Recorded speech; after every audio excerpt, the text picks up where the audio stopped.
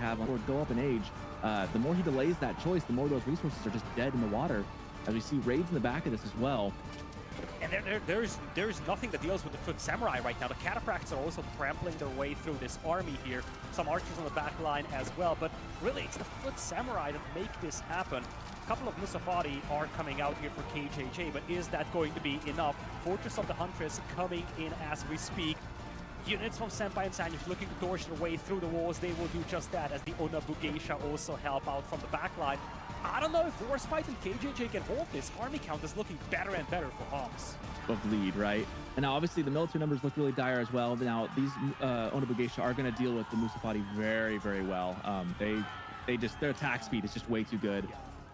Let's not forget, it's Castle Age troops against the Imperial, but they do have the Bannerman buffing them too. That's exactly what he's going for. Knights will try to charge the Horsemen. Nice microwave Beastie spreading off the cap. But the longbows are just being surrounded over here, and Beastie's looking to intercept all the reinforcements. Knights are looking to stand and fight, trying to body block the troops from hitting the longbows. Rams are being pulled away over here, but I wouldn't be surprised if Beastie actually decided to clean this up. As I'm saying this, though, the Horsemen are starting to fall from Beastie over here, and Knights are standing strong. Limitani, though, slowly grinding away at those. I feel like this is just not enough for Chuck Francis and Aliona. And Beastie is moving in with the flank once again. It's veteran longbows against feudal age ones. Limitani with the shield wall closing in on the Knights as well. And it's not even the whole army of Beastie over here, but it's still in itself enough to deal with most of this. Now the Camel Archers are coming in to debuff the Knights as well. And I feel like with this cleanup, the Chimps will secure game number one. It might just be too late now for Chuck Francis and Aliona. The timing is perfect here by Beastie and Marine Lord. The moment the upgrade comes in, 70 archers with veterancy come in now. Knights against Knights, Jugenu against the Archers. And I just feel like the ability to reinforce a lot quicker and the Castle Age upgrades are the things that decide this fight. Beast and Marine Lord, they are looking to hold. And once again, men-at-arms are mixed in. I just love that so much. Marine Lord is picking off the crossbows from the back line with the Horse Archers. And once the crossbows are gone, the men-at-arms, they do such a good job tanking up the damage. Marine Lord, he is cleaning this up all by himself. Beast is slowly getting those Desert Raiders going, but I mean, by the time they arrive, Marine Lord is going to be done with the whole game. Now the Onimusha are pushing up. Desert Raiders doing really well against them. They got to switch into melee mode if they want to fight the Knights. At the same time, the TC needs to complete here. You cannot concede this position. TC will complete just in time here. Villagers will jump inside. It's a highly fortified position. We've got crossbows in the meantime, getting all the XP. And there's the heal. Oh, that's such a good time to use that. This is a critical fight. We were talking about we needed one big fight to make it all the difference. And, you know, they need Nugify back on the eco. Remember, his eco was so bad a couple of moments ago, and I don't think this is a good fight for them. The Onimusha are focusing on the Knights. They're absolutely eviscerating them. And the Camels, they have not been really good in this fight so far, but crossbows, they do arrive in large numbers now to repel all these Knights. There's a big heal coming in. But this is a huge momentum shift here because Nugify finally has a massive army converging on this location. And it's an army that can essentially hard counter this this force we have here from B and Cat. Numbers are looking better and better for B and Cat though. Emergency keep being constructed over here by Nugify. They need to hold this position until that keep is finished. Yeah, that keep should have been up about 5 minutes ago, honestly, but they're holding on to it as best they can. We're seeing the Japanese power slowly coming into play. B is collecting resources for Imperial. And this is a difficult position to push into. Towers, a keep, a Mangonel. I don't think Nugify and Maria should be pushing this, but they might feel a little desperate here. Seeing the cavalry, they pull back, but I feel like they're running out of options. Yeah, it feels like it's slowly slipping away from them. They felt like victory was almost imminent at one point for them, where they just had such an advantage. And they were just really keeping up on the tempo, but it feels like that momentum has now shifted entirely back to B and Cat. They have held just long enough. The eco, I think, is the difference. Now you have Royal Bloodlines on these Knights here, but it's town center fire as well. Jugenu on the back line. And I just don't think that those Turkish Horse Archers added anything to this fight. It's a cleanup, and B and Anathem, just like in game number 1, they stall this game out until they are essentially recovering. Switch coming in here for Anathem. But it takes some time to get the key upgrades, biology, elite horsemen as well. The Metro went down, however, so you do not have that attack buff anymore for Maria. Army count is still neck and neck. I don't see the Mangonels contributing to this fight, though, and that's a huge loss. You really need those Mangonels to deal with those backline crossbows from B. Yeah, this is a fight that's slowly losing now, as there's just no front line left for the Banter Boys. The Knights are trickling in, but there's just so many spears, they're not going to do anything, unfortunately. Crossbows and spears are a great way to deal with Knights. During that range mass, right? Just making sure that she's able to take down just about anything. Longbowmen, everyone's scared of them, you know, but you got to be scared of them just in feudal age. So these Campbell Lancers are going to be able to make very quick work of them. That English player has got to be signaling to Order of the Dragon, be like, hey, we need you here. There's stuff going on right in front of my town center, so let's kind of figure it out. Men-at-Arms are starting to waddle their way over from the east side, but continuing to get kited by some of these archers. Campbell Lancers might be coming in at just a small period of time, but take a look at that military count. Much, and she forces the game to change styles. And with this fight happening, we'll see if this is even going to matter at all. We've got camels here that are going to debuff these horses. A really good choice, and that's why we go for the javelin throwers early on. These archers being target fired by the javelin throwers, really well micro from Deepshine. And the army difference is showing. But keep in mind, these are knights. They look great, but there's 52 archers, and that's even scarier for me. Royal Institute being plopped down right now, and that tells us they want to be aggressive. Yeah, they're going to try to do some of that water advantage that Gully Deckle has.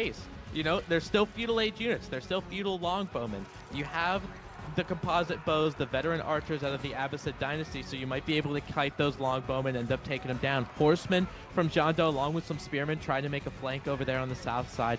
Gully Deckle continuing to kite. And because those horsemen are still feudal age, those archers make short work of them. The front line for Symbios is gone before I can actually call them out. How all of this was happening, he was adding a second town center. There's a second town center by Deer Pack here. His villager count is now up to almost 100 because of those French TCs are getting are just starting to pump, right? So he's going to be able to get that knight production. I don't know if Symbios, just because of how many villagers he has, is going to be able to bolster his longbowman production. Absolute damage to these spearmen trying to keep these knights at bay, but baby, these are proper Imperial Knights, and they are going to end every single one of your little Castle Age longbowmen that you thought you were going to be able to target them down with. It's not even going to be close either. Happening, you're like, oh, I should probably just focus the Yumis for the next fight. But now we see a bunch of villagers also running for their lives. These Yumis barely doing any damage because some of these are camel lancers. They're not just the squishy ones that you can just fire at. Yes, extra free units. This is a real civilization that actually need to pay for their stuff. So this makes it a lot harder to deal with, but the knights are doing pretty well. The cataphracts are cleaning up. Jean is living her best life, hits level 3. She's like, hey, let me call my champions and let's take this fight again.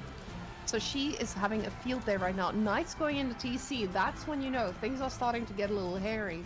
And those 4 longbows are not going to do anything. What is the correct answer to this? And honestly, I don't think there is. There is no correct answer to dealing with that many crossbows, because you get to a point in the game where the crossbows can just kill everything, and that's exactly what's happening here right now. Kill these men-at-arms, and honestly, they look like they're just slowly eating away at everything at the front. Jean is trying her best. These archers are they're trying their best as well, but it's just so many units. Mio Micah coming from the back, finally support your opponent, or support your ally, and take him down. But with the amount of horses, they do collapse on them. But again, look at that line of units from Okomi. He just keeps making stuff, and he's not letting down. A weird timing because you feel like you have to keep making knights. You're 2v1ing right now. Miyomeke is. They definitely caught. Now Kaio's going to be able to add some reinforcements with some longbowmen, with some spearmen that are of the Castle Age. I see some of those silver helmets on it. For the French, you feel like you got to keep making knights to keep yourself into the game, but you got to age up at the same time. That costs food and gold. It takes a whopping economy. I say this as they're running around with only horse archers and only camel riders who are just surrounding and eating up everything in their sight. You're not going to be able to take a fight straight up, although Erican does have a couple scholars that could be helpful. Yeah, now with the scholars here, this fight might actually be the only time he gets to take this. They did take a little bit of fire damage there from the EC as well, but the fight still doesn't look very good. These scholars are desperately trying to keep the last few of those horses alive, and they just keep dying. Try to get a little bit of damage done. We do see those cataphracts doing work, but at the same time, JD is snacking on a lot of experience. She does get pulled out a little bit, and the knights need to be careful because these are camels. I think because of the fact that they can put their bows out, JD might not be long for this world. hanging out with about 5 to 10 HP. It looks like they were trying to get there, but she ends up escaping with her life, being that woman at arms. Ready. So, in theory, you know what to do, but you don't understand the extent of them when there's 30 of them, right? The moment the number is 30, it becomes a lot scarier. JD healing up everyone. She doesn't care. She's just living her best life. Onamusha target firing away. And it actually looks like Blid and Ixlav, they're going to take down the favorite to make it through today's payouts. Look how much XP each Cataphract gives. You're going to see some of them start to go down. If JD was close enough, maybe we'd be able to see it. But plus 33 XP. Yeah, all of a sudden she's got a horse of her own. Of course, trying to move its way around. Got to go around those walls to make sure. But that Byzantine lack of mobility, we're seeing it time and time again. These Royal Knights now have Royal Bloodline, so they're able to take a lot of crossbowman hits. They're able to deal with it. Jeanne d'Arc getting continuous amounts of XP. And now, after that 2v1 is over, you're going to see what Blid does after dealing with some of this. You know, you're dealing with the Byzantines now. All you got to do is turn around. Good at survival, you know? These horses take quite a bit before they die. And the archers they want to kill, they're trying to get on top of them. They do shut down the Wall of Law, and I'm going to sweep that bad boy right up and take it home. That's a little yoink. We haven't seen a yoink yet, so that was pretty good. You know, these Sofas don't do too bad against those limits today. I mean, obviously it's a spearman, it's a counter, but Sofa get +3 damage. You know what's really good about Castle Age with Waffle getting there? He got the veteran javelin thrower upgrade. Look what he's making in terms of mercenary units. He's got his own camels. He's gonna make a couple camel riders, and they're actually gonna be doing pretty well against those Sofa. Maybe Corvinus needs to change and gets away from those Sofa. This push, I don't think the Waffle Boys are going to be able to close this out. They're going to try. They're trying to flank. They need to be careful. Mangonels are not as crafty as they were at the beginning of the season. And they do take a little bit of damage here, but it is still fiery rain, so it's luckily not that much of chaos.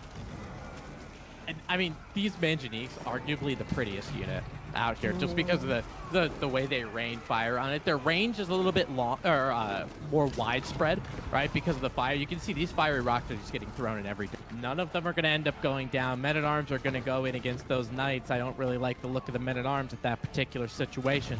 Network of Castles going to be coming up for those longbowmen, so that 20% attack speed is still going to be there. Men-at-Arms get picked up pretty quickly. The only thing we have is an archer mass that.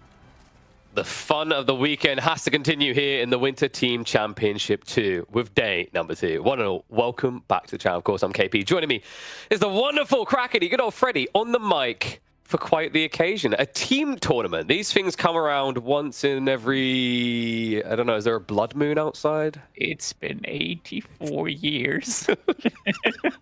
Don't you throw that necklace in the water, okay?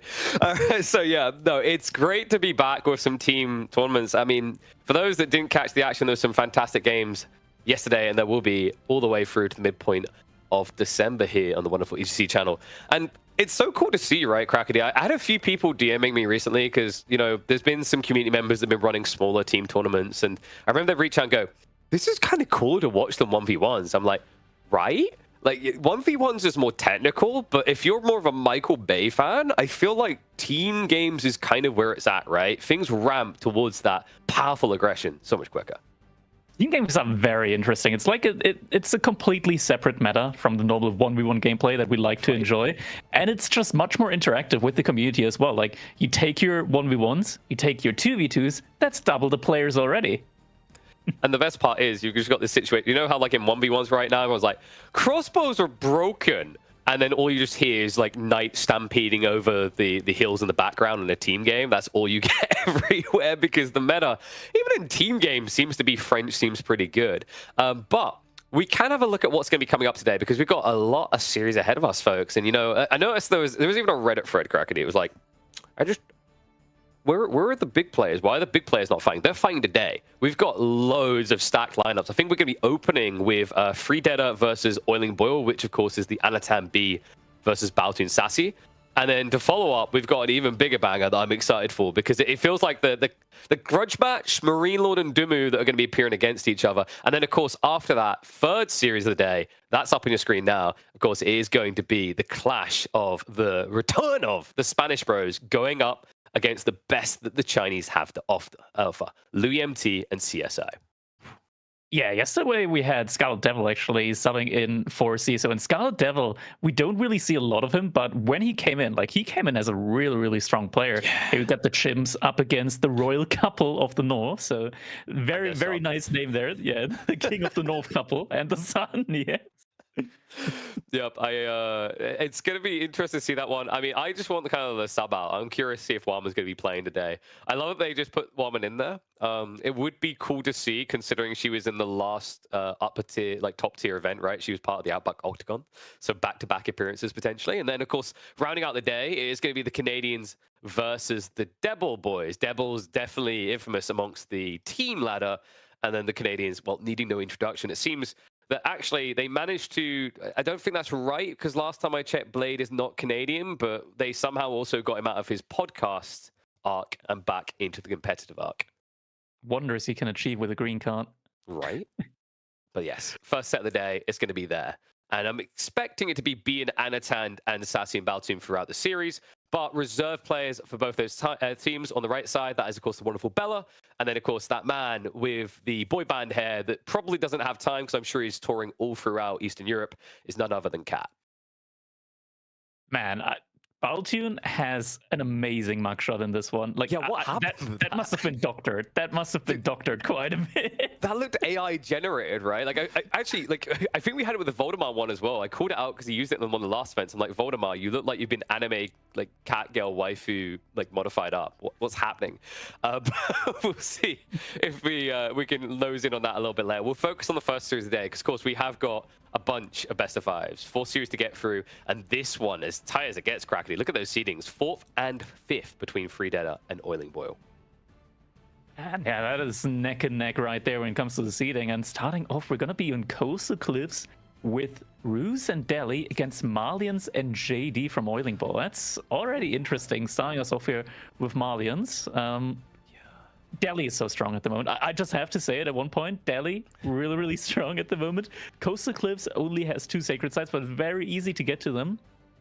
I'm wondering, can JD and Marley, like, stop that initial capture of the sacred sites? Because I feel like even if just 1 sacred site gets through to Delhi, that immediately opens up the path for either Mass Scholars or Castle Age Transition. And, oh, big shout out to Dumu. I see Benny Boy bringing all the fans in. We'll be watching him later today. Looking forward to that series, mate. See if we can actually tap Voldemar for one. I'm curious. But opening this series, I mean, I think the most interesting part to me is Joan and Delhi on the board. Historically, Joan fares well there, but she also sucks when she gets blobbed. So that's what I want to see them navigate, is like, you know, Joan in a nutshell there, in a bubble, should we say, feels good. But in the entire picture, might just get swarmed time and time again. But you know what? It's time to kick off the day. It beckons us in, the call of the sheeps, as game number 1 of Freedetta versus Oiling Boil is upon us, and we begin this phenomenal journey on a Sunday on Coastal Cliffs. I'm still upset that it's called Oiling Boil and not Team Saltune. Oh, yeah, but Bella, they have got a third member. You got to be thoughtful of that, right? I think we had 1 or 2 teams that definitely didn't seem thoughtful of that with their name. You just make a Baltoon with 2 L's. There you go. Well, you thought of it all, mate. I was thinking like Elephant, right? With the Louis MT and CSO. I'm like, well, now they're going to have to sign Scarlet Devil. Like, I actually think, I was double checking it, and it's kind of hilarious that considering we've got some players on orgs here, like we have 2 players on the right side team on different orgs, for example, we only have 2 official orgs signed up, Volder and Elephant.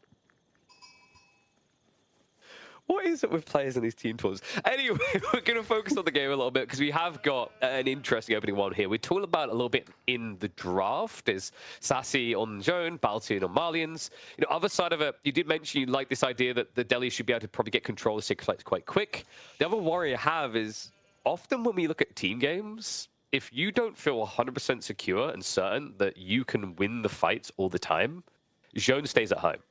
Right? Yeah. She babysits the villagers. She never comes out because the moment she comes out, she runs headfirst into like 15 knights. A little bit of an interesting opener here from Baltoon. I'm just looking at it. He actually built 7 houses around his mining camp there. He actually had 3 villagers on one of his additional straggler trees to another drop-off. I'm sure if there's like a weird timing with a tech that he might want to go for. It's also interesting because both of his golds are relatively far forward, so that does open him up to be a potential victim of early aggression here. They're gonna have to play very aggressive themselves, though, in order to deny those sacred sites and be able to keep Delhi from getting into that stage where once that age up comes in, Delhi suddenly unlocks like 5,000 resources of upgrades for free. Yep. And then the other thing is that Delhi can fuel themselves as well as Anatan here, right? Because Pro Scouts is going to be a big deal with the Dome of Faith build, considering that you're on a team map, there's a lot more for you to play with, and that essentially handcuffs Sassy's ability to raid with those powerful French Knights. Yeah. Age-ups are coming in, and we are seeing a Saharan trade. Oh, look at that Saharan trade network. I think they're going to try and trade. I legitimately think this could be trade. You like, don't think that's the position? You say secure one of the gold mines? No. And it's also in trade path. No. I'm looking at a triangle of deer there. I think that just might be about all that food. Look at that. You're just going to process anyways, probably. Okay, M-Lord is playing later today, not right now, but... What? That's a good spawn. Yeah. I have a feeling like you just get around the back, you shove those deer in, no one's touching these because, of course, the javelins hurt way too much to dive. Damn. I mean, it could be for trade, like you said, but even if it isn't, that's already bridging the gap and securing a lot of resources. I know Boltyn is a big fan of transitioning to trade if his economy gets hit in any kind of shape or form instead of going for another TC. Instead, he's just like, all right, time to trade now. And it makes sense with the Saharan trade network because you're getting an additional resource. You're getting food from your trade as well as Somalians. It's currently not as efficient as I think it's supposed to be, as the traders, like the tax that they collect, or the toll rather, only gets refreshed when they hit their main market, not a neutral market, so they're effectively getting half of what they used to before the trade rework. But it's still very good. Like, you're still getting an additional 35% resource. That's more than Mongols get. Yeah. I wonder, like, I heard rumors that got fixed, but I hadn't had a chance to test it. It's kind of okay. funny, wow, though. I didn't hear that. Yeah. It was very recent when I was checking. Maybe my chat was baiting me, but the interesting thing is that even with that not there for the Malians, right, they've remained truly meta. You know, in 1v1s in team games, they have a lot of relevance just because of these powerful times around the Fulani. So part of me was to say, don't give them it back. They're already good enough. This repair isn't going to be enough for units watching it down. Yeah, it's not going to be able to out-repair. Unless he gets bongo repairs, but that's not going to come into time. Yeah, it's going down slowly but surely. Needs another villager. Another villager is moving out, actually. And his own scout is coming back in order to harass some of these scouts. I mean, okay, 2 villagers are going to be able to repair. It is. You're getting enough resource for it to be worth it. Exactly. Yeah, and they're able to fend it off. Nice. Okay, good defense there. Meanwhile, other side in their base is like Anatan. He went for the Golden Gate, right? I don't think we saw a Kremlin play in this. Even when you're worried about Knights, you don't care anymore, right? Because now this just allows you to outproduce them. We haven't got him doing those kind of crafty hunting cabin spam openings. We know a few Canadians later today will likely be doing that if they pick Roos. Just right now, there's a kind of split, right? Some players like to just stick one hunting cabin. The others like to build 2 very quickly on the opening to get basically a passive trickle of about 40 gold a minute. Yeah, and if you do that, you got to do like one drop off with one of the straggler trees in order to have enough wood for a house, else you get housed. Yeah. I like the idea of going for like double hunting cabin when it presents itself. And there we go. Yeah, actually SAS is moving out, so no pro scout action here.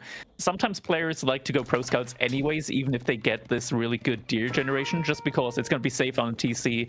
You can put 8 villagers inside of that outpost landmark, but in the Saharan trade network, but you can put 15 inside of a TC, so it's a little bit of more safe space. Yeah, I think the tricky part though here is like if you end up in a situation where you're going pro scouts to pull back, you're gonna be behind Roos on the night production, right? Like this has always been the tricky part for Jaune to play either French or Roos. If you find yourself behind just one night in the early game, you lose all credibility on the map. Jaune is no longer a threat. Yeah, and we do have melee Jaune here, so not range Jaune. Actually, one of the knights already on the gold. SAS, is he gonna notice? At least it's not a French knight. That villager could already be dead, but is going to go down either way. A bit tricky there. So nice little maneuvering. Meanwhile, on the mid-map, a lot of pressure coming in. And this is interesting, actually. B and Anatan, they're going for a full wall in, right? You've got Anno going the short walls. B can do the longer because the beautiful thing here is to spam and build them up. And, you know, I was I'm trying to think back, right? Like, when they nerfed walls for villagers' build speed, I don't think they nerfed the build speed for infantry for Delhi, right? Oh, great. It's another Delhi buff. Another buff. Wow. Like, you look at that. It just keeps getting better and better. I'm not sure if it's been nerfed before. I'm not sure if a double nerf there is again, necessary. though, right? Yeah, but I at that point in time, I felt like, okay, infantry walls for the most part is fine. Like, you have a lot of units. It makes sense that the walls go up pretty quickly. I mean, that's true. He is waving a chunk of wood at a line of trees being erected into a wall. So I guess he's just pretty much already got the supplies on hand. And he's even going to wall for his ally as well, so Anatan is going to be protected there, and that means that they're going to be able to start diving towards the enemy economy. Meanwhile, Knights, not very good at burning through these walls. Yeah. These early walls are incredibly useful here, just to be able to deny some of the mobility of units. Anatan's Knight is getting picked up, we see in the picture-in-picture, so Saz can go out to gold again without any worry of being caught up there. He's also going for a wall there on the eastern side, so there's not going to be any more sneaky knights coming in there. Sean even supervising there does give that little bit of the bonus aura in order for the build speed to go up with those villagers. Farms very early from Sassy as well. Surprised by this considering he's got all the deer, but I guess the tricky part here is the walkout. Yes, you have got a lot of deer to gather over there, but if you have to walk a new villager every time, basically the first 20 seconds of life, they're doing nothing but lazing around. Also, like, when you have a little bit of wood left over and you don't have enough of resources to, like, get another production building, like, you might have enough resource to get another production building up, but you don't have enough income in order to have that building produce all the time. It makes sense to just, like, take a couple of villagers, get onto farms. It's going to help you with your food transition immensely. Just a couple of farms. Like, you just need 4 farms in order to pretty much, like, have your TC running 24/7. That's already big value. Now, tell you what, it's not going to be big value in these fights. Those Delhi Spears. This is not your old school Tower Victory build, which means actually Baltoon is the scariest player in these battles right now. That's why they're able to bring Zhone out into the center so freely. He's already got 7 scholars. 1 might be getting picked off here. No, Saz doesn't commit to that one yet. And the scholar mass, it's when it gets really scary when you get to like 12, 13 scholars. As soon as Castle Age comes in, the upgrades will come in like a minute, 20 seconds. It's pretty much faster than for other civilizations at that point in time. Yeah, it's like they take a minute and they have to actually pay for it, right? And like, you're sitting here, hey, it takes me a minute and 10 seconds. It's totally fair. It's like, well, and you've also just picked up 5 relics on the map. Come on, buddy. But looks like someone else is prepping for a Castle Age player here. Baltoon getting pretty deep into the cow already. I think the tricky thing about being Anatan's comp here is that it doesn't have any real threat on Dijon. Right? It's not like one of you has a range unit here that could threaten to sniper in these big engagements. We're getting some archers in, but it's not a massive amount yet. To be fair, like if it's 2 archer ranges with scholars inside, it's like 4 archer ranges worth of production, could get them in pretty quickly. It's only 1 at the moment, so like 2 archer ranges worth of production, but I think he's mostly interested in like just massing units slowly and then going for a Castle Age transition. Like right now, he doesn't even have anything in queue. He does have the push forward to allow him to get that second sacred site, though. So this can start to apply some pressure. That would also accelerate his timing here, because he's starting to stockpile a decent amount of food in reserve. And this Baltoon still only on Dunzos. No javelin throwers coming in yet. Single Knight getting caught off. Great charge conga line there. Able to pick him off. Funnily enough, though, Anatan is still the one with the military lead currently. That's the perks, the Golden Gate. And the fact that when you play Jean, you end up sacrificing a villager the moment you go into level 2. Yeah, Consecration should even that out as the game goes on, as you will pay less and less for your knights. But it's not coming into effect immediately. Oh, this could be pretty quick, the burn-in on the pit mine. Now the spearman coming in there as well. Yeah, they don't seem to want to fight. You can actually see that Sass is arcing away from this. A little bit delayed to start arriving. Maybe you can go for a cutoff, or maybe find some reinforcements. The reinforcements, yeah. And Baltoon actually hasn't walled his side yet. Like, Sass is pretty nicely walled around his side, so it's pretty hard to engage onto his economy. Baltoon hasn't done that yet. And actually, we do have Baltoon putting some houses around Sass's gold mine. The interesting thing is that Malians, they can put their pit mine on depleted gold mines. So as soon as Sass is done with his gold mine, it's just going to be like, all right, I'll take over here. I mean, you did highlight early, he has 2 kind of forward spawning gold veins, not good options. Luckily, his teammate Scholar's has getting what caught. he needs. Scholars are going to be found in the back here. Brought low, but doesn't get the final don't kill them. tap. Any unit you don't kill will get healed up again eventually. I mean, especially when they're holding hands running out like that. It's like, Beast wow, going we up. have a death pact. They're just going to pat each other back up to full. House of Learning on the way alongside this for B, and that makes it even more important these Scholars survived, because that means he can look to hoover up That's the big. middle relics straight away. That's big. He can't Anaton. believe this. He's like, wait He's a gonna second. commit. He's like, is this for free? This is for free! That's so Jump many straight in. villagers. Wow, he Oh, came with a no. 90% off coupon code right there. Grabs everyone on the tree line, bar 1. That's 10 villagers going down there on the tree line. And look at that, just a single knight that's getting split off there from the group goes towards the gold there. While the main army just runs the knights from Sans around. Did he even notice? I don't think he said another knight after that one. No, he hasn't. And guess what? That can Oh, ruin he's the gonna plan kill to build. Balti. Yep. No new pit mine. Get out of here. And the spearman at the as same well. time. Oh, that's gonna be a pinch on 2. Let's run away here. So getting no XP whatsoever, Jean. Meanwhile, they now find themselves an age behind B. Baltoon is about to trigger his own tech up. But the tricky part for him is he scaled Mass Donzos, right? I don't think that's meant to be your end game plan here. You're going to need to add in some extra Raider boys of your own. 13 archers at the moment from B. I mean, as soon as he gets the veterancy in on these archers, they're still going to be able to one-shot those. It's 2 minutes. It's 2 minutes. It's so quick. He doesn't even have all his 10 scholars inside of the monasteries. Yeah, He's getting it's 2 relics. minutes because he has, I think, 5 relics on the way home. Yeah. Oh, this sim is He's still getting so paid. not reasonable. Currently, it definitely isn't.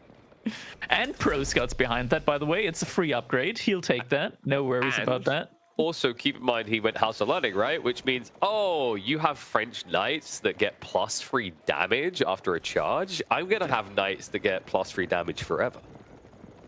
Yeah, I mean, not that he wants to make knights. He can just provide a couple of elephants, and suddenly, like, the True.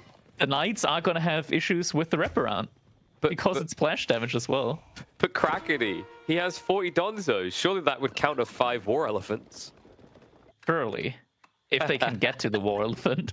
Because the War Elephant's also going to get a speed boost with the upgrade from the House of Learning. You know my favorite part as well? Not favorite, but like the cherry on top of the Get the spite upgrade for it first. is when a War Elephant runs away, his guy on top is still stabbing you, you know? Right? Yeah, it's like a manga die on top of it. You know what it is? It's like the Scooby-Doo, Scrappy-Doo relation, you know? Where like Scooby-Doo just wants to run away and Scrappy's like, let me at him. And Scrappy got some sharp claws in those situations. So Sass trying to square up here, but needs to be very careful about his positioning. A lot of eco now in favor of being Anatan. These spears Veterancy starting to sim. get spooky. Versus what, like probably 50 seconds away maximum at this stage, and the elephant comes out. Fear him. Well, he is God. Anaton being an age ahead of Sass now with the same knight count. There hasn't really been any great fights so far, so JD probably hasn't really gained too much experience at this point in the game. Yeah, she's a little bit more than halfway up right now. I'm wondering, like, even if Sass levels her up, like, there aren't really any great things that she can provide. There we go. Boya's Fortitude coming in. Royal Institute now on its way, but that means that as soon as that age up comes in, it's still going to be like a 1.5 minute time that Sass will want to wait until he takes a fight. Love that little assist from his teammate there. B just actually amping up the berries so that Antan can get more food long term there. The elephants are ready to roll out. How many On their own. relics They don't need does- an army. Yeah. They're their own army. Is it 7 or 6 relics? I think he has 6, right? Because That'd be there's 6. There's 1 left on the map. yeah, We've got 3 here and 3 there. Yeah, 6 exactly. yeah. The I other wasn't one sure he's if not going to Ghostly Cliff grab. has 2 'cause, relics. yeah, it has the correct number of relics. Basically, the final one is sitting behind the Saharan Trade Network, right next to the Royal Institute. So Yeah. little tiny bit hard for the scholar to get there, but you know maybe he should just achieve higher in life. Yeah. I mean, Sass, he's hurting quite a bit right now, right? Like, losing 10 villagers, that means he's 20% of his economy behind compared to, like, Anatant. 20% is a lot when you think about it. Upgrades now coming in, but I think this is go time right now for B and Anatant. Ready to rock and roll. Knights already juiced up, maximum they can get. Royal Bloodlines 1 minute and 10 seconds away. And also Anno now in 2TC with the high trade house. Like, his eco is booming. He's loving life. The problem I see here is, like, you know, if this does keep dragging later, let's say Imperial comes into the picture, do you really like the Marlian and Jones chances more there? We talked about in Castle Age, B with Delhi unlocks 5,000-ish resources worth for free in terms of upgrades. Go to Imperial Age, it's like 15,000. Oh, okay. Well, only 3 times more then, you know.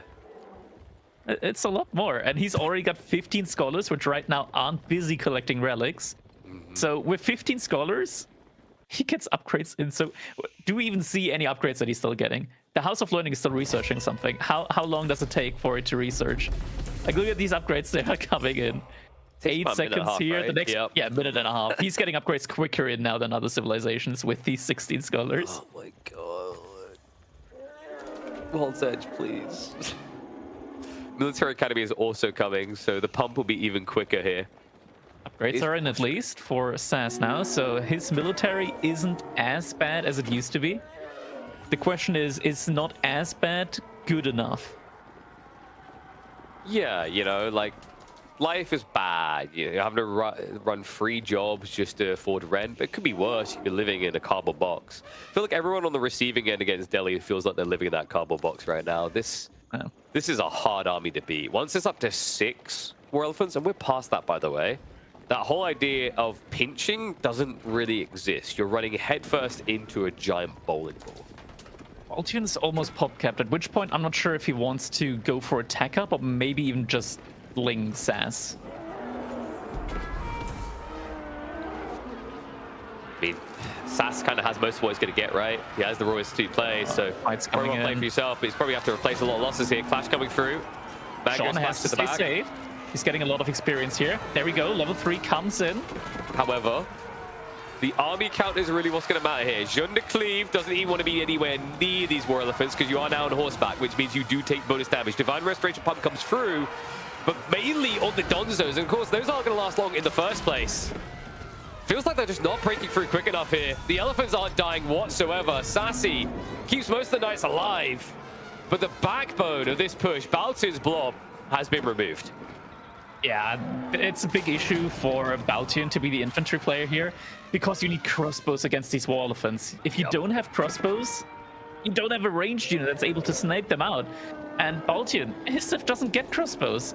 They get a melee version with that, with the Musafadi warrior, but good luck trying to get in melee range with those and survive. Agreed. When you're up against War Elephants like this, if you do not have crossbows, it's the equivalent of building spears against Landsknecht. Right? Like, what else was meant to happen but death? And you know, even when you have all these range units like the Javelins and Archers, I mean, they can't do anything, right? They tickle best case scenario. So you look at the situation, you say, well, Sassy's playing Joan. Arbitrary and Imperial are great, but do you really want to be doing an arbitrary transition in the team game before the 4th age?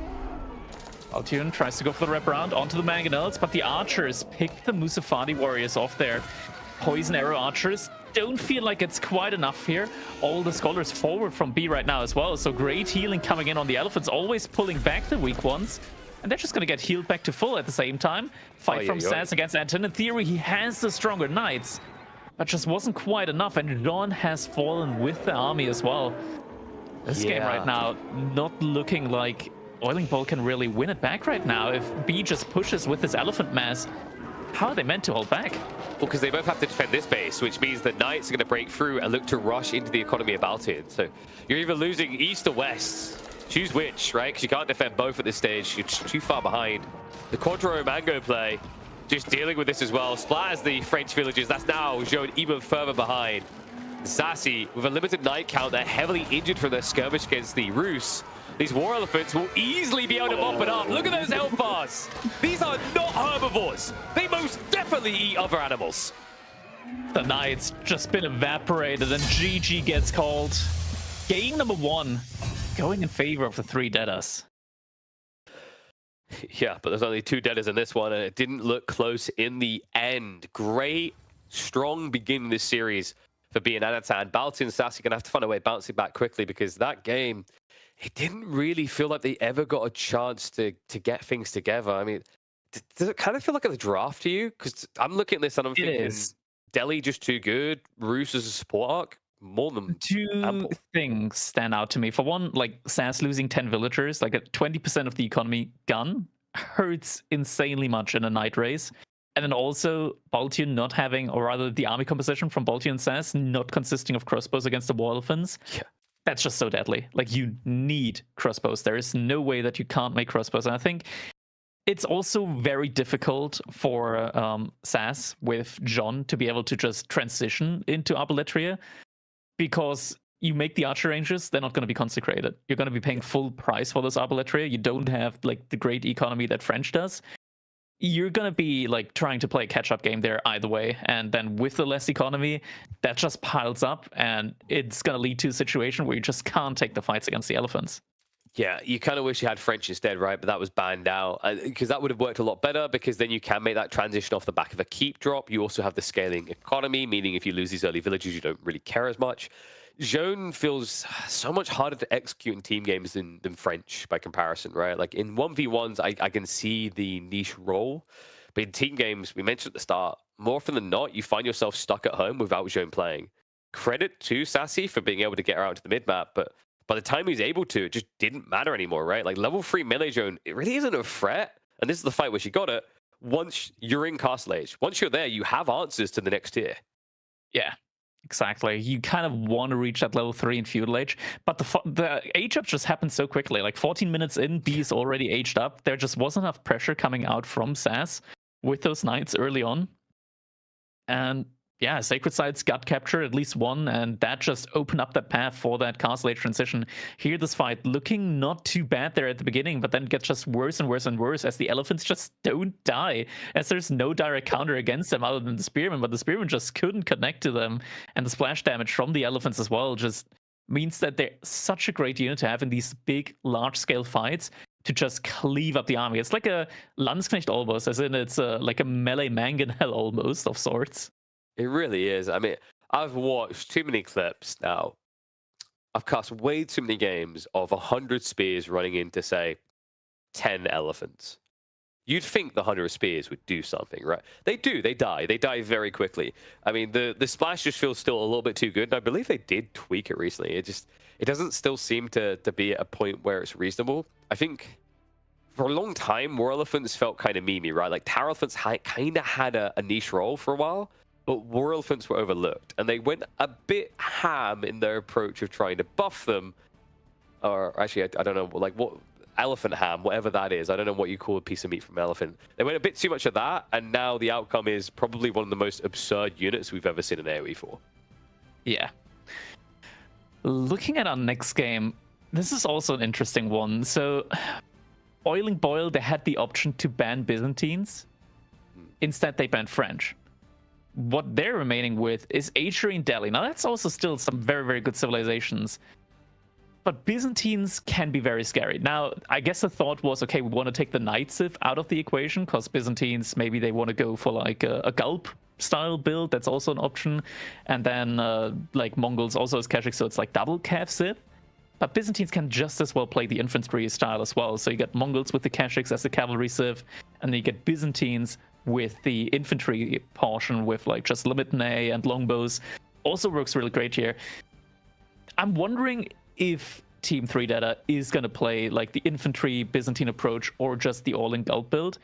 Whichever one it is, I just think that Byzantines are really, really strong either way.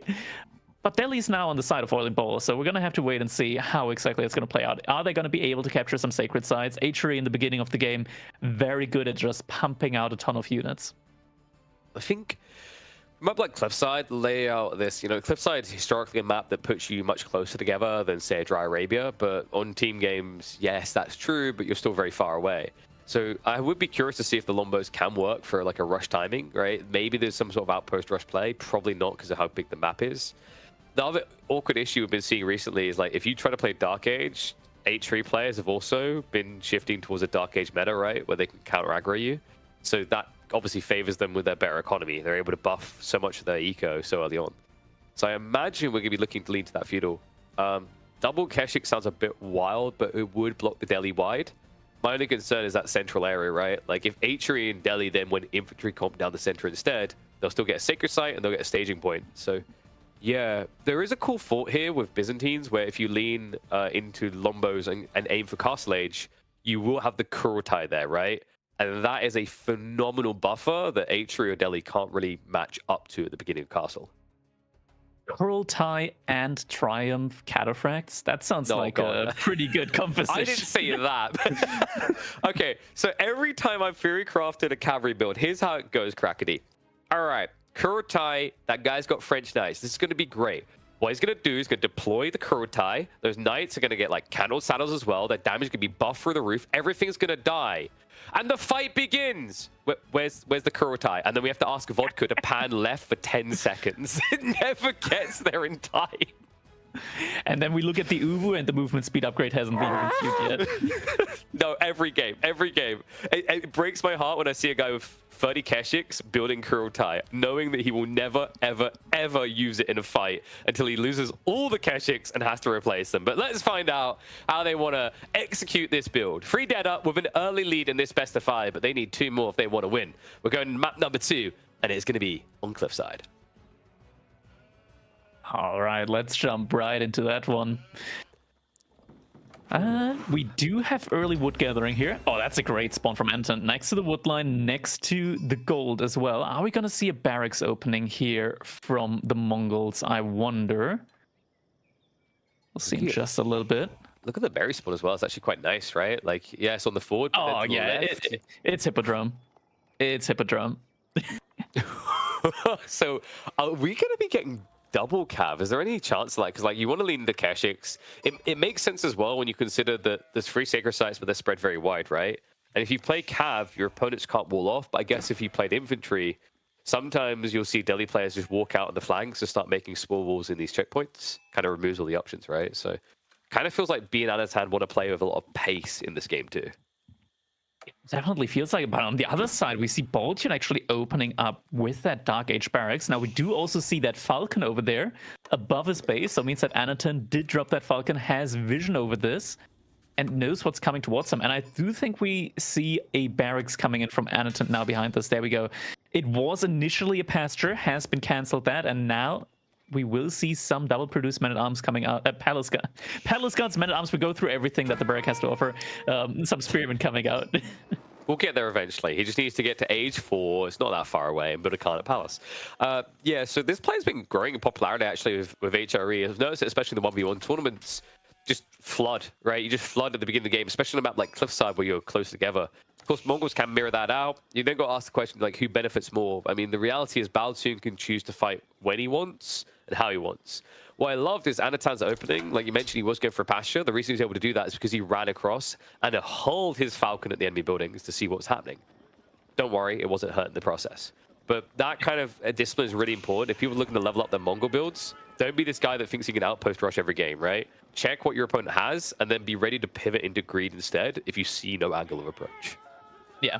Spearman right now, I really like this play from Baltium because it already devalues the play from B with the Imperial Hippodrome coming in now, because he's just going to be massing horsemen. Horsemen don't like spears that much. It gets worse than that though, right? You're against Delhi, and Delhi are going to be massing Ghazi, right? So if they're massing Ghazi and you're massing horsemen, you might think, oh, but I've got Triumph. Triumph is great. Yeah, Triumph is great once. That's it. Like, I've talked about this extensively before, that to me, Triumph on paper sounds OP, but that's because you just keep it on the paper, right? You don't use it, you know? It's like the idea of me having a nuke is really powerful, right, Crackety? But once I launch it into the middle Atlantic, well, the threat is removed. Now you're like, well, fine, we can just take you on. That's the thing I see with Triumph, is like, its threat is better than its usage early. It only becomes a spammable tool in the late game. Yeah. It's still great to have overall, because suddenly, like, your horsemen deal as much damage as Sipahi, pretty much. But they just the horsemen are kind of quick, right? Aren't you the guy who usually moans about how slow horsemen are attacking? Horsemen, I did, but then guess what? Dali horses has been introduced, and I've been a reformed man ever since. So, got it. So what you're saying is we just need, when you build into the when you build into the appropriate landmark for the Byzantines, just inherently get Dali horses for no reason. That's what we're looking for, right? I mean, they don't need it, right? Like they get the additional damage tag against villagers as well, so they're pretty fine. Like you pop Triumph, and you only need like 2 hits from 2 horsemen to kill a villagers. Crackling knows his numbers, folks. I remember when I gave him the challenge to do Pro Scouts Hippodrome Triumph. It worked, man. Until people figured out how to play against it, but until then, it worked. I'm pretty sure in the game that you sent me to cast, it worked up until he decided to actually just attack you. It was a great moment until then. It was. Pressure's going to come in. Most of the berries at least being gathered, but Baltu now able to kind of idle that out. So if this is going to be a double cav build, going to be a little bit weaker now. Considering that Anatan's on the team, and B likes to be innovative too, have we checked that neutral trade post just to the right of the Byzantines yet? There's nothing there. Nothing yet, at least. No, but I mean like options, you know? Oh, no. Oh, yeah, no. we're not going window shopping. Yeah. No. Wait, honey, we ain't paying those prices. We're going back to like the Primark and we're spending $5 maximum on your uniform this year, okay? No, Camel Archers and Musafadi is not going to entice. I've yet to see Byzantine spam out Jugunu, so I don't think Musafadi will be on the menu either. Maybe. One of these days we'll get a Musafadi Byzantine game, maybe. Probably Faye. Yeah, I was looking for high value things like Sipahi comes to mind. Knights are also just golden. Maybe even Magadai in team settings, right? Wait, like market? Huh? That's an early market. Wait, where did he set that up? In his base. Yeah. It's the boil. It's not the boil. It's the oil build. Oh, It's a sell. Yeah, it's a sell oil into fast castle build. This is cool, Crackney. Last time I saw this in competitive play, it failed really badly. So we're going to see if history repeats itself, because ironically in that game, it was also against Delhi. I'm a positive guy today. It's pretty good. I've done it before. And if your opponents don't see it coming, especially in a 2v2 situation, it should be very good here. Right now, 10 versus 9 Spearmen, a lot of them low. Yeah, Could pull them back, heal them back up. We're actually seeing some men-at-arms come in as well. That's surprising. You've seen one player has Hippodrome, and you're choosing men-at-arms. This is not just surprising, this is bold right now. Surely they have to be a little bit suspicious about what's happening here, right? Like, they're not scouting. Wait, yeah. There is a scout there from SAS, but I'm not sure if he went all the way around to see the market there. It's Sister of the Hill. But, like, you would have seen a unit from B by now, you know what I mean? Like that should be the alarm bell for you. This has to be obviously fast castle. Not a single horseman has shown up on either of your bases yet. I don't think that they even have the capacity to assume right now that the selling oil build is still a thing. I don't think either of them is thinking about that right now. I mean, all right, there was a build with which you can get Castle Age like 1.5 minutes quicker than usual. And it was an NA build, to be fair. It began as an NA build. What? No way. I made a video about the day the Byzantines came out. Oh, oh, honey. Well, this is awkward. I don't. You're not subscribed. Oh my god. I think I watched Soldier do it in a competitive series. I was like, oh, no bueno. Shout out to the lad. We don't get to see much of him nowadays. NA more or less just being carried by the Canadians.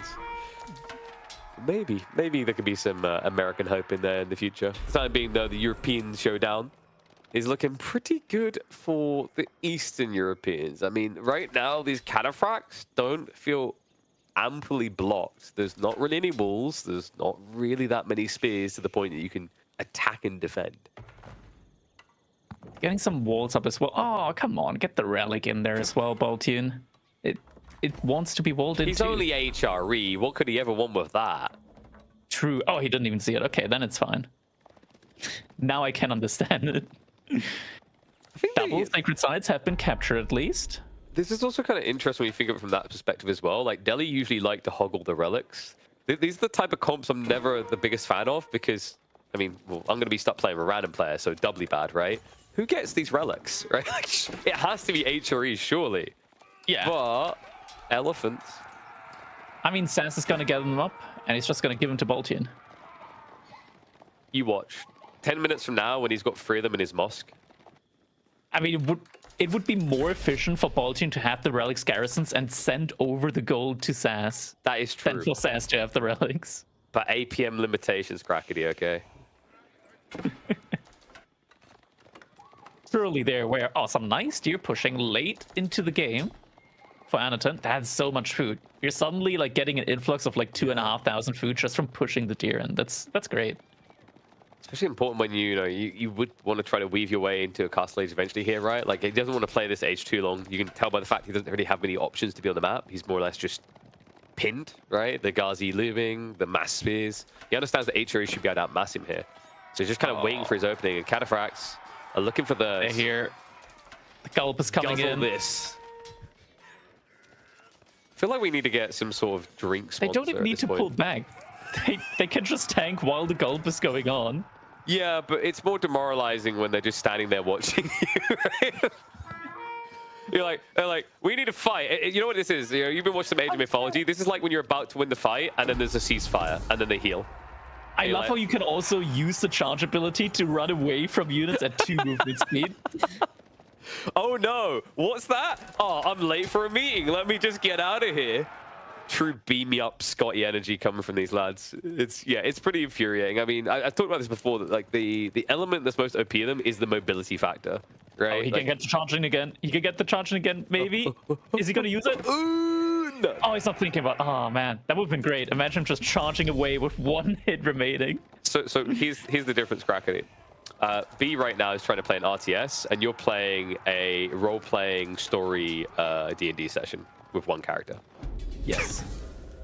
It would be nice if Timothy, third of his name, of the Cataphract 2nd Division Army, could have made it back home to his wonderful wife, Emilia, and his 1 child, Ricardo, but He's got it's a not pension happening. waiting for him. Had a pension waiting. That is now going to go to his neighbor, who Emilia has been sleeping with for the last 15 months. Man, and that's how the story unfolds. Yeah, then there's just like, this soap music playing as we close on a cliffhanger. Better story writing than Season 8 Game of Thrones. I try. Archers in the center now are going to be able to go for that decap. So a little bit of gold being removed. Sassy, though, is on his way towards Castle Age here. The Cataphracts have yet to find the big, oh my god, this build needs to be nerfed moment. It's coming. There's no 2 ways around it. Just like the remake of Game of Thrones, where they actually make it better. That's not coming. I hope, unlike that, which will take 9 years, it doesn't take us quite that long in a team game. House of Learning coming in from SAS now. Oh, he's gonna need so much gold for elephants, but they're not gonna give him the time, I feel like. Baltian's also trying to age up. Yeah, so now we have the conundrum, Crackety. I told you it would come to this. Who gets the relics? Who has the right? I'm not sure it's about who gets the relics. I think it's about who lives this. I mean, I think if he lives through this, Sassy has the right, and Baltian has to have the right. Here's the HRE. He's got to be strong with it as well, but right now the count does not look good for them. They're just going to get picked apart by the archers. Cataphracts do charge through. Oh, okay, fine. I'm just going to... Bye, have a good time. That's just 3 damage done. Nothing given in return. Archers now moving in. The spears are still chasing. He's trying to club down the men at arms that are separate. Nice micro here. B just pulling away the injured. Gulps are coming in. Looks like one of the Cataphracts could get pinched, but takes forever to die. Archers are being jumped on, but the Ghazi count is just so low. It's not existent at this point. 1 knight comes in. The elephant. I don't think it's gonna be enough. There needs to be like at least 3 elephants, I feel like, in order to like really have a chance against this. Anton sending some wood over to B. I wonder what for. I guess B didn't even have a single villager. B doesn't have a lumber camp even. Wait, really? You don't need a lumber camp when you just have a market. You just buy a little bit of wood. It's so all in. He doesn't even have villagers on wood to make houses. He just buys it. Somewhere in the world, Crackety, one of the biggest B fans imaginable, is copy and pasting this build and not realizing it doesn't work in 1v1s. Cat is noting that down right now. Cat's doing 1v1s on the side. He's like, I'm going to do the builds they do in a different setting. Pressure now coming in though. Baltian, farms are outed up. A few archers are getting picked off, but Anatan doesn't care. He's not really looking to rush up. We can see he's blobbing even more behind this. That's now has 13 villagers on gold. He really wants to get more elephants out, but still, it's only one for the time being. Cataphracts go for quite a good surround there on the Knights. He definitely can't take that fight with Knights against Cataphracts if you're number-wise behind as well. Oh no, the elephant. Oh wait, what if we just kind of... The elephant in the room. What if we just... Yeah, what if we just avoided the room the elephant was in? This guy doesn't have Mahouts yet. Now, old Cataphracts, they would have had to have fought him because those guys are like old men with walking sticks. Yeah. Behind us, though, Sass, he does have a good amount of scholars in still. Villagers on the gold have to evacuate. Villagers in the wood do the same. Oh no, B knows. He's checking Cataphract. both ways. If he circles round now, he's going to find the biggest group at the back here. Really hard pill to swallow. Cat is coming I don't in. think he can kill too many. And a charge. Attempt of a dodge. Wait. But the cat is coming back. No, Sassy. That's going to be double the trample. Whoa, bamboozles him. But those lances, like, who cares? He could club them down right now. Could have been worse. Tribe got activated. Still not good. Wait, Oh, they're healing even more now. I mean, you say the healing And ball. The no. heal's pretty slow. This 360 HP health ball. You think so, but it's for 40 seconds and 3 health per second. That's still 120 health each that they're going to regenerate.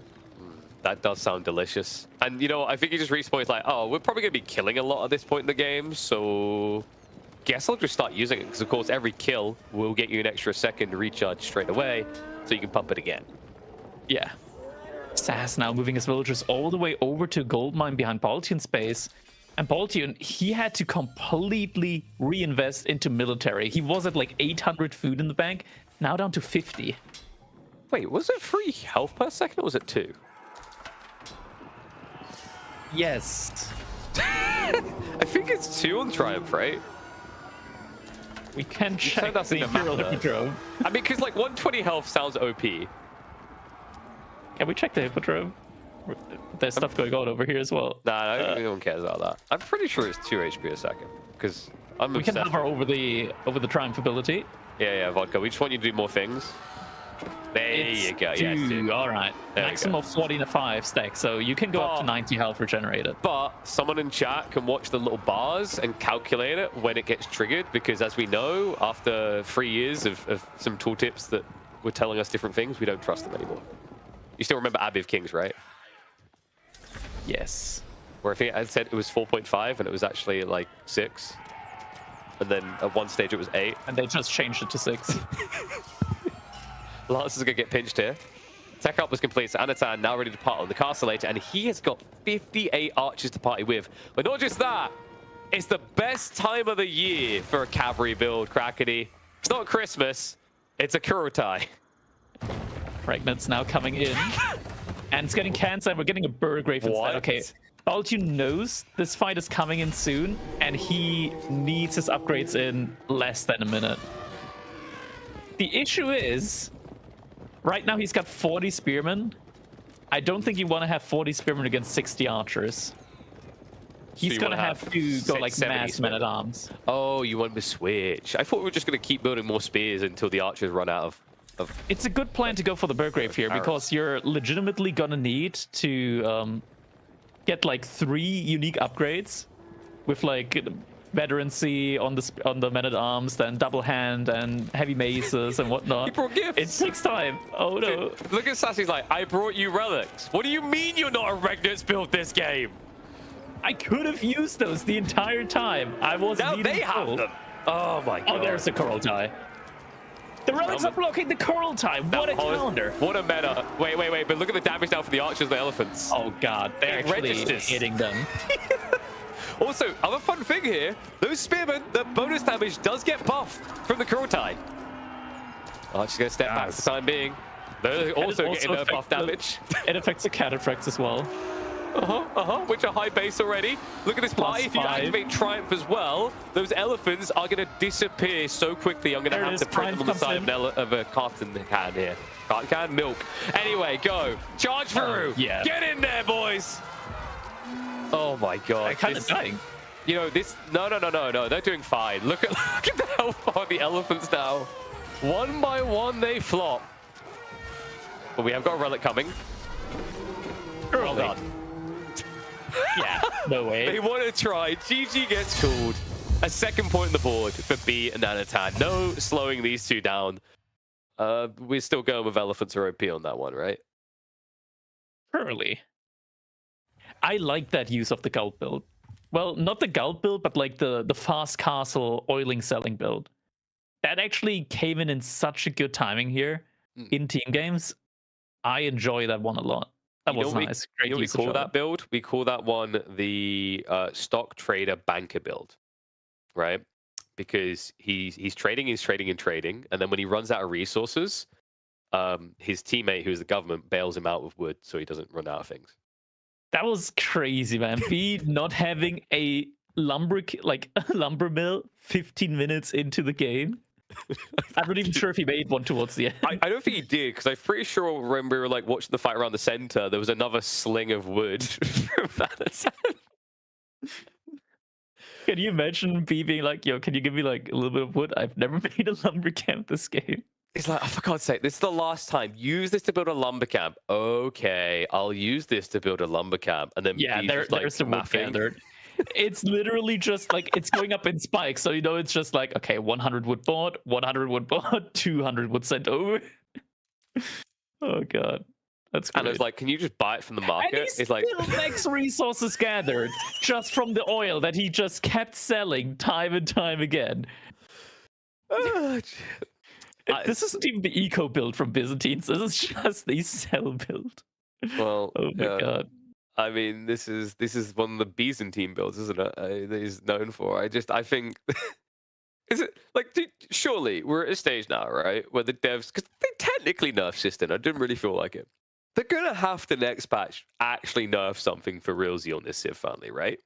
Something needs to change. Like, I think it needs to be oil related. you know what they're probably gonna nerf? It'll be something like, we've nerfed Kyro siphons. The Civ is now balanced. That's great.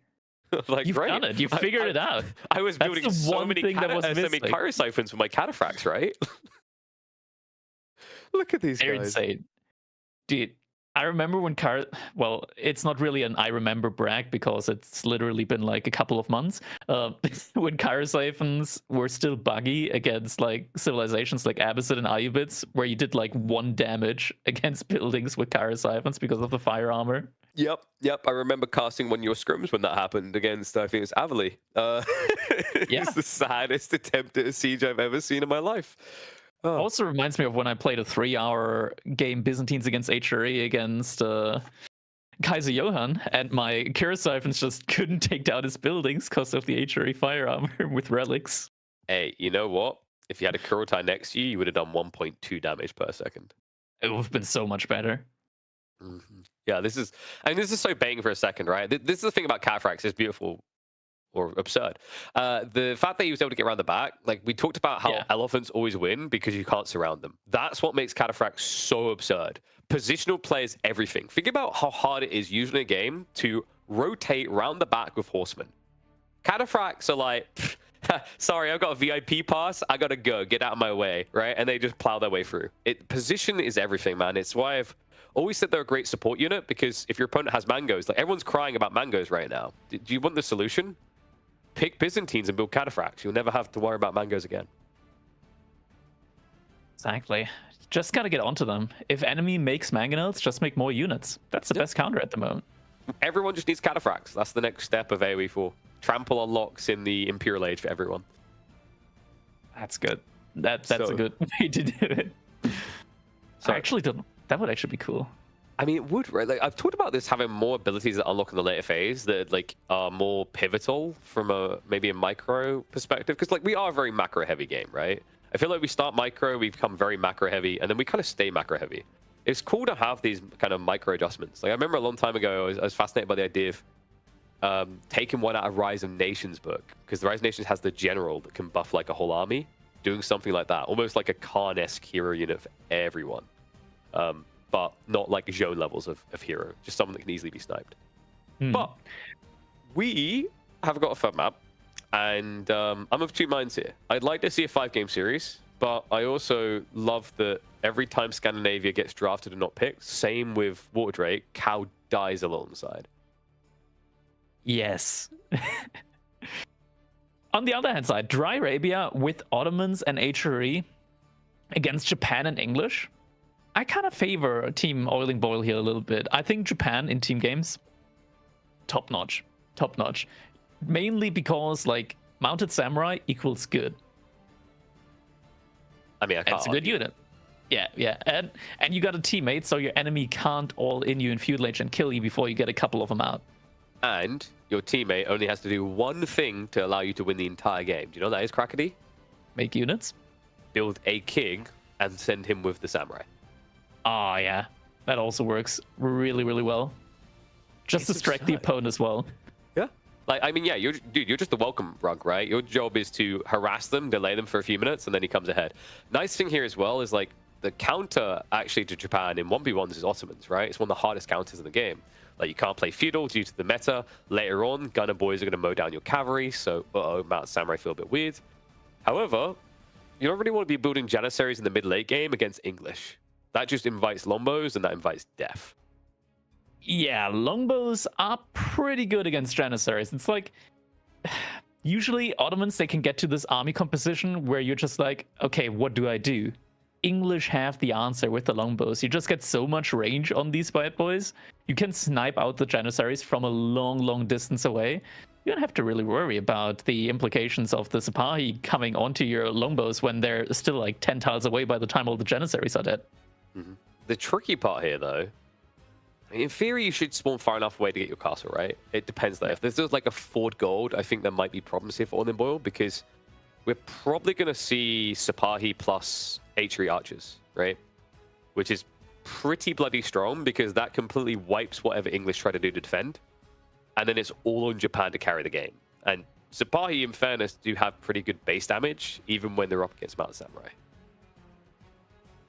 They do, but at the same time, I don't think it's enough. It's usually like always a numbers game that's coming in there.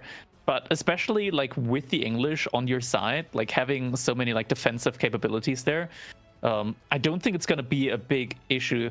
I think usually Ottomans, they just want to also like go for their own fast castle age here, because they're pretty good with fast castle. Once they get like these military schools out, they get fast castle out, they have like their own kind of way of scaling more and more of these castle age military units for free instead of having to build a second town center. They can also remain in their base for a very long time with the Vizier Point, get an additional 10 sheep there.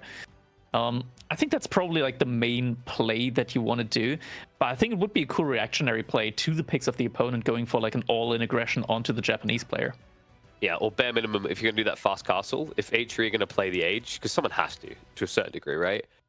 At least go for the Imam point, so that you can pull relics back for a prep delay castle timing, right? Don't be that guy who arrives in his teammate HRE's base with 2 relics, only to discover he built Burgrave. Don't do that to him, man. That's how you break team dynamics, and they never want to work with you again. But you know what? It's time to see what's going to work in game number 3. Driest of Arabias, but if they lose this game, it's 3 in a row. And that means that one thing that will not be dry is Oiling Boil's whiskey tumbler. It will be full to the brim tonight, because they'll need something heavy to put them to sleep and out of their sorrow. Game 3. Let's get to it. Possible match point for the 3 Deaders. Is it going to be a 3-game set, or are we potentially going to go all the way to 5 games in this one? Gonna have to wait and see. At least this time, I think the draft is pretty good for Team Oiling Boil, and looks like Annotant isn't going to go for any Dark Age aggression build here with the HRE. No barracks coming out yet, and he has sent villagers over to gold. Military school coming in, but military school isn't the quickest when it comes to putting a pressure on your opponent. The Spearman comes out like at 2 minutes 50-ish, so by the point he arrives, like you're already aging up, and shouldn't be a big deal. You at that point might as well just shove Deer into your HRE player's base so he can get a better timing in feudal, right? But that spawn we just looked at for Baltin, I mean, it looks good, but here's the thing. When spawns look that good, I always remind people, when you're a Malian player and you have 2 forward spawning gold pits that are really close together, your first thought is, good, this is very efficient for building pit mines. Your second thought is, oh no, they're going to attack me. That's the attack point. Like, Baltun's only gold as Japanese is forward spawning. If B and Anatan do go for an all-in feudal, it's going to be very difficult for Japan to have any impact once they reach that castle age. Typically, though, I think nowadays what you do as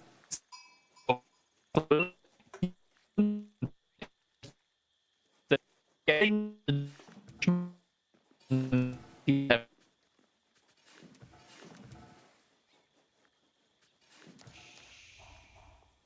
Yo, are we robos? All right, guys, we got rid of AI Crackety. Proof that he's still got at least 1 more year as a caster before he gets replaced. I believe we are ready to see what the play is going to be. It's the Minework Palace. I love this. Anatan, a bigger fan of this build than almost any other play you'll find at the moment. In fact, the 3D Clan team were running this frequently in a recent 3v3 tournament. The idea is you usually can go Horseman, so you have a technical timing on closing the map. We thought it was actually going to be B, the one going for Sipahi, but this with all pikes, you're as good as Sipahi. Meanwhile, what's this choice going to be here? Because there was a point where Ottomans were kind of diversifying between the trade option and the berries, but I think most have just shifted all the way back to berry play. In this game, though, we are going to be going old school. So Tiny Trade Network coming in, and in fairness, if he does try to actively trade, there's a decent amount of margin to be made here, considering the trade post is behind Anatan's base. Yeah, now this looks 100% just like a normal fast castle build here from the Ottomans. Sultanati Trade Network, you just get so much gold passively. Very, very good. And you can always trade. Something that I really enjoy doing with the Sultanati Trade Network is at any one point in time, if you want to build another military school, just buy 100 stone. Don't need to send villagers out to stone at all. Don't need to rally villagers to another resource. Sure, you spend a little bit more gold on it, but you're going to get all the gold passively from the Sultanati Trade Network anyway, so you're completely fine with that, and suddenly you're just able to immediately make a military school instead of having to proactively send villagers out to stone. So what I'm hearing is we might get another game where B doesn't build a lumber camp. You still need wood. I don't think you can buy both stone and You can buy that wood. as well, Craig. Oh my god, can you imagine if he actually finds a way to justify it? Probably not, but I live in a world of dreams and memes. 2 spears already out, so we talked about how the timing was going to make it undesirable to pressure. You're just better off using this to shove more food into your base. That's especially important now, considering you do not have the Madrasa, so you don't have extra food just easily sitting underneath the TC. Archer range coming in immediately for Anatan, having those really early blacksmith upgrades on your archers. And look at the first upgrade, that's cute. Immediately, we're getting siege engineering here. This is going to be an insanely aggressive timing that Anatan's going to go for. So it looks like it's not... I'm guessing that B probably wants to support Anatan with that push here. I don't think that's going to be just Anatan pushing in. And we do indeed immediately see a Matter in queue here, and the stable now goes up. Matter coming through the military school here. Yeah, so I know, I thought this might be about the all pikes and he'd take that role. That is still an option down the line if you need to flood more horsemen. But of course, this is just all about that optimized timing, right? You save 150 wood on the blacksmiths, you then save half what you pay for the siege engineering. That's actually a lot. By that point, you've basically got an additional ram at that point in the game compared to an Arkham build. So not a bad choice here. Given that ramp timing, the question mark is whether they're going to be quick enough. Baltun does already have half the gold he needs. The problem is it's not enough to have 600 gold here, right? Those Mount of the Samurai are absurdly expensive. Yeah. Looking at the units so far, it looks like Sass at least is making longbows, so no Abbey of the Kings here. And with longbows, should be definitely able to support Baltun here when it comes to getting that fast age up in. Did Baltun make a second outpost on his gold, I wonder, at the moment? He does spot these...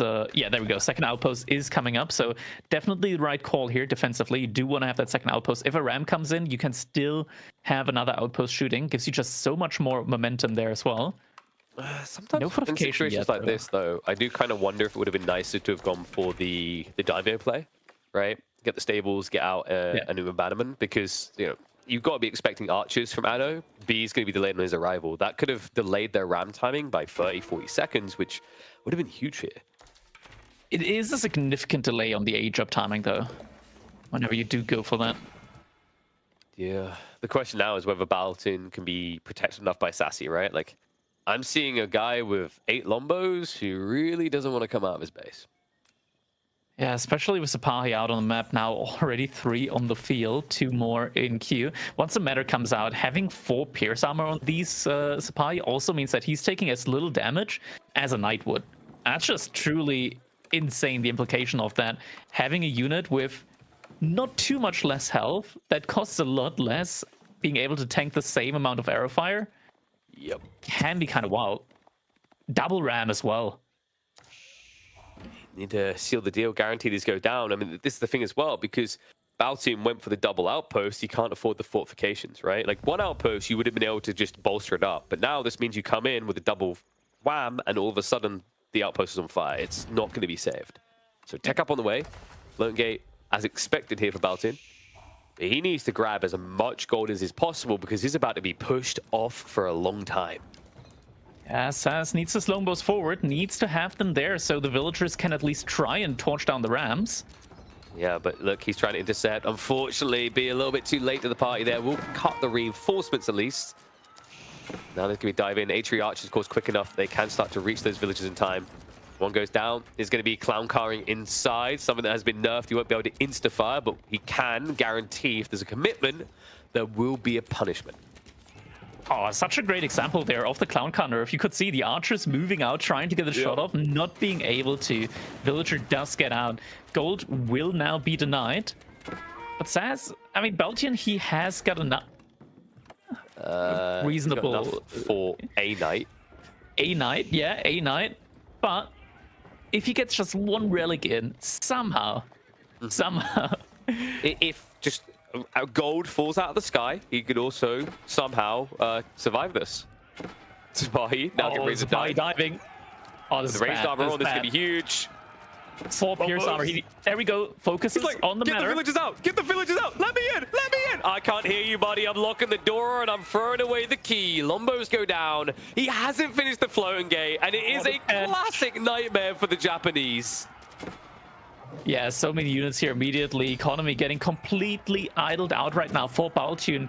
He's having to research +1 Pierce damage right now. It's just elimination. That is it. They don't even try. Oh my god. We've seen this curse for Japanese in 1v1s, and it looks even more painful in a 2v2 setting. A 3-0 win coming in for our first series of the day. There really was nothing to stop Freedetta. I wonder if Baltune needed to adapt to like a more feudal age approach here, at least initially at the beginning, after he saw that forward gold. Instead going for the double outpost, but without any fortification upgrades on them. They just die so quickly to the Rams, and be an Annotant in a clean fashion take the set 3-0. Yeah, I don't know. I worried them when I saw the double outpost. I mean, I know what is just abandonment is very risky, but you can at least get some delay play. It's just very gluttonous. I think the other problem this type of build for Japanese is it's all they ever do, right? Like, this reminds me a lot of old school H3 Crackety, you know, where like it would never work because people would camp all the relics. If you have no element of flexibility in your build, if you become too predictable, and don't get me wrong, every Civ has a meta build that seems like to happen, but if all you're ever looking to do is go castle, which is all Japanese are ever looking to do, it makes it very easy to get these timings to block. Like, now, execution matters, right? But HRE, they're great at enabling this. And I love the way that became the supporting arc of Sipahi. You essentially had a strong timing on your ram push because HRE is so good at that with the mine work. And then, of course, the Ottoman detail is just one from 1v1s that has been a plague for Japanese players, I think, since they came out. I feel like in this one, yeah, you definitely can't just play this like standard Japan fast castle. First of all, like having the gold forward there in this position, and then Annotant and B, they got great civs for early aggression there. I wonder if maybe like Koka could have been the play there for Baltune. Just get Koka out, you're able to intercept more, then you follow that up with some horsemen in there as well. You're able to like disable some of the military production buildings with the shinobi, get some of the horsemen out, deny some of the archers coming out. It was a trickle in the end, right? Like it was a trickle across the map. Saz can't intercept the trickle when he goes Council Hall. Yeah. If he goes for King's Abbey, maybe, but I don't think he can do so just with the longbows. It's too dangerous against the Sipahi. Well, I thought Abbey of Kings in general would have worked better, right? Like, maybe the idea behind Horseman isn't bad here, because yes, there'll be Sipahi, but the reality check there is you have healing, they don't, so you just pull away, you buy time. I think as a team, they'll realize, like, there was maybe more they could have done to offset that. I agree with the Koka. I think Koka's been the rise. Kura is just kind of going out of the door at this point. Koka gives you a lot of pressure. It's difficult when you're anticipating archers from HRE, but it at least gives you some options. Really, if you think about it, when you look at the Kura, was it needed by the time the game was over? If the answer is no, then it didn't really get a chance to serve any true purpose, even if you were touching the farms. But either way, a dominant opening set coming in from Freeneta. That means they take it 3-0. Oiling Boil having a rough start to this day, but we are having a fast start to this day as well. Let's check in on the brackets and see how things are looking. Let's see what teams we've got coming for the rest of the day, because of course we've still got 3 more sets here. Let's hope they are longer than... Wait, how long was this one? An hour? Jesus, we're speedrun. I was told team games are longer, Crackety. But next up, I believe we're going to be getting into, in a few minutes, we've got Chimps versus RCN, right? That is going to be, the classic. You've got Marine Lord on one side, Dimu on the other, and the boys that back them up in the fights, none other than Beastie and Killjadi, respectively. Dude, that's gonna be a banger. Yeah. I'm so excited for that one, man. I'm curious to see how it's going to be working out. So yeah, looking at that group in particular, Chimps and RCN were able to get wins yesterday. 3-0s there over Pro Quitter, which of course Miyamaka Kyo, and then the Meow Police not able to put a dent in there either. That was, of course, was the combined efforts of XLav and Blid. And now they are going to have to try and stay alive between them. That will be happening next week, I believe. But we are going to be having Chimps versus RCN. Expectations in the other groups, though. Looks like NA rising up. Just kidding. Devils is, no, they're majority European, right? I think they've got Jigglypuff, which is American. Then they've got Kakowski, who's German. And then finally BLB from Czechia.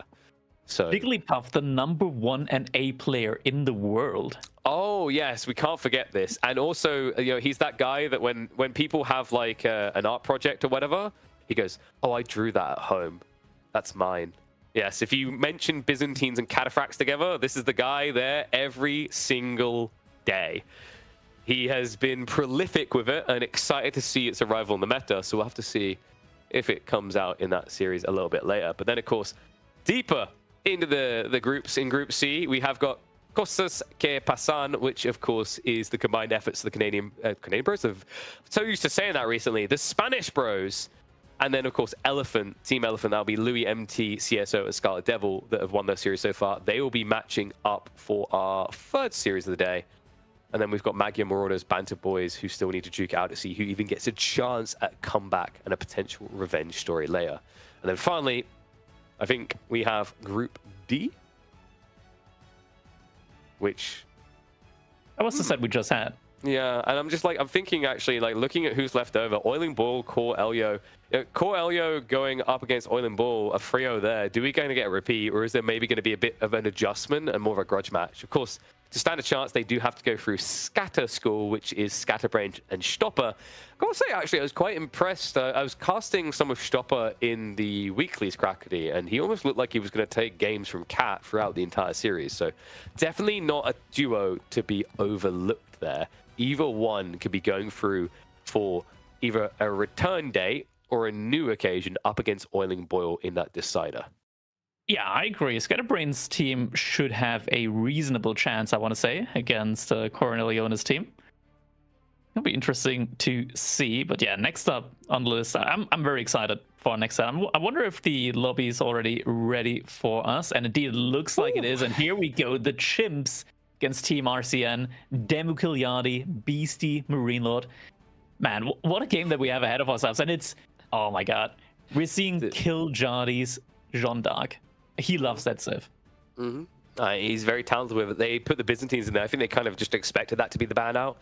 H on the other side, just a signature, historically a Beastie and a good Civ these days to be taken out. It feels like they really got what they want though, right? I mean, you've got Marine Lord for French, and then you've got probably Beastie for Delhi. I think is the way they're going to play that. A really solid combo. We've seen that can be like the dynamic duo of mobility. We talked about how Jeanne suffers against Civs that have double snipers, right? Like whether it's knights or archers, whatever it is that can take down Jeanne in those engagements. The best part of all is I'm pretty sure that we have Baldlin mainly because Dimu's on the team. I think that's how that works. 100%. I'm sure Marine Lord picked that one first. Probably did. He's like, I picked him up because it reminds me of your stupid face. I think it's usually what he says on repeat every time. Without failure. Oh, there's so much love between those two. But this is going to be a fun one, man. I do wonder if we do see Voldemort switched in at all for any of these.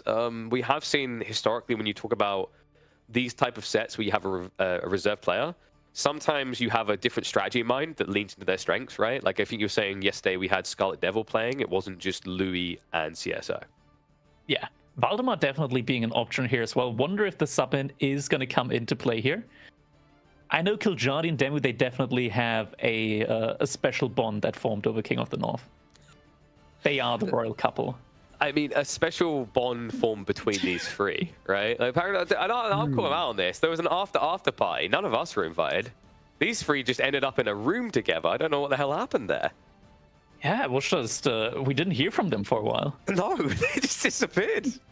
Oh, blimey. But they clearly bonded over it. Other side of it, you know, if you guys are like, will we see Warman? Look, you just need to keep an eye out for an English pick. If there's an English pick, statistically, there is a chance that Warman might make an appearance today. Unlikely, because she is in South Africa right now, and that would involve 200 MS ping to connect to these games. But, you know, we've all played on the Indian server. We've played through worse. Yeah, India server, it says it's 100 ping. What actually feels like when playing is more like 500, 600, anything in between.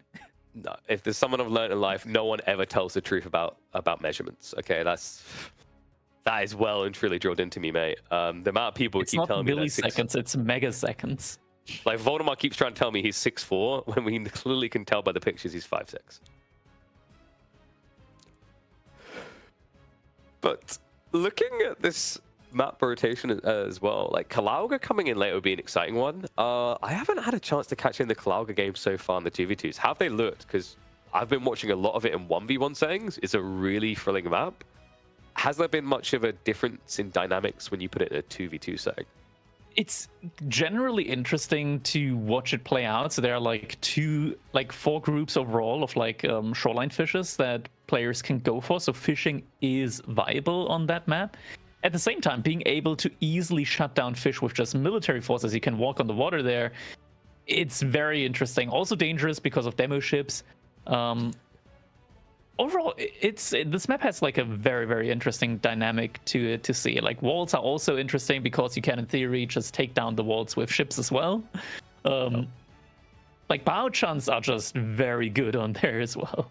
Yeah, and you know, like I was watching Delhi on them the other day in one of the grand finals, and it looked toxic because in that matchup, sorry, it was the grand finals opening of the round 32. His opponent was just building Keshiks, so all he had to do is see a demo ship on the sacred site. It was like, come hit it, please do. So you know, that's something to be conscious of because we have had games already where it's just a full melee mosh pit. So things like demo ships there, say if you have Delhi, can just force a really awkward win condition that forces you to transition. And for anyone who's played team games, you may notice transitioning is not fun and not easy. You know, like if I spend 5 minutes building knights, I want to spend another 20 minutes building knights. That is the nature of Zhone, right? That is the nature of Hans, I believe. We'll get coming together those two because we've got an opening game on Himeyama. I believe this is the tweaked version, the EGC Himeyama, that makes it a bit fairer on the spawns of the fish, a bit fairer, and maybe in some case more sparing when it comes to the safety of your own beginnings. It's time to begin the series. Let's hop into game number 1 of Chimps versus the Royal Court of the North. Kiljardi and Dimu going up against Beastie and Marine Lord in what will guaranteed be an absolute banger of a set. And here we go. And it is indeed going to be Marine Lord playing as the French here. I had no doubt in my mind. BC on the other side playing as the Delhi Sultanate. And it is indeed Demu with the Abbasid and Kiljardi playing as Jeanne d'Arc in this one. Yeah, so pretty much everyone where we would expect them to be. I didn't think there was any world in which like you see Jeanne get draft and Dimu gets the pick, right? Even if Dimu is their captain, Kiljardi will just override. You know how he is. He opening. Ooh, from Dimu as well. Yeah, so that's kind of interesting, right? You get the discounted docks. Beastie could have been trying for this option as well, but I think it's just a little bit risky against these particular civs. In terms of fish you get here, It's only 5 though. It's not like a crazy amount of economy, but it's definitely a nice little booster for a cheap investment for Abassets. The implication as well that if Demu just gets a good age up time behind as well, gets like a single archer ship out, it means that they're gonna have a lot of line of sight around the middle of the map as well as map control. Like, it's gonna be tough for Beastie, or rather for Marine Lord, to like sneak units over to the side of the opponent and not like take a couple of archer ship hits there. He's gonna have to like specifically cue his waypoints around the middle to try and avoid that, or they're gonna have to take the dock down. Yeah, the nice thing you at least have here is like when you play double cav, it can kind of work. And usually at least one player doesn't have to get distracted by that. But you're all right, it can kind of muddy things a little bit. So we'll see if it does come into the picture. Sacred Sites as well is kind of weird with 2v2s for Delhi.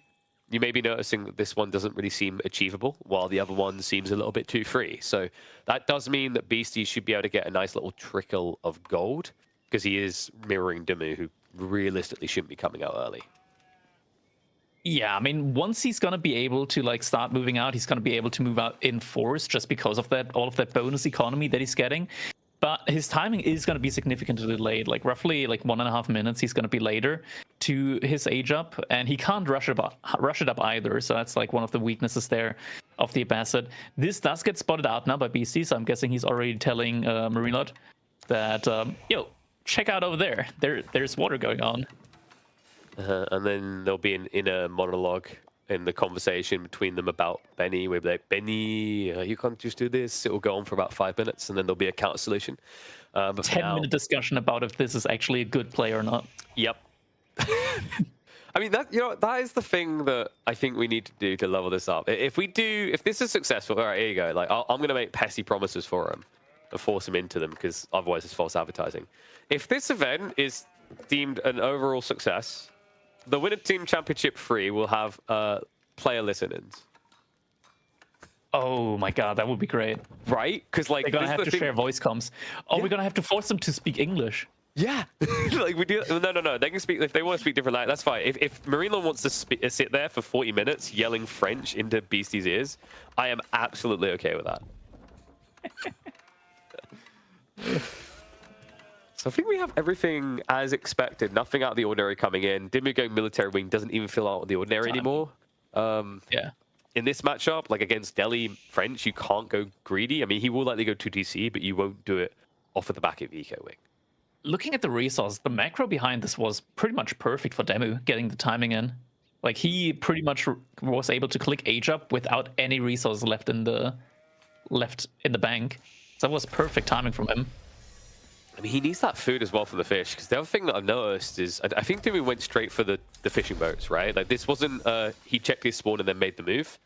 But now that you look at his spawn, the safe food is kind of limited. He has got that deer stat behind him, but all the berry options are shoved towards the fort of the base, right? He didn't get anything lucky. Yep. Like, if you look on Kiljadi's side, his buried deers are near tree lines that you could potentially wall. This is where the fish also just helps him out tremendously. Yeah. It saves him from that kind of starvation. In fact, what was the overall sheep haul in the end? It's more important It looked pretty good. Yeah, it looked pretty good for BC and Marine Lord, though. That's worrying, because I think like these guys will not struggle to get on the map if they need to go deer. I mean, hell, you've got a Delhi player, right? You always get deer. But for Demu and Kiljadi, a limited amount of food, it's not favorable here. Jaune tends to have less knights than French, and Abbasids don't tend to benefit from rushing out of their base. Yeah. Tower going up on the gold as well for Marine Lord. I wouldn't be surprised if he wants to go pro scouts at some point in time. Doesn't have that many villagers on gold yet. We'll double charge in. Oh, no second attack yet though from Kiljadi. He's going to lose out on some health there. I think you just sling it, right? Have Beastie be the one that gets you pro scouts, and then you build more knights, because Yeah. that completely cripples Kiljadi's ability to ever play this game. Yeah, you don't need to invest the resource if you have a Delhi player that just gets it for free. Yeah, it sounds weird, right? Because usually you think of French as the support civ, and what I mean by that is they play aggressive in the age and they make space for you. And I wouldn't be surprised, knowing Beastie, I've seen the way he plays team games with Delhi, he will likely look for that greedy role. Even about a year ago, right, when people thought Delhi was meant to be aggro, he'd be playing on maps like 3v3 with Gorge, and he'd be the guy just castle imping, right? So they might just choose the traditional method, but I do think there's a lot of merit in just providing extra resources into Marine Lord to attack the entire map. We're now also seeing a Camel Archer going out. This is actually great here for Demu and Kiljardi, that both enemies are going into cavalry. That means the Camel unease is going to affect them all the more. Yeah, which they need. Like we were saying, you know, the eco for Kiljardi is going to be weaker than the French one, so he needs some sort of buffer to make him win these fights. A little bit of a catch there. Spear count not looking that great. Yeah, so able to poke him down. More are going to be coming in, and so we'll have to back away. Nothing being lost, but good defense here, as is required onto that dock, and ambitious attempt, BC just trying to get a little bit of extra damage in. Yeah, that dock just staying up right now is immensely valuable for Demo and Kiljardi. Having 5 more economy there, and funnily enough, like the economy right now is pretty even. I'm not sure if the villager, I think a villager died on Kiljardi's side. He also lost a villager because he's Jean. And then obviously Marine Lord with the French getting a couple more villagers out as the game goes on there. But it's very important that they do keep that water alive, as it just like kind of evens out the economy here for them, and also allows Demu to be able to afford stuff like the Camel Archer here without too much of trouble there. This is dangerous though. You're playing away from your infantry player's base, right? Usually it's better to play towards his, but they want to try to find additional targets. So, you know, if they're not very careful about their approach here, there could just be a sandwich between double cav. Knights of the defensive are going to be fine for the time being. A little bit of idle out on the gold, but you are talking about outpost adding damage in. Joan is trying to snipe some villages. That's the freebie she's trying to get. Interestingly, got range from Joan. I mean, you kind of have to here, right? If you don't, then you won't be able to finish off any of these knights. Diving in a little bit deep there. What? Yeah, that was a little bit out of sync. I think maybe he got distracted because Beastie was looking to poke on his berries, right? So maybe he looked away, didn't pull the units back in time, and that's the aftermath. Yeah. Looks like another villager, maybe even 2 went down there, as now BC Marine Lord have actually pulled ahead in the economy, even with the dock play now. Smart, right? Like double cav, you don't want to fight them directly early because they have God for Spears and they do have Joan farming up XP. But like I mentioned, when you move this far away from your base, who defends home? BSD hasn't made a move out yet onto any of these sacred sites. Marine Lord is moving out onto Deer, but is securing that nicely, so no greed. Double outpost does mean that that is pretty secure now. He's going to be able to see the knights approaching from Kiljardi as well. Not going to lose anything there. Right now, knight count is favoring Kiljardi slightly, and we do see a ram actually coming in, so they do want to go for the aggression on the gold from Marine Lord, but Marine Lord at the same time already prepping the move out to the gold in the back of his base. Yeah, and this is all about the outpost placements from Marine Lord. That's what's costing the difference and allowing the knight lead to build for Kiljardi. Meanwhile, the wall isn't full. Oh no! Wait. Is it doesn't look like it's connected, no, but maybe it is. I think it is. Yeah, because it's kind of overlapping in a weird way. So I think that is connected. It's connected on the east side of the stone, so you can't see it from here. Jump coming in though. To move a little bit slow on the pull away there. Looks like we'll be able to get away with most. Probably what, 2 villages likely to go down here. Okay, come on. Doesn't lose what? Just doesn't lose a single villager. Oh my god. Man. That one Ghazi could have done both of them in. Oh, that has to hurt so much. I mean, that should have been 2, maybe 3 kills, but just the greed of it. Demu able to get out by the skin of his teeth here. Good charge coming in from Marine Lord, but right now he's kind of being like left alone by BC. BC is massing up archers now behind this though. Yes, the archers did get in the base, but they need to start poking now. They did catch Demu while he's building up, while the knights are away fighting on the flank. However, he has to defend this area. Marine Lord, he has to make his stand here, because without the gold, he's nothing. But he doesn't have the numbers. Outpost likely to go up here, but a price already levied. Villagers getting caught alongside those knights, and no access to the gold despite the defenses going up. BC does have the archer advantage at the moment when it comes to the sheer numbers. Rams now getting pulled over as well, but I mean, Kiljardi just took such a brilliant trade there on the knights. He's now 11-4 knights in this situation. And Marine Lord, he's going to hemorrhage some villagers now. At the same time, Beastie also trying to get some raids in again on Demu. Might get a couple of villager kills there. Or a few Spearmen in there as well. Yeah, I think he got like maybe 2 there because it's still even on eco, but this is getting brutal, man. I mean, the reality you've got in this game, it's not just the experience. Besides that, Marine Lord doesn't exist. Where does he gather gold now, right? Like, without gold, you are not a Civ. He's trying to shuffle to the center of the map now.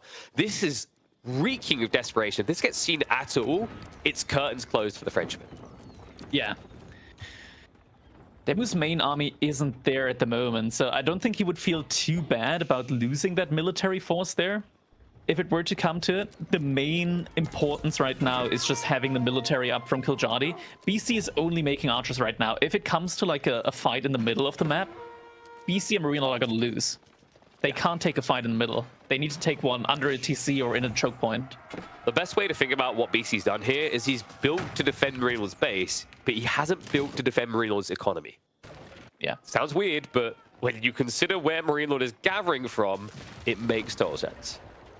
Ram hasn't been destroyed. It's just going to clean up the archer, like the deer position there. And now Marine Lord's forced onto the berries. I think Dimmu still has like, what, over 1,000 food left in that central pond, right? I mean, it's shoreline fish, so it doesn't gather too quick. Yes, it does the last two. Yeah. So still plenty of pump behind this. I mean, the numbers are already looking pretty healthy. The deception is there, remember, with Beastie's army. It's nowhere near as big as it is. That 70 military pool. $13. Yeah, exactly. I mean, if you're talking about reading, they'll fight you in reading, but we get that nerdy crap out of here. We're here to punch people in the face. Yeah. A move out from Demu onto BC's economy now could also be huge. Because BC's entire army is immobile. It's archers. And he moves through the mid-map. If they spot this out and just move in between them, that could be so big. Okay, they're not doing that, though. They're playing it safe around the side. But imagine if they just caught that archer army just moving over there. I mean, even if it was for that, it would have been a double whammy as well, right? Because the gold is there. Like, being Marine Lord, he's moved even deeper. He's now gathering from basically the gold that Beastie normally would be on. So yeah. Instead, I kind of like that though. It's like, oh, well, you can't defend my base. Okay, I'll bring my economy to yours. You know, we'll make it a sleepover. Ram's getting at it in now.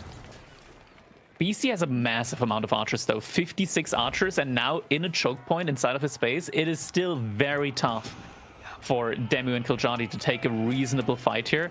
Because of these choke points, like the Knights aren't going to get any like really decent engagements in there as well. No, but there's someone bigger coming. Demu's eco. He's almost ready to start triggering Castle Age here. Kiljardi also starting to build up a bit of a reserve. Marine Lord is seeing a lot of food, but that's not because he wants to go castle. That's because he simply doesn't have enough gold to pump quick enough. Yeah. Beastie also looking to prep for Castle Age, though. He's got the gold almost. Culture Wing now coming in for Demu. He already has a military wing, so if he just keeps pumping out archers now, gets the upgrade on them, they're going to be so much better than the archers that Beastie has. Does need to bloat that count, though, because it's 58 to 26 so far. But yes, once the composite bows are in, you machine gun. You're basically tower victorying into a civ that usually would have had tower victory in the old school days. Level 3 has come in for Jean. This is also pretty big. In theory, with level 3, they could take a big fight. I guess they still want to wait. I'm wondering, though, if waiting right now is a good idea. Beastie's House of Learning, he has so many scholars. The age, like the techs are just going to come in so quickly. It's on the other side of the base, though. If they keep shuffling around, they will at least find the gold gathering, the shared gold between the two. So they could at least idle Marine Lord out. But at this point, we can see back at home, he's already re-secured his primary gold. It's not like it's going to end him there. I wonder, when they hear that tech up, can they die? Because I'm still seeing a lack of archers to really commit into these choke points for Demu. I think this is really gonna be like hurting them. Like the Age of is gonna come in, and I want to like let's look immediately for these archer ranges. There's one archer range that's getting the upgrade in right now. How long does 35 seconds? It's 35 seconds. Sorry, I think I just vomited a little. But this is fine, right, Crackety? I mean, like the devs, like they've reviewed it. They didn't get it's fine. It's totally balanced. Oh my God, it's insane. He had to build 15 scholars, Crackety. 15 scholars at 65 resources each. That means that he had to spend a lofty sum, 975 gold to be exact. It's not like they're going to research other things as well. Archers, just going to be able to pick apart that knight over there. And Veterancy has come in. All the upgrades coming in at the same time. Small little raid from Kiljardi. Small, I say. Well, small, it feels like a pretty not much left. Boy, right? Yeah. Funnily enough, BC and Marilot still have an economic advantage. I guess BC did just a very good job of just trying to like poke around here and there with a couple of Ghazi Raiders. It's more Marine Lord keeps dodging death, right? He's shuffling his economy just ahead of time, Yeah. so he hasn't lost as much as you'd think. And then also, any small losses, he's French. He can offset that with the quick producing TC. So things not looking too bad. All of a sudden for the Chimps, when they were in the deep hole, when things looked bad, they just stared at each other, bumped their chest like Matthew McConaughey and started making monkey noises. Demu has the age up, but no gold. He can, in theory... Oh, careful, villagers! Have to pull back. In theory, Killjadi, he could frontline with Jean here. He could just frontline with Jean. She would absorb so much archer fire there. Relics also getting died. Guildhall from Marine Lord before an age up from Killjadi. They really need to go soon. They really need to go. Knights. Like, you could lose this fight, though, if you're not careful. Killjadi has a lot of knights. That's not a good fight to take. Oh, this has been the good one if they can get on top of it quick enough. They do also have the boat assistance if necessary. But a little bit of hesitation there, so not willing to commit. And yeah, I'm a bit surprised. Like, look at the night count. Killjadi is so far ahead, yet he keeps diving in for bad one-on-one engagements from Marine Lord. I guess it was because they were on a side where Killjadi's getting all of his economy from, so this could be do or die now for them. Because there is a raid from Marine Lord happening on Killjadi's side now. Look at the villagers. The whole lead now just gone. They're neck and neck. Raid coming in the other way. He's going to dive in towards the gold. No guard there. Killjadi. Just too many villages in one location. Need to buy time, though. Beastie backing up into those choke points. Meanwhile, the A-Clicks of Demu are betraying him here. He's going to catch up now. Fighting now. Age up comes in, but Knight's lost before the age up. Killjadi. He's lasting a long time here. Archer count still looking fairly strong, 57 in total. Demu has more archers with composite bows potentially. I think Beastie's army is going to get wiped here. Marine Lord needs to provide more assistance, but he only has 12 knights in this game. There is no way, right? There is no way they hold this. Now the front line, which runs Raiders as well, they have 8 Pierce armor if Jean is nearby. We do have an elephant. Comes out, but there are spearmen. Not many, but don't worry, guys. Just shoot him a million times. We've got composite bows. Dives past, keeps on chasing. The A-Clicks are now hitting into that elephant. Knights are getting distracted by trickle of reinforcements. Ellie is going to go down, and Beastie. Well, the problem I have here is that this isn't all the archers, right? It's 71 in total. This is about, what, 50? So you've still got more in reserve that are running across to reinforce. And right now, Beastie's getting ever so close to where those reinforcements would come in. Marine Lord lost his knights. Killjadi still has more running around. John still also doing a great job of just catching up, and she has a lot of base damage at this point, like 15 base damage that from range that she deals. Every now and then she can get a shot out, which basically just one-shots one of the archers. Archer mass completely wiped, 90 to 30 military. That's it. I mean, that has to be it, especially when you look at the follow-up. Demu is already prepping the crossbows for the one thing that could save them here. The knights, the men-at-arms, they're not going to be able to. Pressure now coming in. Marine Lord, I mean, he needs gold. Where is he getting gold right now? He got pushed out of this base. He can't gather it his own. So he's just a shadow of a Frenchman right now. I mean, he's got 5 queued up on the night count. I think he's maybe even been buying some gold to kind of stay alive here. Guildhall's not going to be able to save him for a few more minutes. We have now once again got the Rams coming in from bed. Push definitely not going to be able to be stopped easily. And Beastie, he's not making any more archers right now. He doesn't have food. He's got 800 wood, but no food in order to be able to produce anything. Now moves out to the berries in the back, but I feel like it's just going to be coming in too late. He can't remass his military. Spending less than that. Killjadi is about ready to trigger a tech up. Now, if he goes Royal Institute, it gives them the easy one-up that can't be matched, right? Marine Lord, he went for the Guildhall. He went for the long-term play. But funnily enough, Killjadi is also going to take that greedy option. Not even needed, but at this point, might as well go for it. Oh, BC, he's going to go for a Mangonel. That's a hopeful Mangonel. Scholars there as well.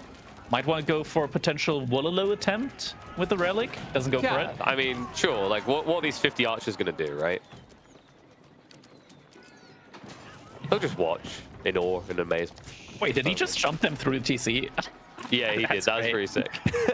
I mean, they're getting better and better at this, right? I think the 2 players I've frequently seen him do it the best is like Marine Lord. Louis MT is another one that does it a lot. He usually does it with archers to the extreme. Like, I remember I've watched that guy getting Gove, and he will just micro villages out one side, archers in the other, bring them out the other, bring the villagers in. It's so fluid as well, right? Like, you know, I'm starting to wonder if maybe some people are okay on the Indian server. They're moving back over towards Marine Lord's space. Just want to make sure that he stays dead. Though he has actually managed to get 24 knights up again. It's He's pretty got 4 knights to ludicrous. Kiljardi. Like, I'm trying to figure out where the gold is coming from because, you know, he isn't gathering actively. So he must be, like, This guy plays Selling? video games, man. right? Like, what's the rate of like, Yeah. the marketplace? It must be. It must he- just be him selling wood. Mass selling wood. He's back on Like, he's gold now got with 30 17. villagers on wood. Yeah, like it keeps happening, right? Like he'll go 0 and then he'll have a small burst, but it doesn't really make up for this number. I don't know how he's got this resource together. However, this was ambitious. There's crossbows in that formation, and it's composite bow archers. Not gonna work out. Knights get completely destroyed. I don't think he had +2 pierce armor either. If we can check the knight that's next to the guild hall, does actually have +2 pierce armor and still. Well, you got to lost that snitch on fight that on. knight as well. He's like, dude, they don't see me yet. This is my moment, horseman. They're about to. I mean, sure, if Oh, knights couldn't do it, it's horsemen gonna be able to, Horseman. right? He has 8 gatherers on food right now. I don't really know where Marine Lord is meant to get the food to get mass horsemen at this stage. These villagers are. I like how Marine Lord is also just deleting the mining camps. Like, I was never here. I was never here on this ignore resource. the rubble. Yeah, there's no, like, don't look into it too much. That's just like from 200 years ago. BC behind this, up on 4 mangonels now. Surely these mangonels are gonna. And they're Keep now in Marine Lord space. No, Beastie, he's on your team. He's going the long game. Oh. Look at Demu's resources behind this. Oh, this is a Dimmy classic, man. This does happen a lot. He'll you know what I'm talking about, right? He bulks up like 3 or Yeah. 4k gold, and he's like, whew, time to rebalance that economy. Imperial suddenly on the way. This And he's is got wild. Culture Wing, so the upgrades are going to be really, really cheap for him as well. Beastie, 4 mangonels. Can he defend them against the Knights? Don't take damage from the mangoes. If Marine Lord didn't lose all of his knights to the archers, yeah. And then John with the Divine Arrow. John's about to be low 4. Oh, Mecha Jean, please. She's just going to one-shot the mangonels. Oh, sacre bleu. It is And get happening. a bombard out against the keep. I want Yep. it, please. Please. Kiljardi. I mean, the most frustrating thing I think about that play is just like it comes out of nowhere. In a team game map, especially, like, well, Bombard would take like, you know, quite a while to reach me, Crackety. Why is like someone just laid a Bombard on my lawn? What's going on here? And you don't have any way of killing it right now, right? Like the mangoes can get kited, they can get shot as well. And as you John said, with had level the 4, bombard in her purse the entire time. It was just stuck in there. he's you got know how these 3... Wait, is this stuck in there? What, interdimensional portal In the- D&D or? I mean, you know how purses are sometimes, right? Infinite yeah. space. That's true. Like the granny purse, where it's like, oh, what's that? You've got gophers on your front lawn. Here's a giant sledgehammer to whack them with. Granny, what? Jones got it all. Oh my god, the move out again. Like, pre-moving out the villagers there now from the wood line over to stone. What's Marine Lord doing? Does he want to get a keep off of his own? But, like, the Marine Lord's just position is not ideal right now. I think Marilo's just got one of those perks from Call of Duty where when you're being aimed at, it lets you know, right? It seems like there's a tingling going on. This man might be Spider-Man, but good luck dodging this because I think the Thanos snap is on the way. Knight's wrapping around the backside. Kiljardi may be playing a little bit slower than is necessary, but... Oh, but at the same time, Knight's on the other side of Marine Lord space, in the wood line. Wait, Find how did one they villager. get- Once again, he moved out in time. Only lose a single villager. This man plays video games, I'm telling you. Tell you, man, this is Peter Parker's real identity. We just never realized it. Our crossbow is able to pick off some units here. So finally, Crossbow something mass has does. been building. 22 so far and scaling. Other side of it is 22 for Dimmu, but he kind of slowed down. He's still got 3,000 surplus gold because, you know how it is, Crackety. Eventually, everyone's going to realize Sometimes that... it happens, that- yeah. Well, no, it's like eventually everyone's going to realize currency's worth nothing and all these Web3 players aren't going to work out. When that happens, we're going back to using gold as the standard. So Dimmu There is we just go. preparing. for that.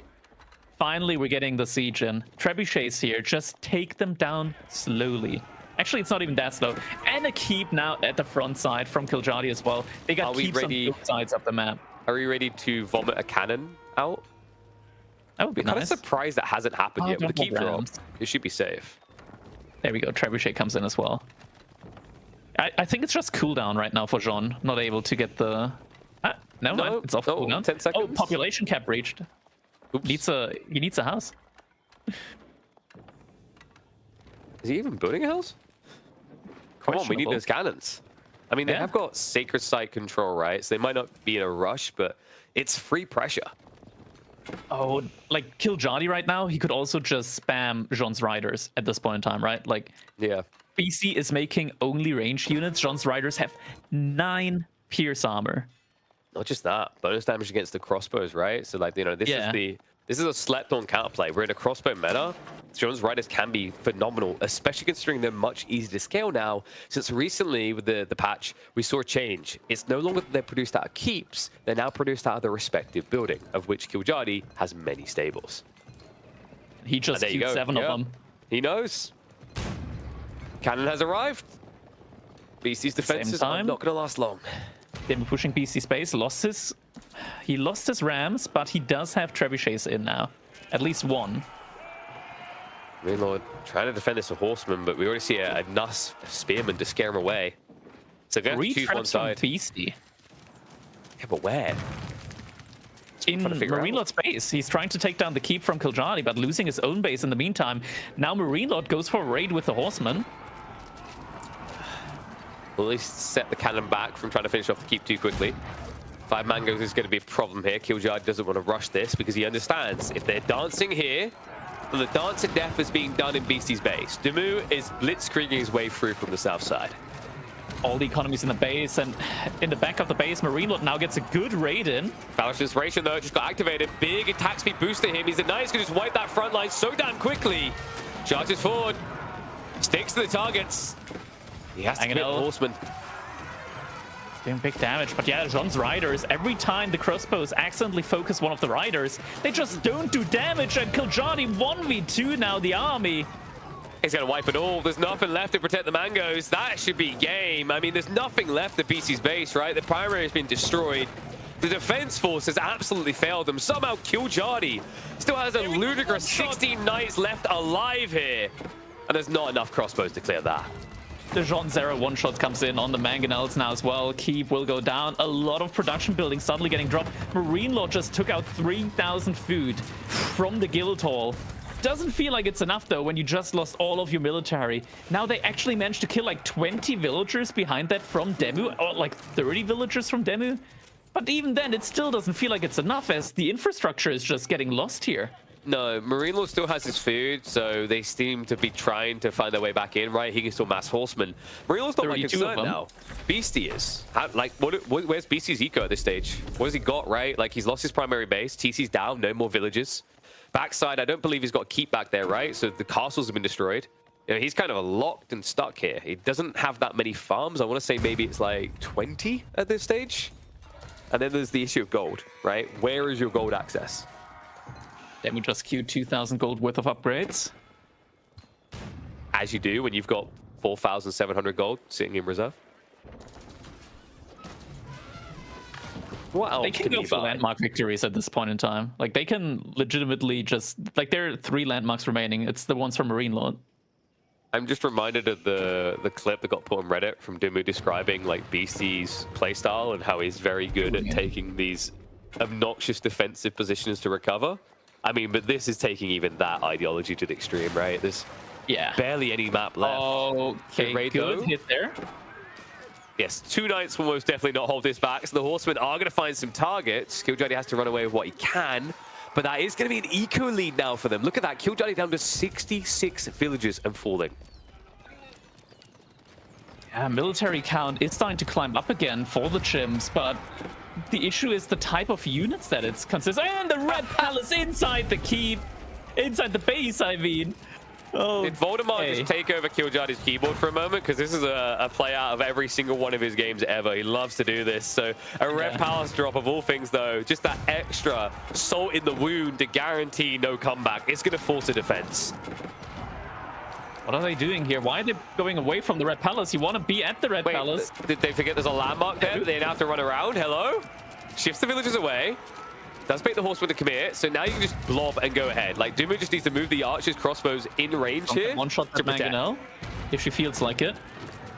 There is no repair on the way. At least I don't see a repair on the way for BC's landmarks.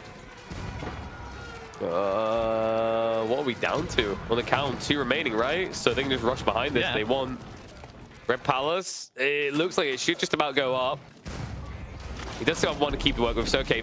BC has been scaling extra eco. Dodge on the Mango was so late that I think Killjoy is on that Indian server we mentioned earlier. Red Palace is up though. Gatling gun mode has been activated. And the Mangonels fall. You know, I theorized that Mangoes wouldn't instantly die anymore because they have 85% ranged armor. It's a percent now. Still doesn't matter. And it doesn't matter for them anymore.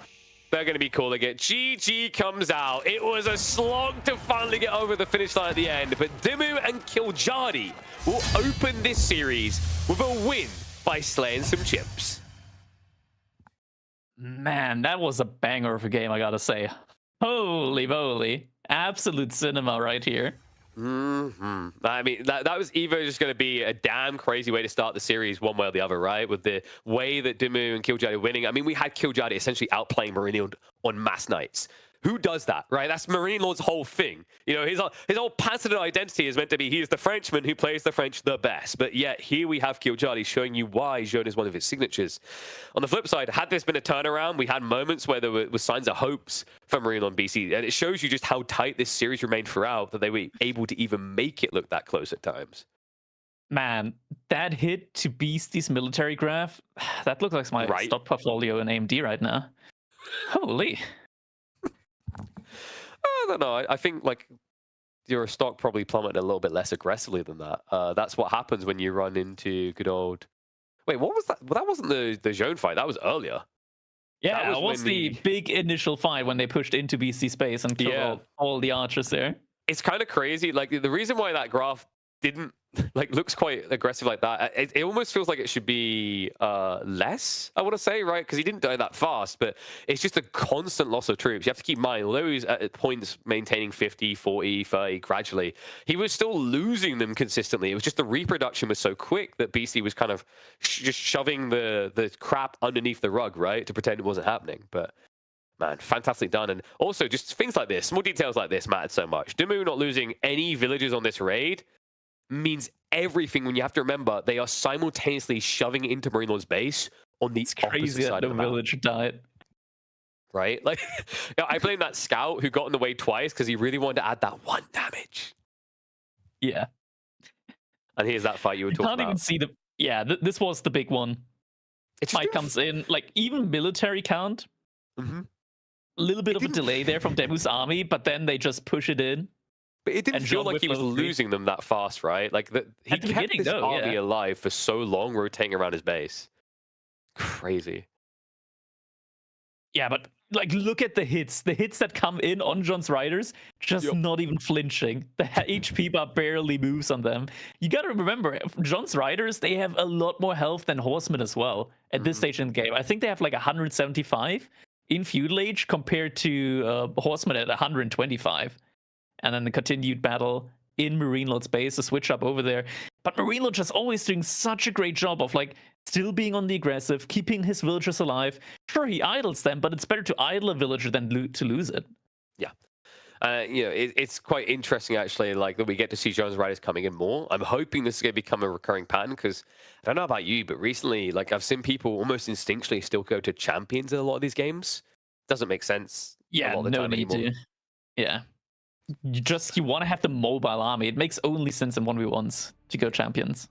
Even then, I've seen a situation where I'm like, your opponent start building crossbows. Why are we building champions, right? It's like, I find champions to me is like, if you know the game can end in feudal, you go for them. But if you know the game is going to go castle, riders just feels better, right? Because like, especially even more so in the current meta, because we just saw how they tried to bail themselves out by going crossbows. That's your blocker. And that's actually a really cool way that Jaune can mirror the horsemen from French in these matchups and destroy them with their population efficiency. So, opening win for RCN. Map number 2. Cal's doing cartwheels right now. It is going to be Scandinavia. And we've got some interesting picks here, actually. Kind of the regular expectations with Ibex usually being banned out. but Mongols Chinese versus HRE Japanese coming out. Here's something that I like to think about. I like the idea of, in the situation, banning Mongols and forcing your opponent into a China Juji composition where it's like, where do I make my farms? No, you go away. I'm making my farms over here. No, I need more space. I got my granaries here. And once again, I can imagine the comms like that between BC and Marino. They find like one perfect spot and they just argue over who gets it the whole time. Oh, that would have been brilliant. But you know, looking at this, there we go. We got some bragging rights. So we did mention, yeah, these. Well, so sorry, Vodemar, but we've got to pose the point. First, second, and fourth spots in King of the North. Was third not available? I heard that went to another Swede. Yeah, a sweet Swede who chose to go with Sassy. He may be regretting that choice now. Maybe he's okay with it. But right now, I mean, Killjadi Dimmu able to take an opening game against what I would think are most people's favorite or second favorite team to win the whole tournament. Man, look at Killjadi. He's looking into a good future there. You can tell by his glance. And here we got the Chimps. First place in the first Winter Team Championship. Whammon there as well. I really want them to tag her in for a game on the 200 ping. That would be fun, but now you're down a game, and I kind of feel like you don't want to risk. You mean Whammon isn't better than Marine Lord at the game? The reigning Wall champion? She could definitely take on one or two of them.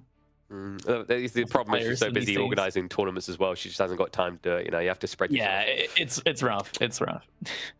Yep. So, actually, like, she would have been perfect for this matchup. There's HRE on their side, but like you said, they're trailing.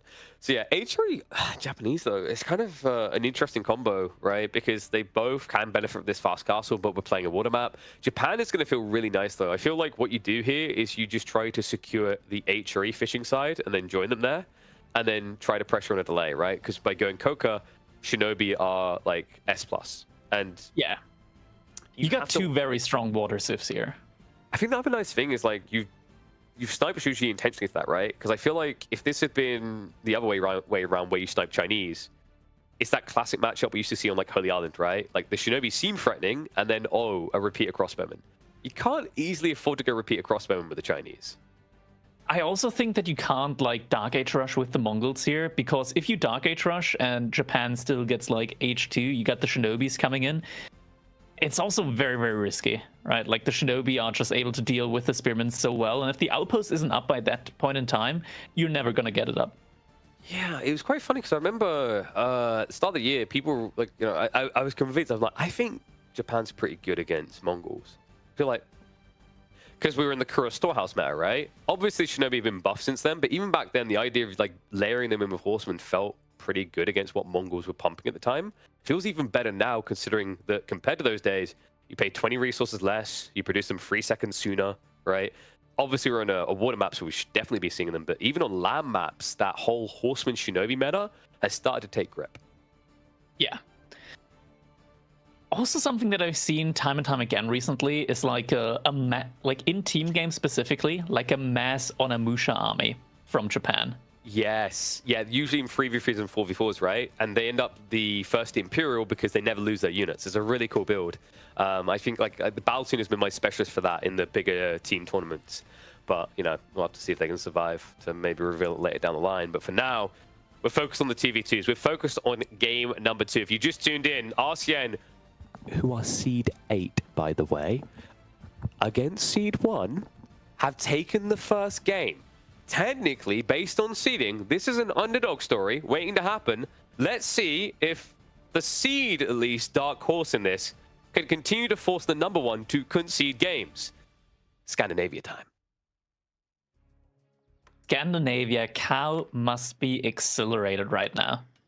Yeah, probably the only time we'll go to it, but we'll have to see, because this is a series that could go all the way. I mean, getting into this, maybe there's expectations the Chimps would run away with it, but Dimmu and Killjadi have woken everyone up here. Game 1 win, now into Scandinavia with a comp that I think can be pretty solid if this turns into Dark or Feudal Age aggression. Japanese and HRE up against Mongols and Chinese.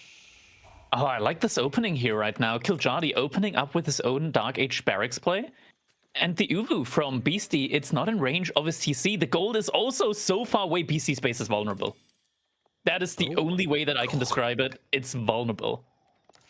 Submissive even. I mean, yeah, like, you know, vulnerable can mean a wide array of things. This is as vulnerable as someone living in a cardboard box on the street in a neighborhood that has wild, rabid dogs. It's pretty brutal when you consider that we were talking that Japanese can kind of play feudal, especially with the Shinobi players these days. And also, HRE, even if they go fishing, I mean, it's not like they can't afford to go 2 or 3 horsemen to annoy you. So likely Beastie's going to have to set up outposts to protect himself.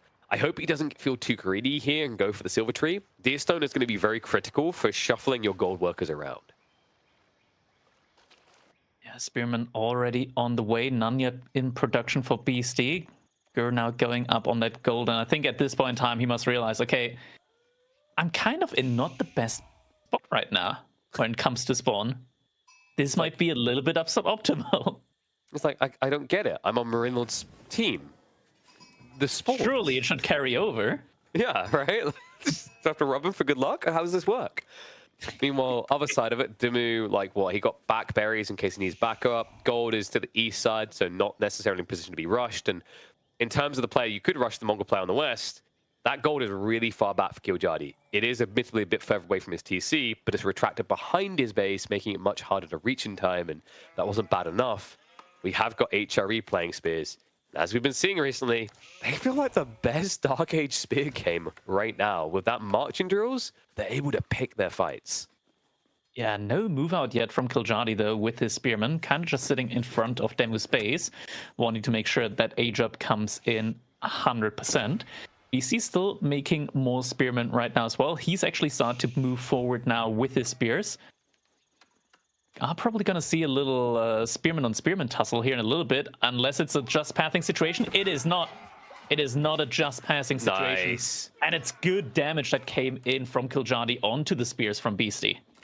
Yeah, really good reaction. He was quicker to move after the initial stab. And, you know, if you're even just a millisecond slow as Beastie there, you're going to lose that fight, right? Because of the marching drills. And we see the aftermath of that. That 5% movement speed, it doesn't sound like a lot, but it is still enough on a team map in particular to do some permanent damage.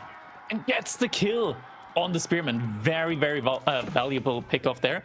Imperial Academy now coming in actually first for Marine Lord instead of Demu. That's a little bit unusual, as like fishing ships are so cheap for Japan. You would usually expect Japan to be able to age up first. Not the case here, though. Imperial Academy is coming in for Marine Lord. Probably a no IO build, I would suspect, so he should be rushing that one up as soon as possible.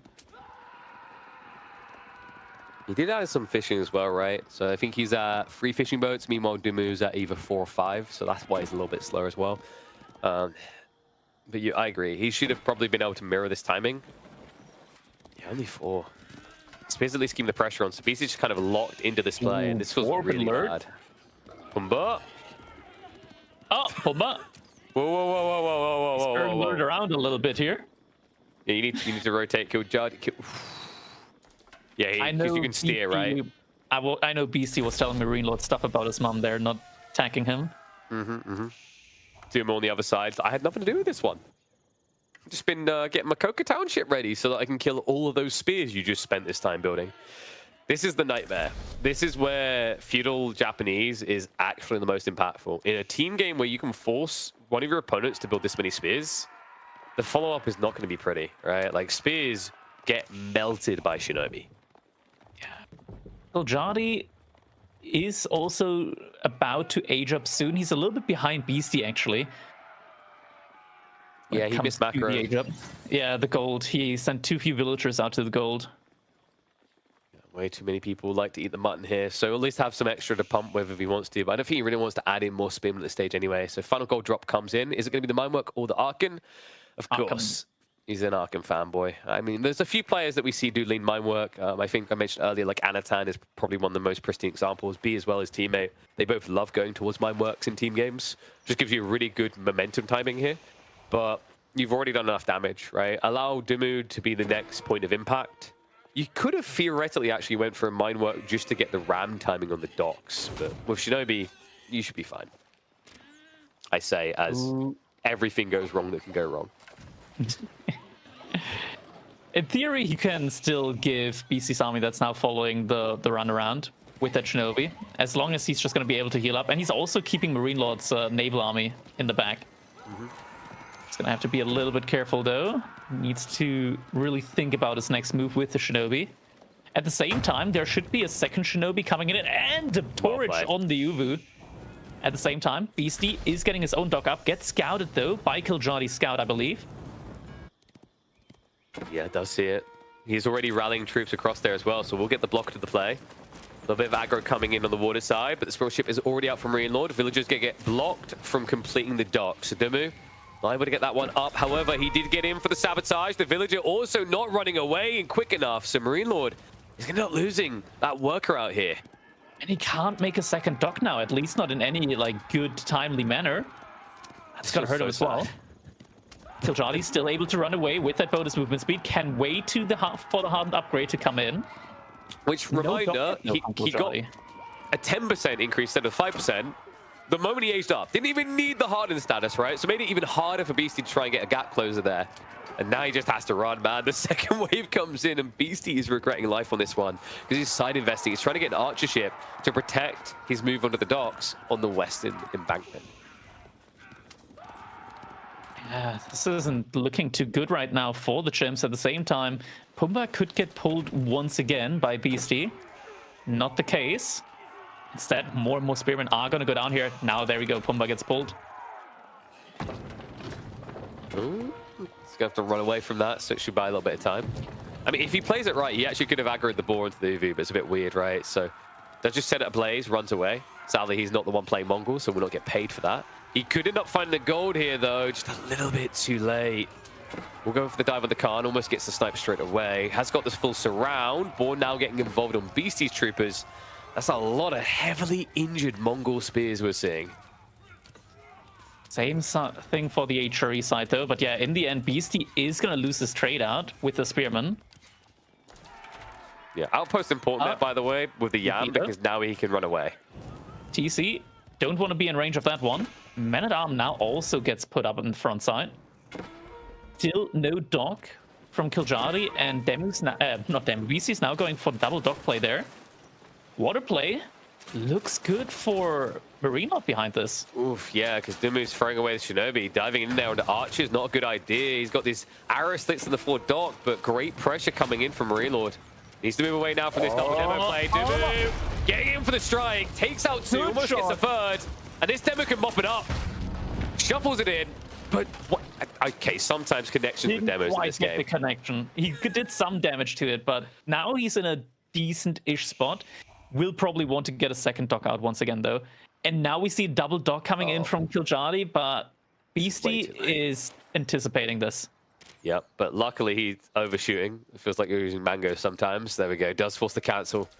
So that means that Kiljardi, I mean, what was he really expecting to happen here, right? When he started adding in men-at-arms, it's kind of obvious your timing's delayed. If you don't see Keshiks coming from Beastie or Archers, you have to be fearing that there's a transition happening. So he's now landlocked. He could try to press on land. The question mark now is whether he can get enough together to rush across the map quick enough. Actually, a couple of Archers and some men-at-arms in the wood line from Marine Lord is pretty annoying, but it looks like the wood line is still completely in range of the TC there, so not something where he can remain. I'm not sure I like the way he backed off there as well, because those men-at-arms, they could have ran into the tree line and just sat there, which would have blocked all wood gathering. Sure, you're not killing units, but what you're doing is giving Dumu a way of winning the east side. Can't really sit there with the Archers, so... No, but with the MAA, right? Just kind of standing there to stop them gathering. Archers are now arriving, so his back line is going to be removed. His front line doesn't want to hang around here anymore, so that is going to be a forced retreat for Kiljardi. Yeah. Kiljardi still making more Archers, more men-at-arms. He's fully committed to that feudal land aggression play now. Onto Marine Lord, which is, in theory, a pretty good play, considering that Marine Lord will want to invest on water.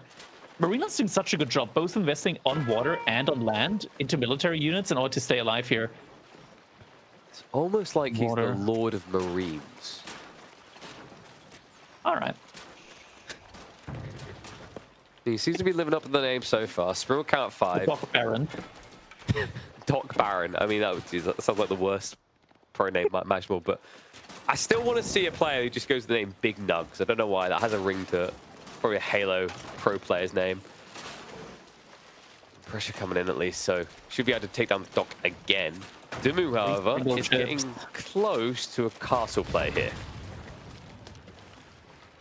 Springle ship count is really, really looking good for Marine Lord. But as you said, yeah, Castle Age is a potential.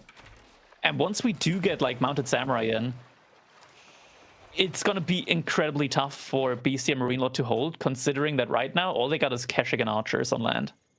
Yeah, and I've seen the Keshik versus Mounted Samurai type matchups in 1v1s. The only way you ever hold on is if you're trading, so you have infinitely more Keshiks out than Mounted Samurai. We're not in a trade game. Raid coming in, a good strike here. Killjadi taking down a few villagers and forcing a hell of a lot of idle time. It's another Imperial official, good value. Might be able to snipe another one. Yes, gets another snipe there on the Imperial officials. Sure, his army is going to get wiped up, but I feel like that this is still worth it at the end for Killjadi. I mean, Killjadi's entire role in this game is just basically to be the And the sacrificial lamb. Shinobi raid. Are you kidding me? Oh Can my even chip god, in for so another much one, right? idle time force. And after all of this damage that they took, Demu is going to be able to age up.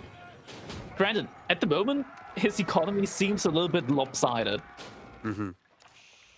Tries to actually he's bait gonna them off lose water. aggro, but that's not going to work. So he will get hunted down, but definitely damage done that matters here, right? Like Marine Lord kind of looked like he was meant to be the player who got to boom up. He never really did. Sure, he was able to get that naval force together, but the crazy part is it's almost like he doesn't know that Dumu is going age 3. Because if you look, his army hasn't moved, despite the fact he has a substantial springled advantage over purple. Look at the disable right before the Keshik was about to come out in 1 second. I might be dead, but so is your production ramping. He's going to come back in 30 seconds. Don't worry about it. Eventually, he'll be there. Move out on the board here with the military units. Gets a nice outpost up there as well. Age up now, finishing up. Demu's going to need a lot of villagers on food next, though. This is one of those games where Archon feels a bit weird, right? Like, if you actually look around Killjadi's Archon and compare it to how much eco he's got, a lot of it isn't now playing there. He's got some farms coming in, so down the line, but he has Deer Gathering to the north side. He has Boar now in the center, right? Like, I do wonder if, especially for what his goal was in this game, if Mind Work would have hit a bit better. Yeah, and Marine Lord knows now with the age up from Demu coming in, they need to go, and they need to go hard. At the same time, Beastie, he's water trading quite a lot at the moment. Yeah, Demu, he's just going to give up on water. It doesn't matter. Like, this was clear that water was going to be given up on. This is an all-in play now. I mean, is it that? I feel like with this many docks, you could have delayed this, kept the food coming in. You don't That's a want to heavy delay loss. it. I don't think you want to delay it. You need military on land. But yeah, water trade is coming in. If there are 2 outposts, or just 1 outpost with Springled emplacement, or just 2 outposts with Archer emplacements, next to that, that's not Marlins, next to that neutral market. Because I was like, I need more gold. If I just pray to the Marlin gods, maybe they'll accept me. So he is trying to still contest the water. Yeah, that doesn't make sense. I mean, to be honest, like even if he didn't want to contest water, Crackety, those boats sat there and died, right? That definitely wasn't part of the plan. Oh man, he's actually getting upgrades now. Like, just make Mounted Samurai and kill. I mean, he has one, second one on the way, but this is slow. Yeah, it's not what I expected here from the play. No, well, yeah, I mean, we need more Mounted Samurai because if your goal was, oh, I'm now going to rush relics, there's so many Keshik here. Right, like you're not going to be able to get those relics. Trade. BC spamming so much trade right now. That is absolutely insane. And he's up the dock. I'm surprised that he's like with this much trader still so heavily onto gold. Look at that. 75 wood, 75 gold, 13 food. I mean, he's so hard on the gold because he's building so many trade ships. That's a little bit insane. And still only 3 Mounted Samurai. I don't like the situation at all right now for Demu. We're going to lose even more there. Yeah, another big loss there. Idle time, course, but no villagers being sniped out. Yeah, but good luck. Keshik's about to get a clean up there. Exactly, 11 veteran Keshik's about to party into that raid force. There was about 12 spearmen, so it might make him hesitate, but now blocker to him shutting down the gathering. Meanwhile, on water, Marine Lord closer to shoving Dumu off. Good hit with the demo on the back there, though. A big wallop of pain coming in, much needed if Ben wants to keep up this water conflict. Behind this, Killjadi also going for the H-up. Still no outpost on the trade. Like, they see this. There's a wall. Are you There's kidding me? a palisade wall. They see that this is... Actually, no, they don't. It's been blocked. They need to realize that water trade is a possibility here. Like, water is just completely uncontested. 2 outposts and 22 traders will just be completely idled out from Beastie. I think the way it happened as well, it's not like he tried to wall into a dock. It's just that he died, or rather was denied by an archer trying to build it, right? Yeah. So I don't think he's ever going to realize it's there. That's devastating. I've seen so many games where water trade on this map has just been shut down, and it's been absolutely instrumental for the team that was water trading, and suddenly just getting shut off these resources just brings so much pain. And now it's so many Kashyyyks though. And what were we saying? BC had one of the worst spawns we've seen, but we forgot the trade post can't spawn badly. Oh, but at the same time, big spearman army from Killjadi here, enough to take down the outposts. I don't think there's a sprawled outpost either, so they won't even get some return fire that really matters. Meanwhile, Clash coming in, but that is underneath a Kurultai, so yeah, correctly so. BC says, fine, have at it. Armor Arrow gets upgraded, or upgraded rather.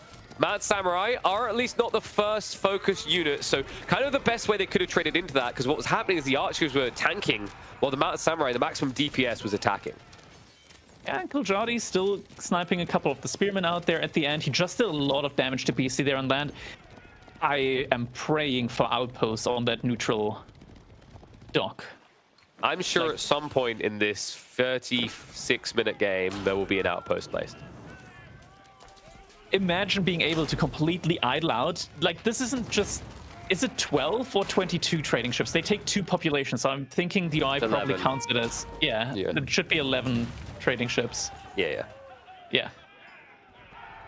Still, there's 11 trade ships that are generating a lot of income, right? It's over 150 each way. Gotta see it now. Oh my god. Killjadi? Killjadi? Your crossbows? Wait, I still don't think he sees it. I can't believe this. He's like 1 tile off of having vision onto it. Yeah, look at the crossbows positioning. Villagers, though, he is going to snipe those villagers. They're out of position there on the sacred side. He must know it. He's being attacked. He should definitely know it now. I can't believe that is so important. I think he's distracted by the villagers that he's chasing. The thing is, without the water from Beastie, Demo and Killjadi would be so far ahead economically, but right now, they're just not. They're just not. It's just the best way to put it. Well, like, think about it here. Like, Marinelord may be winning the water on the east side, but that doesn't matter. That actually does not matter, because as soon as you lose that trade on the west, Dimu can just focus on land, right? He's building an advantage on land. He has 13 Mount Samurai now. Meanwhile, look at Marinelord's grand army of 15 infantry that will definitely not hold up against that. Yeah. And now BC is going to start diving onto the economy from Killjadi. Water down on the docks here, just trying to get one of those. Fully armored up units. Killjadi's going to have to run. With Magadai as well. If he finds that tree line, if he finds those workers, it's going to be an absolute massacre. And he's diving in right now. Wallow's coming out, but good luck with that. And both of the villagers are now completely unguarded. Killjadi, so aggressive that he's wearing his heart on his sleeve. He has nothing at home to hold this back. Yeah, not just that. Now Beastie can also dive onto the economy from Demu. Mangadai pick off any villagers that don't get picked off immediately from the Kashyyyks. And check the timing on this as well, because Demu has to choose now. Do I lose my land eco or do I lose my fleet? You can't micro both, right? Both. Like, I mean, I know he's a former StarCraft player, but even then, this strains you, because check this. Moving in, Demo's deny on the docks. Funnily enough, the Kashyyyks do not dive onto that tree line. By some miracle, Demu evades death there. Oh, the army from Beastie doing so much damage behind us, though, at the moment. Beastie, granted, with all the water trade that's going on, still doesn't have a lot of gold in the bank, but that's also because he's just mostly reinvesting everything into Kashyyyks. Ships here from Demu not really firing at the same time. Marinelord still in feudal age, can age up now, though. I'm just watching that minimap there. Killjadi, I mean, he's out of his base, and there's a second wave from Beastie coming. This is the issue. You pull your whole army to defend your ally. Who defends you at home? Wait, did he get the wall up? Did he actually complete the wall? Because I'm wondering why the Magadai wouldn't just go north. No, he did not. No. So BC just really, really hates that tower right now. Couple of fishing ships getting killed by a single demo ship there. Spearman. Gonna get one of the mounted samurai off there. So unharassed eco, that's the important detail. The idle time, the hits that they've taken on the north side team. RCN are in a bit of a pickle here because although they do have a lot of mounted samurai, by a lot I mean only 13, what they don't have is any economical damage. Even the easy ones like those that involve outposts. Yeah, this is rough. This is rough. Like, being able to shut down 26 economy population with one outpost, potentially even. This Crotai as well This going to feels make matters so worse. rough. Yeah, and now the army is just going to collapse. 153 to 80 military. Attack speed hour activated. Everything just coming together here. That Crotai buff enough to just give them the brute force Villagers. through. I don't know where the hell they're going. Valhalla, I guess. They thought they could join the army for a second. This Archer blob is simply too big, and the hopes of Dumu and Killjoy. Oh my god, this is just painful to watch. I mean, at this point, you have to be like, where the hell has he got this much gold? If it wasn't obvious by now, it will be. Yeah. Man, to feel the fact that this game could have been a completely different one if there was simply one or two outposts securing that neutral trade post there is absolutely insane. My god. Yeah, now Marine Lord, he's done such an incredible job as well with the timing. I really feel like this could have been really different as well if Demu just accepted the loss of water on the right-hand side and just flooded in Mounted Samurai against Beastie. I could have destroyed his land economy there. Maybe get into like a checkmate position, but instead the refocus on water, I feel like that just kind of stretched him too thin there. I think it would definitely put them on the clock, but it would have given them a timing attack, right? Because you would have been double land versus double water, but there is a window of opportunity for sure, a small one. And you know how it is, players, usually, especially when they're in very highly skilled matchups that are similarly like matched, they do like to take maybe a safer role than the all-in. There are a few players that are acceptance to that rule, but the majority still play that way. And I think that safety net they were looking for may have just cost them any chance of scrambling back into this. I mean, BC's trade is definitely just giving him a second win on life that we could never have envisioned before the 10-minute mark. Yeah. It's kind of crazy. Kind of crazy. And then all the fishing ships behind that as well. You look at BC's economy, 44 on food, 30 on gold, 12 on wood, not to count an additional 24 population worth of traders. I believe. Idled for a little. Is there an outpost? There's a key! There you go. The biggest kind of outpost. It's too late though. But wait, Roughly now we just no. But it's okay. We can still fix this. Now we just use that dock that's basically next to Killjadi's base and trade to our neutral trade post. Yeah, that's an option now. Not as good as an trade, but you know. I'm sad. We'll take it. I'm sad, KP. Beastie's on 4,000 food in the bank. He's banking up enough food for the next game. Might want to like give a little bit over to Marine Lord, but it's not needed. Demu calls, GG. Killjadi follows, and now we're in an even series. Your brain has to be scrambled on that one. I mean, honestly, that game, they definitely knew about the trade towards the end, but they got to be wondering, like, do we go back and check when it began? Because when did we really feel it? I mean, sure, there was pressure, but it almost felt like it was a one punch and then done attempt by Beastie, but we knew the truth, right? He was hauling ass on that gold and booming like crazy to sustain himself. Great plays out of a sticky situation by both Marine Lord and Beastie to get them a point on the board and shake Demu and Killjadi off their game. We got to see that economy count now. There we go. It just suddenly, Beastie was like, and now I go up. And the graph followed. What's that? There's an option to trade. Oh, what? Killjadi still hasn't gone. I mean, that was the crazy thing. Like, the difference is if Killjadi hadn't added those men-at-arms and instead gone for a dock, completely different game, right? Because then he has a way of countering and turning into like a limbo effect while Beastie's still exposed on land. And yes, those men-at-arms eventually had value, right? When they raided Marine Lord's base. But that was like 2.5, 3 minutes later. Right. There we go. That's the graph I want to see. Resources gathered. One of the new graphs that we got. Yeah. That's a good one. So we have got Mount Everest climbers coming in the yellow. Everyone else was climbing the local hill in the neighborhood. Yeah, Beastie. I mean, who would have thought at the start of that game we thought Marine Lord was going to be the one like carrying the greed torch, but he found his way, and it means that we get deeper into this series. Question mark now is, where do we go next? Which map is gonna be next here? Man, this is honestly, looking at it at the beginning, you mentioned it earlier, like Killjadi and Demu, definitely the underdog seed-wise. Skill-wise, I also imagine them to be the underdog, but so far they really, really put up a fight. I think if it legitimately weren't for that water trade, just the outpost there on the neutral dock denying it, I legitimately didn't see a way the chimps could have come back there. Great play from Beastie to go for that water trade, and it worked out tremendously well for them here. Now, next up, though, it's going to be Boldland, and I feel like this might be a little bit of wind in the back for Demu due to the name of the map. And we're going to be seeing French and Roos, a double Knight Civ against Abbasid HRE. Pretty much a double infantry Civ now. Yeah, but one that gets the Camelanese, right? Which makes it a bit tricky. So if you want to play like double Knights, it's also marching drills. I quite like Chimp's combo against this, right? They don't have to come out straight away. They hunker down a bit, but you get speedy spears with Camelanese. All of a sudden, being a massive Knights feels actually quite feasible. And you'll probably see a Bastards open for 2cc anyway, which is going to basically light a fuse under RCN's arse to move fast. Disappointed, though, on a map called Boldland, we didn't even get an attempt to pick Shuji. You say hunker down, but this is especially hard on a map like Boldland. Most of the wood is outside of your base. Playing HRE on this map, you're not going to get any really, like, good Archons in. You're not going to be able to, like, get 50 trees inside of your Archon range and be able to inspire that for a long time. You're gonna get like 30 trees in. Unless you're Puppy Poor and Wham, who build their Archons in the middle of the map, right? Like that.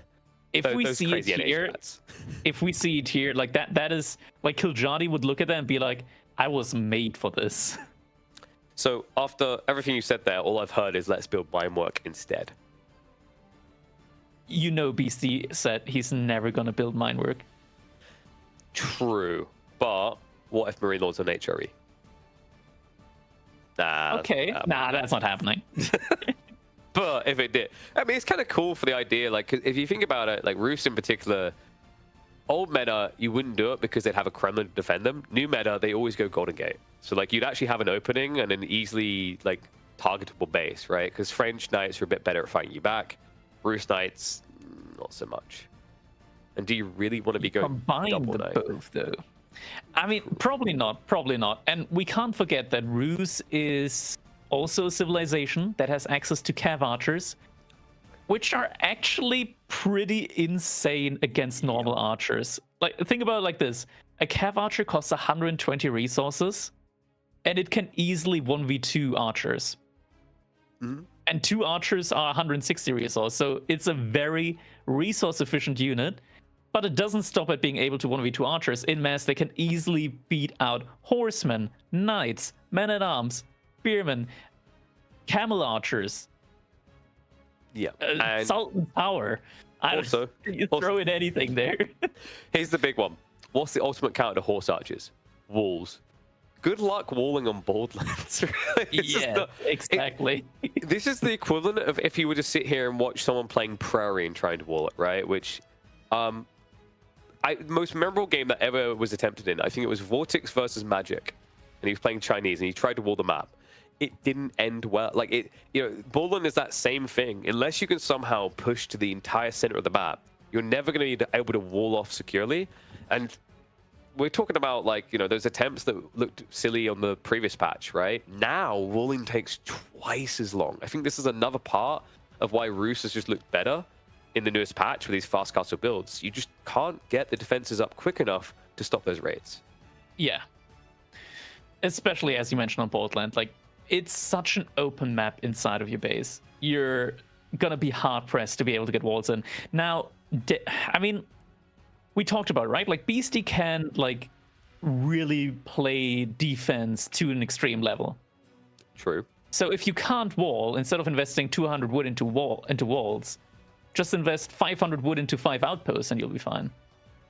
And then you just hear Marine Lord across the mic going, "Help me, you idiot, what are you doing?"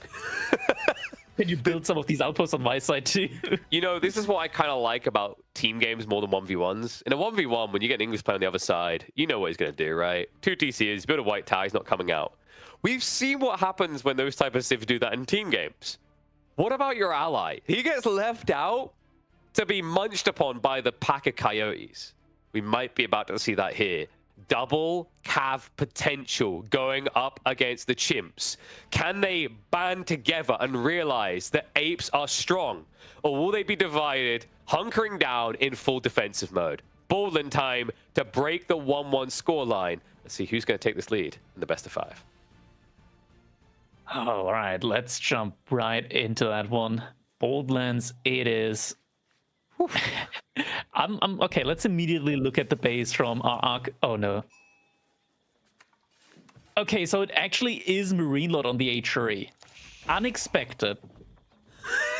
Unexpected. I immediately looked over at yellow and was like, oh, double woodline forward. Wait a second, yellow isn't HRE.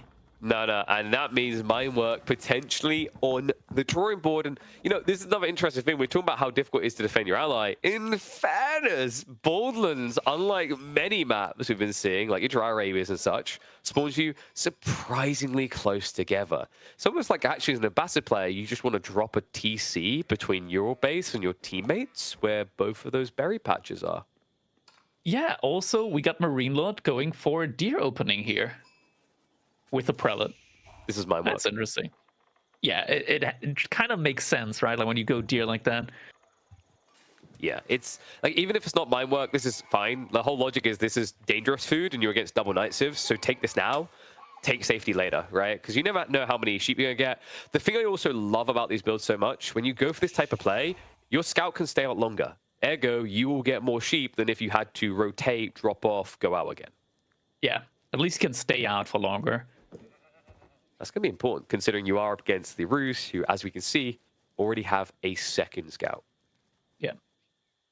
Demu playing as the Rus, Kiljardi playing as the French.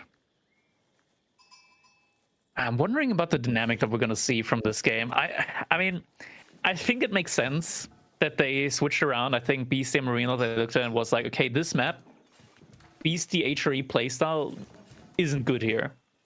Maybe best to just have BC go as the Abbasid, but we see his playstyle shine through. It's not going to be a military wing on this open map. It's going to be the economic wing, and we're going to see villagers moving out to stone following this up as well. And is it going to be an Archon? It is going to be an Archon. It's a far away Archon, though. This Archon, I mean, he can send the sheep over. There we go. Sheep are being sent over to the Archon. But this also means that you're going to be gathering almost outside of your TC range. Like, it's going to take a while for you to send villagers to the TC to garrison. Yeah. It's not you're not ideal. going to be rushing wheelbarrow, because, like, you know, usually you don't with these builds. I mean, he's got the mill. Like, if you click on the TC, you'll see the range indicator of how it can protect. Yeah, that's not an Archon, that's a Farkin. Yeah. Like, imagine, like, the units come in, and you're like, okay, I need TC damage now. Villagers have to move like for 10 seconds until the TC damage is actually ramping up with villagers garrison inside. Yeah, the Lemmings line going back could also die very easily against things like French Knights in the meantime, so he probably will need to prioritize the wheelbarrow early. The reason why we're getting Eco Wing isn't necessarily because BC's thinking free TC. The more important thing is because it's double Night Civ, you want to have a very aggressive timing so that this TC goes down, right? If you go for military wing, like, really? What is 2 Dark Age Spears going to do against 2 Knights? That's what he's worried about. But we have something interesting out of Demu. He didn't go for the expected. No greed, no Golden Gate. He actually went for the Kremlin. That's an interesting one. Now, Kremlin is actually also really good on these open maps. We can switch over to the Fog of War perspective, maybe from Demu, so we can see just how much he's going to see once that building goes up. He sees a good bit. There is a slight unfortunate line of shadow, but that's going to disappear as soon as that wood line goes away on his left side. And then he's going to pretty much see from this point to the edge of the map.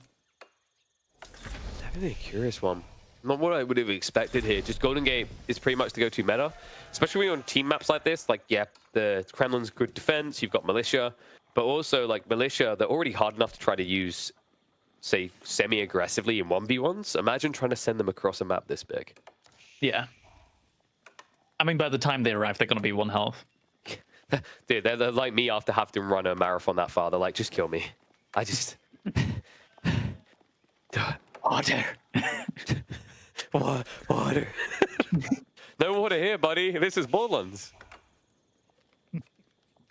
Walls coming up though, so Marine Lord is going to remove those options. Now remember, these walls take so much longer to build, and on a Civ displaying 1 TC, it's going to hurt. It especially hurts HRE because for them, it's 1.4 less villagers working, each one that has to go do this. Yeah, Scout's going over there as well for Marine Lord, so he should be able to see that knight moving towards that. I don't think he does. Maybe.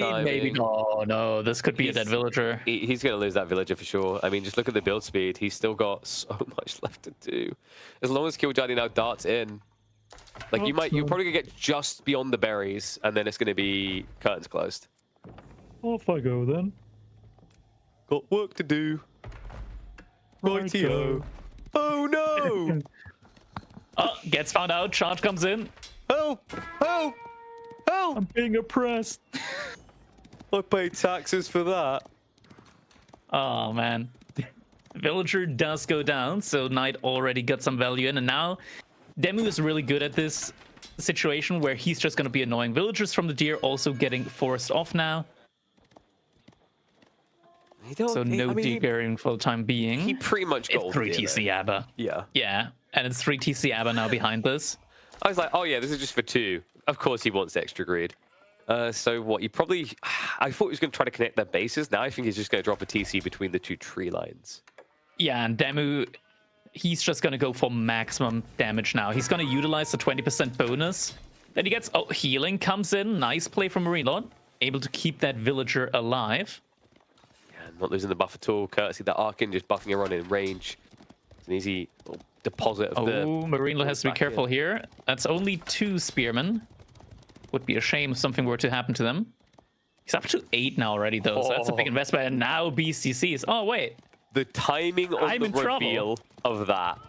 He found it before it really even began. This is like the Ralph Wiggums meme right now. I'm in danger. Only the bus needs to be twice as long because we're on a 2v2 map. Yeah, it's going to take a little bit for them to get over, but I mean, this is still going to be very good. Like, overall, you just get so much wood as the Rusin. You have such an insane, stable economy. I mean, I still would have preferred the Golden Gate. Yeah. I think it gives you a little bit more of a rush timing at certain points, right? Like, if you think about it, what's Kremlin really doing for you? Kremlin is saving you 175 wood. That's really, in this game, for the first 15 minutes or so, that is basically it. Yeah. Then, later on, you know, they're talking like 3 TC Abbasids, you're talking HRE Eco. By the time they're actually coming to your base, the army's so big, a Kremlin shouldn't really be saving you from mass horsemen or knights. Yeah. Up to 8 archers now. Do you think maybe he was expecting... no, I was about to say expecting some sort of mind work aggro play, but I don't really know how you're meant to pull that off against Roos French. The issue is we got a full army composition with the armored units, with the archers as well. Like, this is going to be pretty tough for BC and Marine Lord to hold here. Might need to see a Burgrave play, potentially. Oh, Knight's getting in. I thought Beastie might try for this, but he didn't even wall the front side, right? Even though he could have pulled the villagers from the 2 TCs. Spears are now arriving, but the move with the reveal of the archers means that Marine Lord can't defend this area for Beastie. Yeah.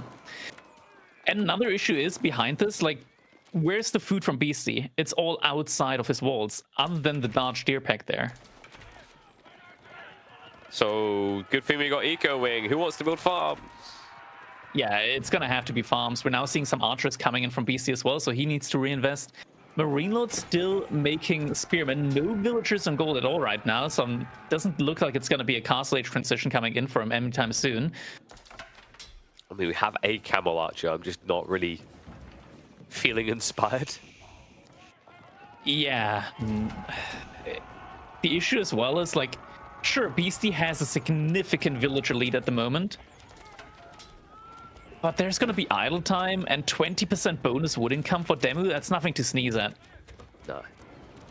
Only one ram, though. Well, you should have more coming. I mean, there's another benefit of all that wood. The problem, though, is it is a lot of spears. It kind of feels like, doing these additional archers here to really keep pushing this. I mean, Marine Lord has plenty of food to work with to just basically dump a dozen spearmen a minute at this rate. It's kind of crazy. Yeah, you need a ton of archers here in order to go through this. Like with the knights forward as well, like you can body block, well, not body block, but like tank at least the archer fire. I don't think the clown car is the play there. I think you need the knights to at least tank up the archer fire. This is questionable, but maybe. The poke. Archers are going to start getting in range of those spears, so he's just trying to bait him. I mean, it kind of makes sense, right? I guess only melee units here. By the time they're close enough and you ungarrison, you'll get some shots out, but villagers being pulled. Knights are now going to dive in. Rams have to shuffle back here. The pinch does come in, so a few of the knights stuck on the spot. The spears are able to commit onto the Rams. They'll take them out straight away, so no pressure now onto the TC. A wasted effort for Dimmu and Killjadi. Yeah, this is an issue. When you have just such a big blob of units, you can easily just sacrifice some units in order to get the Rams down, and Killjadi actually lost 2 knights for that. So at the end of the day, definitely not a worthwhile push. You need more Rams. At the same time, military count is still even between these players. So you can't help but feel like you might be on a timing here. Are there already farms coming in for BC at this point in time, I wonder? No, I think he's been playing to the back east corner, but he might be forced too soon, right? Either that, you need to sneak out. But I think they're already watching. Like, you can see Killjadi's actually got a unit on the south side wall, just looking for an attempt to get out of the base. Knights, in the meantime, are going to get inside. I think also the other thing you got to respect here, right? Like, free Rams typically feel better for secondary TCs, but more than that, it's also you're against HRE spears. So you don't have as much time to react to the play as you would against a standard spear defense. Yeah. Villagers being found out there. Nightfall moment, just running around, trying to get information for the most part, I'm guessing here. You can't run scouts past the TC. Knights are armored though, so you're actually able to run them past the TC. Good micro there from Marine Lord. Should be able to pick off a knight. Does do so. I think you need like 4 Rams in order to get through this TC. And we're seeing 5 Rams. All right. Yeah, sure. Let me raise you. I mean, we've all been there before. We get the measurement wrong on the first attempt. Then we think it's right in the second attempt. And then we have to come for a third. This feels correct. Yeah, this will definitely break. Behind this, though, Beastie on 73 villagers, 30 economy ahead of Dimmu and Killjadi. It's a lot of income. Now a market that gets dropped as well, so Beastie going to be able to even out his economy a little bit, like slight imbalances that are coming in at this point in time. Now the mass Rams, though, Killjadi really needs to frontline this against the TC, I feel like. You don't want to lose archers to the TC here. No, especially when you can see archers now being bolstered up by Beastie. Rams in though, and this is definitely going to be able to break its face. So they will have to shuffle away. They've already built enough value out of this. Even if they lose both the TCs, this is Beastie's time to shine when it comes to scaling military. This is what Marine Lord has been defending him for the last 10 minutes for. Old Exodus is going to be rough, though. I guess that's what the market is going to have to be for at the end of the day. Rams are a good meat shield here against the Spearmen. Spearmen all just A-moved onto the Rams, but they're going to take a while in order to burn them down. That's going to give the Archers a ton of time. The other thing is if they're attacking the Rams, they can't brace. So, like, you're seeing Killjadi, he's trying to just edge in so that he can get that charge off without ending up stun locked here.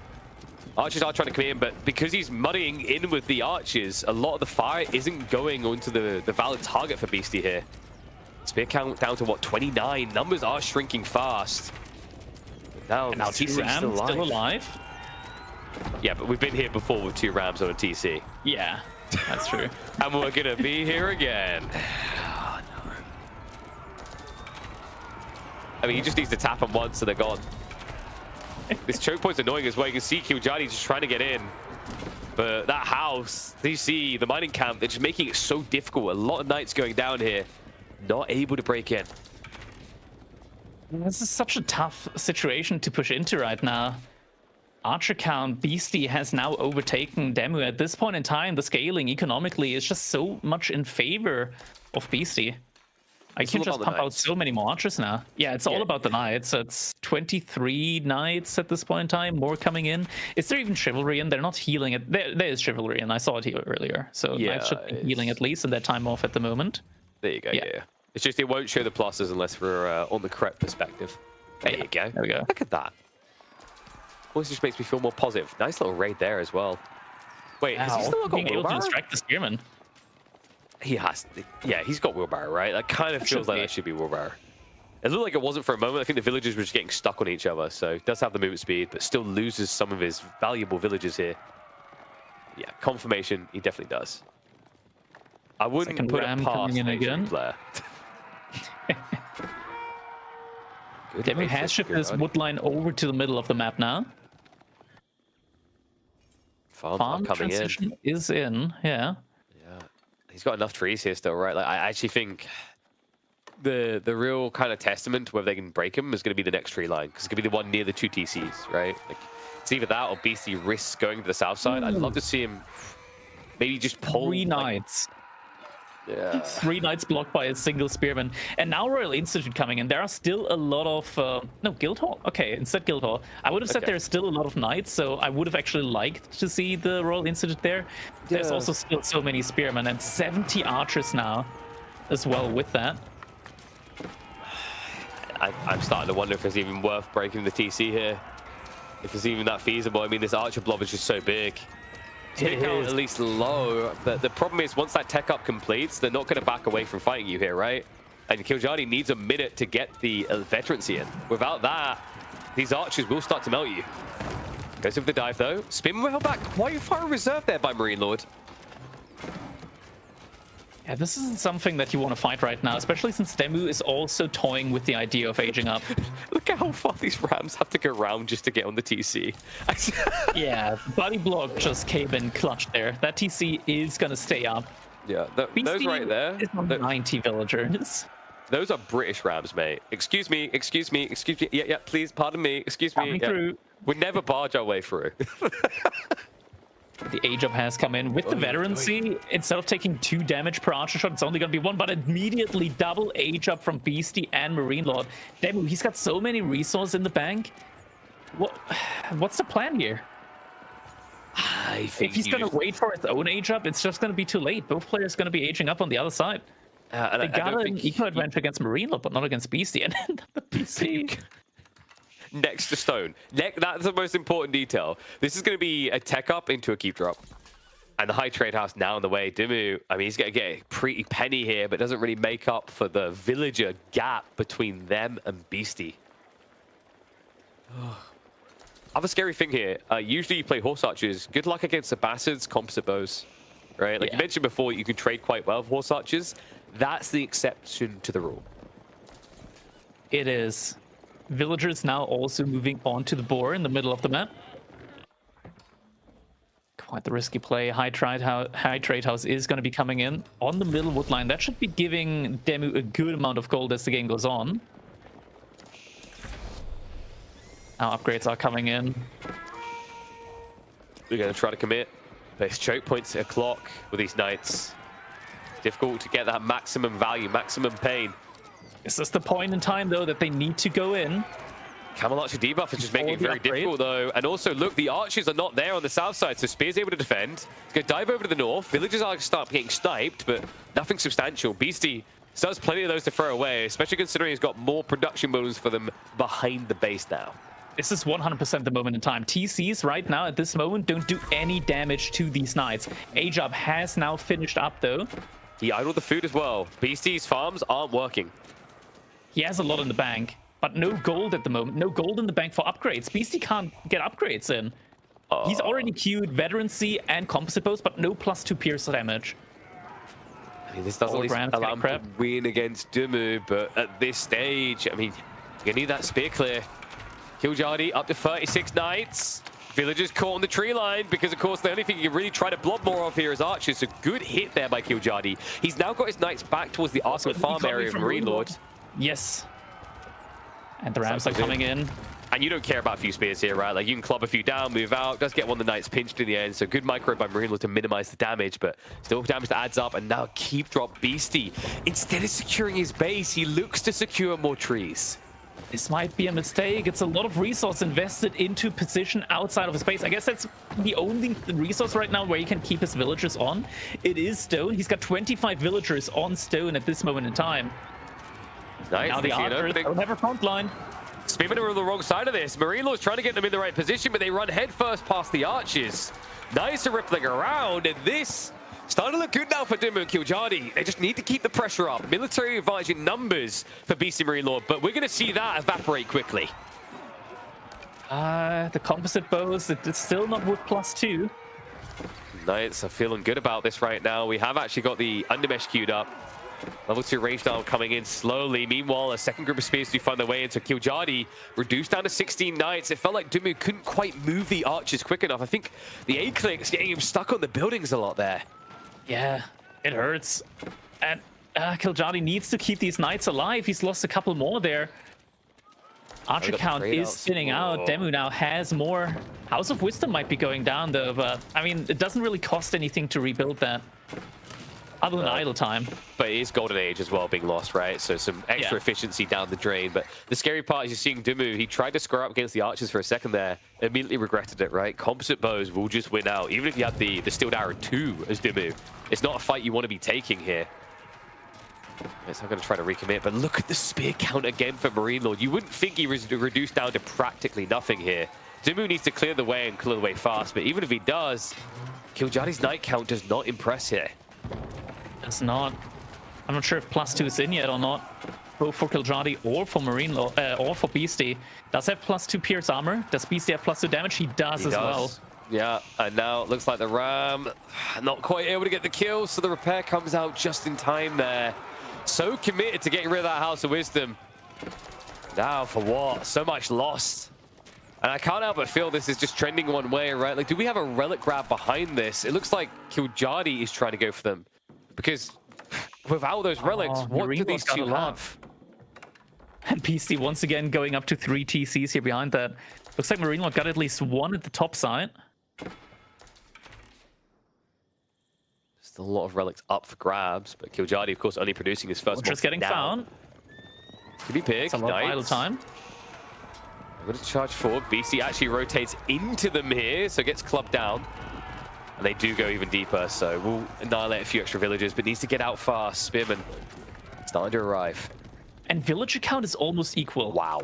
Has to be said here. And this is also, by the way, really important to emphasize, there's no secondary TCs from pink or purple. Right? This is just them brute forcing down the lead that have been built by the other team. Farm transition behind a keep there. We got 5 Mangonels out right now for Dimmu. If he just goes into... I want to say trebuchets, but I see the Ram getting queued up.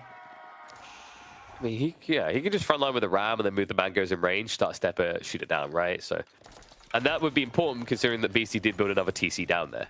I mean, you're a bastard. You always have to be free TC, right? And yes, your arms are shorter than ours, but not entirely true. Reaching through the wall. Spears are going to arrive in time, so well played. Beastie finding a teensy tiny little cliffside to chill out on. Able to keep the villagers alive. 2 Rams could be enough. I mean, that's also the farm transition for Beastie there next to the keep.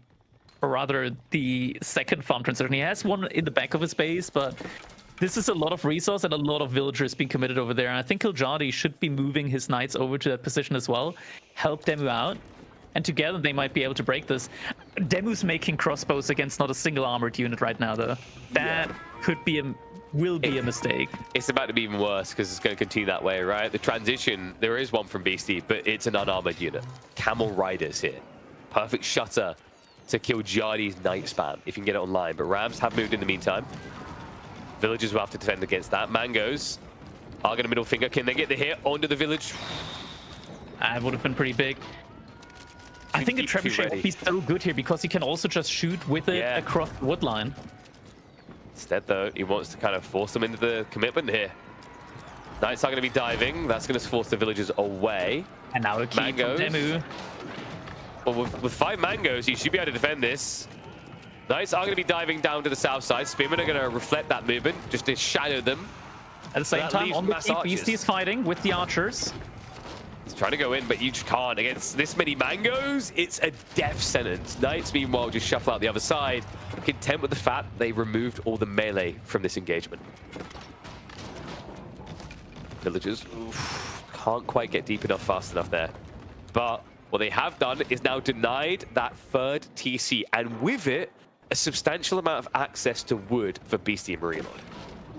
They are still moving out to the top side, but Kiljardi every now and then is moving his knights over there. At the same time, Kiljardi's kind of like luring the spearmen into valuable economic areas. Namely on the high trade house and into the wood line of Demu. He's like, hey, let me show you our side of the map. This is like MTV show me your mansion type shows right now. Look at these knights. Look at this instead. Don't look at the cocaine Check under the this side bed. Have you seen this high trade house? It's worth more. What was the number on that in the end, actually? I imagine it was like probably 2. Is he just gonna burn that down with spearmen? I think he's just 230. Okay, he's just gonna burn that down with spears. And Red no Palace, though, lukewarm where oil. is that going up? Next to the other gold. In the center, yeah. He needs to distract a little bit here, though. Yeah, villagers are gonna get ready to repair. Knights are arriving. We've got a keep drop now coming in from Beastie. Everyone is just envious of each other's castles. This has turned into a measuring contest right now. He's gonna get him access to the gold, so moves in. Only there was boiling oil in. Yeah, but we don't have boiling oil in Age of Empires 4. We have lukewarm oil, you know? Oh yeah. It's very good for the complexion. They actually made it slightly hotter than lukewarm oil at one point. True. Truest. I better wait 5 seconds before getting in. Behind us, Beastie is banking up resource. 42 villagers on gold. He wants to also age up to Imperial Age. Still somehow manages to keep an eco lead. Palace of Swabia also for Marine Lord. And now the Age of for Beastie. Trade Wing coming in. Wait. You're allowed to trade with the teammates in this. I just want to double check because we have had tournaments before and I forgot if we've done it with this one. Yeah, okay. Well, he's going to need his bro to set someone up in the corner. Important to remember that because there is no neutral trade post on Boardland. Important to remember as well that in a recent patch, trading to teammates has been nerfed by an additional 10%. I should nerf by an additional 30. I've watched a lot of team games, trust me on this. It's already been nerfed in comparison to like, wasn't it a difference of like 30% compared to neutral trade posts? What was it 10% before? I think it was 20 or 30%. I think it was maybe 20, so the difference is 30, right? But as a man who has watched way too many 3v3, 4v4 pro games, it's still not bad enough. 2v2s though, maybe it's a bit more sane. Mangoes, like that's insane. Needs to age up to Imperial Age. If he's able to get precision like the double crossbars on the mangonels, this army is gonna be straight up deadly. He's halfway there. In the meantime, he's gonna start sieging into the keep. Mango count for BC, not really good enough to contest right now. Look at this, guys. Mango's doing what they're meant to. Hurling rocks at buildings, quite effective. Maybe hurl rocks at some villages while you're at it. Eyebrows, eyebrows. He's going to shuffle away, so castle goes down. And if we check north side, it's not going to look pretty for Beastie because there's a lot up there that they need to protect. He's got his farm, he's got a tree line, and then of course Marine Lord happens to have a landmark up here. How beneficial! We thought we'd have to run across the whole map to kill your economy. Instead, we just have to shuffle north. Beastie's doing the summoning dance for more mangoes. BC just had 2.4k gold. Now it's down to 180. I'm guessing I know which upgrade. Yeah. There's probably a certain mangonel upgrade on its way for him right now. It's not. Really? He imagined making 6 mangonels and then got going for the upgrade. They're going in for the trade. Mangoes. Okay, that was a bit underwhelming. I thought he's actually going to get more. It looked like Demu wasn't reacting quick enough at first. It's ridiculous, though. It's actually going to be the Age 4 siege coming from Killjoy. He has added in a cannon. Demu is getting in as well. Closer to that Age 4 potential. Knights rushing through in the meantime. And where's the front line right now? There's only 28 spears. There's really not enough here to hold these boys back. Maybe not enough knights as well. Only 16 knights remaining. Might have been a little bit too overzealous there. Camelani's also actually doing a lot of work there, just from the edge of range, slowing down the kill. It's going to keep pushing them back. We have got cannon placements, Spearman placements joining in here. The Mango's really hating spears. Really hating spears. Jesus Christ, I'm surprised they backed away. It was a tempting morsel. Didn't want to nibble down on it though, and Demu finally now ready for Age 4. Which one is it gonna be, Spasskaya or High Armory? It is gonna be the High Armory. I wonder, with 14 mangonels, might he want a discount in the future? Marine Lords and BC's economy is all on that one side, on that wood line. Raid still coming in behind that. I feel like we've looked at that exact spot many times this game, and it's always 4 knights. The man's consistent, and always consistently finding hits. Mangoes, now finding hits onto Marine Lords villages. I think we have adjustable crossbar still. It's a big deal I here. don't think so. It would have been his way of fighting back into this. Meanwhile, Knights now shuffling into the tree line economy as well. Equally, not really going to be building anymore. It's going to start to flatline a little here. There aren't that many archers in for Demu at the moment, but there's still a ton of spearmen. Only crossbows currently. And mangonels. Incinerar is also now on the way, so those crossbows are about to get mighty spooky. Meanwhile, these knights continue to trade through. Even if they don't kill the villagers, the idle time alone here. It's quite worthwhile behind this. I mean, Kiljardi as well. He's got so many keeps up. He's getting a lot of heavily discounted knights out. Cannon has to be careful though. Cannon. I'll win this fight. I'm a real cannon. He's getting pulled back. And the heal comes in just in time. That goes. Demu's backed off entirely, which is surprising here. He's saving for adjustable crossbars. Look at Zico. Yeah, he needs it. If he gets it, then that is going to be incredibly tough to come back from. Triple Cauldrons, though. Oof. They're going to be able to deal with that keep. Wow, he actually opts for the elite tech on the crossbows first. I mean, I don't like that. like, he has more military pop into mangoes than he does into crossbows right now. Yes. But hear me out. These crossbows are going to get more health. They're a better front line. There we go. We figured it out. He's still making so many mangonels, so at this point in time, like, he really needs that upgrade. That is the... There we go. I think he just clicked it. Man, you can tell Demu's getting flashbacks to the prime days of siege tanks in StarCraft. Like, he's I'm home, finally, after all these years. The meta in AoE 4 has reached it. Both BC and Marine Lord at 111 villagers. Feels a bit big. Then again, Kiljardi, I mean, he's throwing away so many knights to try and keep their eco down at this stage. Just look at how small his overall military force is. I'm sad that we don't have, like, villager killed stat in improved observer UI. It's probably a lot. Yeah, it's because the community has to do these improved observer UIs. Capture Age maybe in like 2026. We'll get an official team UI, maybe. Instead, we'd have to wait until the end of the game. Surely. But Kraken, they're moving over to the other side. What we do get this UI, mate, is we get to see the bounty. We do. That's a lot of it. 13 Looks crazy nowadays. Trade. It's gonna get found. I mean, there are a good couple of knights there. I was kind of wondering if Kiljardi was going to do trade himself, actually. But he's just happy to go gold vein to gold vein in this game like a vampire. Oh, just kill the market. You disrupt the entire trade if you just kill the market as well. He's going to have to go all the way up there. There we go. Mango's now ready. Upgrade isn't in. It's coming in now. 8 seconds. Just in time. Mangoes. Ooh, no, the damage was spread. No, it's still big. It's still big damage that came in. Not and big now they enough. know. Now they know, okay, this might be dangerous. 20 mangonels. That is more mangoes than you'll find in an Asian supermarket. Bloody hell.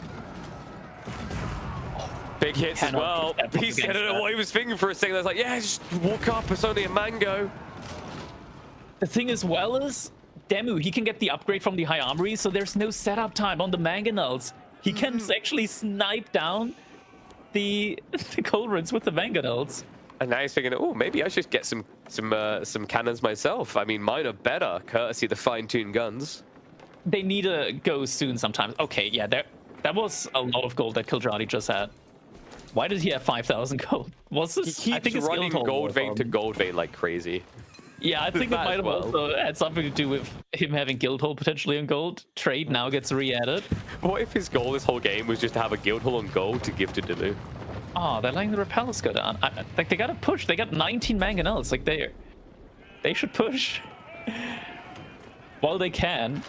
We're up to 20 camel archers for some reason, but I guess, like, the camel archers are really good at a moment in time where there aren't really any walls up at the moment for Killjoy and them. At the same time, though, there's pretty much, like, heaps and outposts everywhere.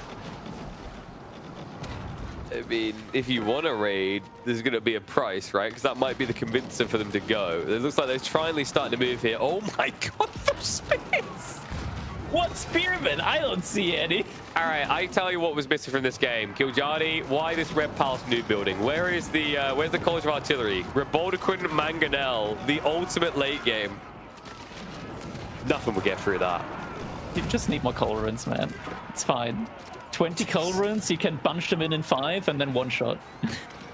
Good idea. Let's just make a whole army Culverins, and there's nothing to worry about. It's not like someone is building heavy knights here. Wait a second. No, that doesn't work, because as we know, if you build enough siege, you just win, right, Crackety? There's no counter anymore. Yeah. That's definitely how the games go. Someone builds like 50 mangoes, and then the person just resigns and makes a Reddit thread about it. Yeah. Well, I mean, the funny thing is actually from a reaching standpoint, Camel Riders would probably make the most sense for Beastie. Very tanky, gets in, has an opportunity to chop down a bunch of these, and also would counter the Knights at the same time. Yeah. They need to get in here at some point. Like, I still feel like Demu and Killjoy, long-term, don't want to play this out. I don't know. 20 mangoes deep, I'm pretty content with life, you know? I still think you should use them while you can. I'm just like, Alexa, play Beethoven's greatest hits. I've got a few hours to burn here. Not gonna be a quick kill, but I'm gonna kill them. Rams now coming out with the Wandering Towns. That will give them the quick blitz on the north side where they've got all their farms set up. And I am not exaggerating when I say all. There's only, like, what? The Archon and a small farm cluster elsewhere. Yeah. Fight might be coming in here. Knights are in position. A little bit discombobulated here. Oh my god, they're just going deep for it. Reload, ready to unload. Mangoes need to defend themselves. Demu has got the bombards of his own as well. Strauss to the north side, we had to hold there, but the horsemen are wrapping in through the south. A few of the mangoes are going to get lost here. Spear count on the front line, not looking just a couple of horsemen. North side is still decent for Demu here, but the south side starting to fail a little. The Camel Archers are reaching in. They were disrupted by just a couple of horsemen. Oh my god, he's down to just 9 mangoes. Half the count already removed here. They've broken him. That's it. They're doing it. They can't pwn. No way. They're actually doing it. Hold your keyboards. Unplug them, Reddit warriors. The rants are not leaded. Mangoes are counterable. The lack of micro there. The archers didn't get focused from the looks of it. And it worked out. I mean, that's actually so sad. That fight happening there and the mangoes just A moving. We've seen it a couple of times, just the A move. Not focusing the right units there. It's also just like, you know, I'm looking at the state of Killjoy's eco. Like 120, it's felt like back and forth. We just haven't really seen him at full military might, which is crazy to think with that many villages, right? Just unable to have it. Yeah. And, you know, there were raids earlier, but there really haven't been that many raids since, right? He's just been posturing that giant mango force and yet still unable to really have that big impact he was looking for. Now, how do you really rebuild? Like, that's why the mangoes should have been used earlier. They kind of gave him too much time to rebuild up a big army and then be in a position to take a fight. No, I don't think there is going to be enough time. I mean, Dimu's like, hold my beer, I've got more mangoes coming, but with what gold? I'm looking at the map and I'm not seeing many options. Gold remaining. Yeah, they might need to trade. I mean, BC scouting for trade as well with this military force. No. There is a slight trade about to happen sometime soon. It's not a very good trade though. I'm going to turn my nose up at that one because that is ugly, right? That's going to not be full distance. On top of that, you're up against a Basset trade, which will be notably better. Yeah. I don't think he's got all the trade wing text though, judging by that number.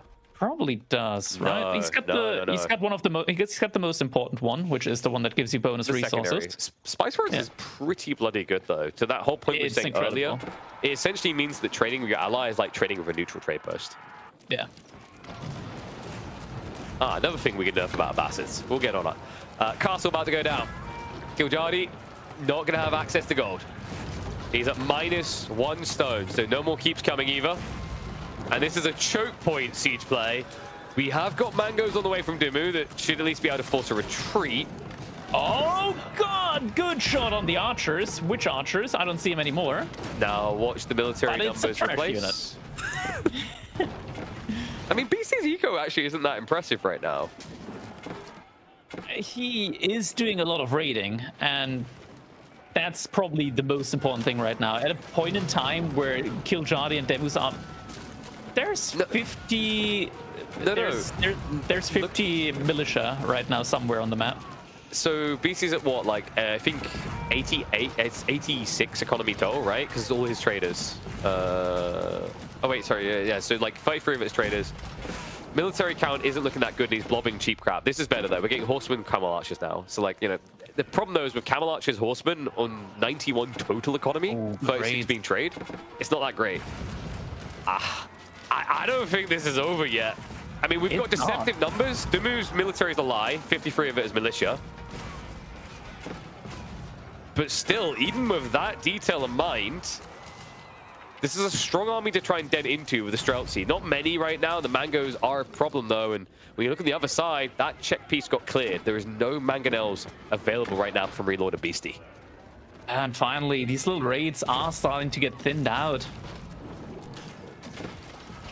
Demo and Kiljardi still have a decent economy, and now Outposts going up next to the trade.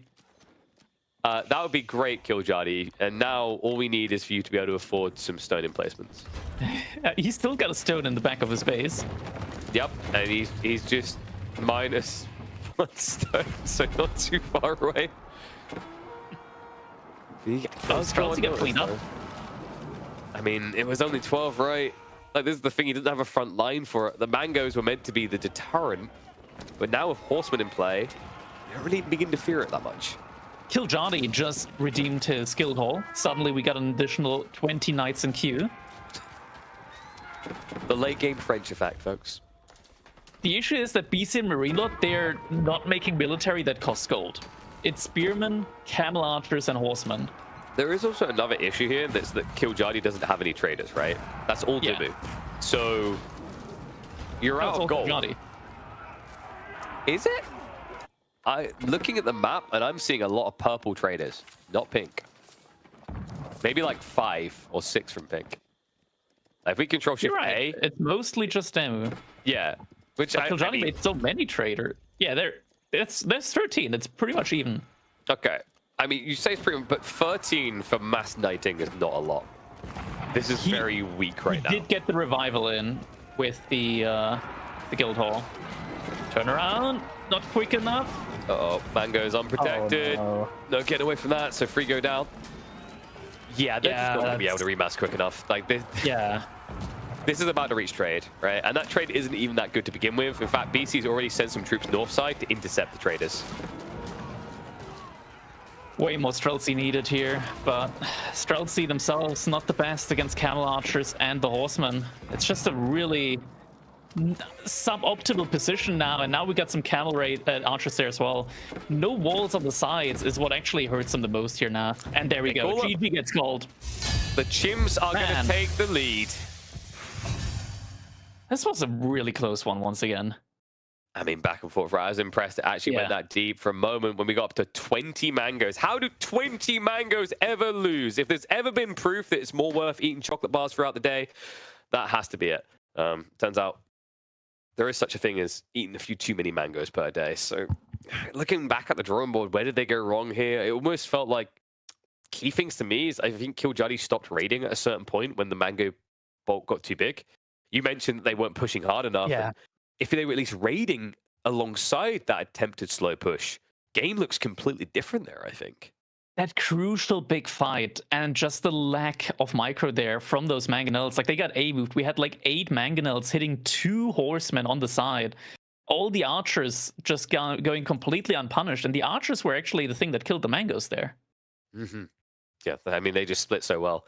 So that does mean that Duma and BC are on the BC and Marine Lord are on the verge of cracking it. They now find themselves towards the match point. And I mean, with the performance they just put in there, we've seen a mixture here. But the thing that I think matters most is that they have looked resounding when they've been able to take a defensive angle in these series, right? Game 2 was that when you think about it. BC had to be shut down. Marine Lord had to hold on water. In this game, they both had to hold their base. And there is someone that said amongst the top RTS players, and it's the fact that actually defending is a bigger advantage, Crackety, right? Like, it's harder to do, but if you can master that skill, you'll always have an edge over an offensive party. I think that mostly goes to a certain degree. Like, when you attack, you need to get value. If you're good at being able to secure value one way or another, being on the defensive can sometimes lead you to just always being in a reactionary position, which can also, like, we see players that like really embrace this sort of philosophy, like Killjadi, like Vortex, where it's all about aggression. You put the opponent on the back foot. You make the things happen. You get the map control. It's a very valid playstyle. I agree, defender's advantage to some degree is very, very strong, especially here with like the Abbasid. We could see it here, that like the choke points and stuff like that. I think pathing needs to be a little bit different around choke points. Or rather, I wish that it was a little bit different around choke points sometimes. Maybe I don't think we need something as crazy as what Hera did during Red Bull with like stacking 50 knights on top of each other, but something in that direction I think would actually be pretty good. Yeah, it does get a bit weird as well, because the current pathing, we've seen how sometimes things just run around pointlessly when they don't need to. So like, there's definitely room for improvement, but it's always been the nature of melee units in those choke points, right? I mean, unless you're playing Cataphracts, good luck dealing with those type of defenses. But Knights especially tend to suffer in these type of choke point holds. So well executed nonetheless by BC Marine Lord. Didn't really come down to outpost spam to hold. It was just good mobility around their own base. And yeah, this was the critical fight. I mean, just look at the way the archers are concaved here. Concave is always an advantage to have in these type of fights. And just a few mangoes in, right? Like, the whole logic here is then you either focus fire on the archers low value, or you deal with the high value mangoes. But something is going to get through. And even just a few of these Camelots to the north side wasted so much time. They had a few production buildings up there, some villages as well. It felt like Dumu's army was simply being distracted up there while the real damage was done down the south. Yeah, and the back line just never really got hit by those mangonels. That's where they do the most damage, and that not coming in the end meant that they did get overwhelmed there, and all of those mangonels getting cleaned up. So much value lost in that moment, and ever since then they've been on the back foot. Before that, they were able to decide the pace of the game, and then it all just kind of fell apart from there on out. It's a crazy set, though. It's a crazy series between these two teams, and I mean, now it's going to be match point, so they're going to have to really, really honk it down now, go into themselves one more time, and really manifest the win if they want to even out the series, or maybe even go for a victory. It's also a different look for late game, right? I don't think we're still there yet. I don't think late game is perfect. I'm not trying to say that at all. But I know there's been a lot of discussion recently around the old Siege game versus the new, and how now we're just spamming mangoes instead of spring wolves. I still prefer this. I still think that it's this fight, better. Yeah, like, remember old school, this would have been, oh, I'm going to build culverins and springalds, and that was it, right? At least with mangoes, you get this ramp up towards outcomes, right? And also, the micro is a lot more engaging than just edging the range and trying to get a little poke shot out for springalds. So overall, I'd say we're not fully there yet. There's some extra tweaks need to happen, but this is a move in the right direction for the meta. Yeah, rather than trying to get trick shots in with springles and culverins like in Call of Duty, you actually play in RTS, I feel like, with the current meta. So that's a lot more entertaining. Yeah, it's the whole idea that I think I've said for a long time, that in the Imperial Plus, you want to feel like things should be able to be wiped quicker. And as we saw, especially with the adjustable crossbars, that's exactly what can start to happen, has happened that Polo Archer mass in the tree line. But now we move forward for Coastal Cliffs. And this is interesting. We've got Byzantine Rus going up against Chinese English. So two fairly mobile civs, or can be very mobile civs, versus two fairly static ones. Yeah, and Killjadi with the English. He's a very, very well-known English one-trick player at heart, I want to say. Like he doesn't like playing against English, but when he plays English himself, he knows how to play with them. And China for Demu as well, that's a comfort pick. These are 2 comfort picks, I want to say. It could also be Kiljardi on China. I remember at King of the North during his interview, he said China is his favorite That's civilization true. in the game. He only Just brings it proving. out when things are truly chaotic, though, right? Like, you know, Yes. it's like that moment in the analogs of like a Lord of the Rings-esque tale. In your darkest moment, when the world looks like it's gonna crumble, when all days and all men fall beneath evil, there Kiljardi will be with. No, he's not gonna pick Chinese guys. Kiljardi Barbican Rush. I'm here for it. I mean, Barbican Rush with English villagers to cover you as you do it, right? That's how we do this. Ooh, that's a devious plan. You start off with the villager outpost on the enemy gold. I think that only works in a 2v1 situation, but would be cool to see it. I mean, maybe on like a map like Baldland, where they're so close together, right? But... Oh, I can actually see it now. You get the outpost up on the gold, and by the time your ally comes over to try and help you, the Barbican is getting built up. Oh my god, you're giving us ideas, man. I want to see this. Somebody do it. Somebody You know who would do please. this? You know who would actually do this now? I wonder if Dragovan's in Leona? chat. Nah, Dragovan's the one. Like, he's the guy who's always doing proxy English bases in the stealth forest on the other side of the map. So, if anyone was going to deliver that absurdity, He plays with Mahodo, though. Can Mahodo True. pull off the Barbican Rush? Mahodo does Has he like mastered the art? Mahodo does like Imperial Age a lot. I've noticed recently in the 1v1 tournaments. So Does he? I think he usually just likes raiding or tries to. not the games I've been watching, man. Okay. But occasionally, yes, he might go for the aggro play. But also, man, this leaves Kalauga as potentially decide a map, which That would be interesting. But we talked a lot about Demu's team here, Demu's lineup. On the other hand side, the famous Byzantines and Rus. Byzantines, who do you think is going to play Byzantines here? Marine Lord or Beastie? I think it's going to be Beastie. I think Beastie. Yeah. Like, Roos to me is very Marine Lord-esque because you have Knights, for example. Beastie will probably play the Longbow comp quite well there. And also, you know, if you need to hunker down a player, like if there's going to be a player that's greedy for the fast castle play, we know Beastie likes to be greedy when he can. So Byzantines fits that role a bit better than Roos rushing. Like, I just think, if you think of everything that Roos are going to do, early, mid-game, it's all raid-oriented. And that's what I'd say Marine Lord likes doing more, right? He likes to lean into that. That's why French was his signature civ. While Beastie is either one of those more defensive or all-in type players, right? Given the environment. But you know what? It's time to find out. We're only in the second series of the day, and my god, it feels like a long one because these games, they are relentless. Each team finding ways of clawing their ways back when it should look all done. Let's see if it's going to be done in game number 4. We hop into Coastal Cliffs for showdown between Chimps and RCN with Chimps on match point. And here we go. This time on Coastal Cliffs. Now, this is an aggressive map. In theory. In theory. Beastie is indeed playing as the Byzantines here. Has the berries in the back. Nice spawn there for sure. Gold forward, though, for both players. Is this going to be an aggressive game from Demu and Kiljardi? Possibly. Well, he has got the retracted gold, the berries to work with. Interestingly, with Coastal Cliffs, the stone on this map, by design intentions from Avali, spawns further away from your TC. And we are looking at 2 civs that do love to go multi-TC. So if that is their option, they could be in for a lot of pain here, especially if Marine Lord goes for very optimal timing around the first night.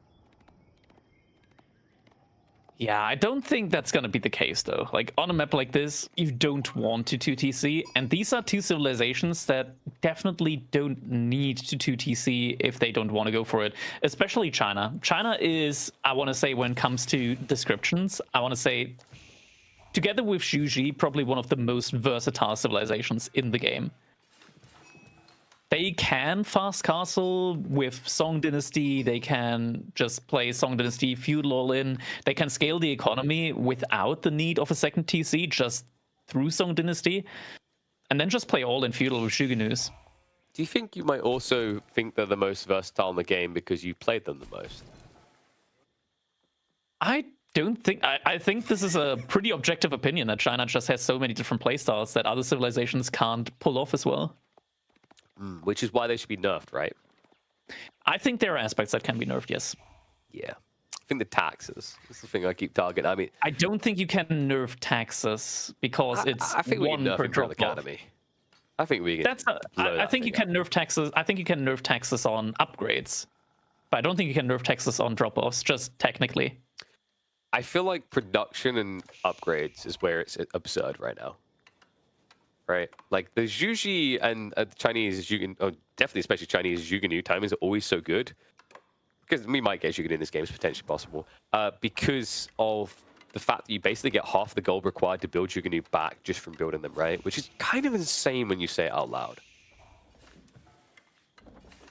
I don't know. I feel like there are like ways to play against China. I feel like a lot of the time, what I see from players is they go for the easy answer, which is say China and Zhuji are broken, and don't try to play differently against them. Could we not, technically, can we not say the same thing about Byzantines? Yes. We definitely can. Gulp is broken. It needs to be nerfed as soon as possible.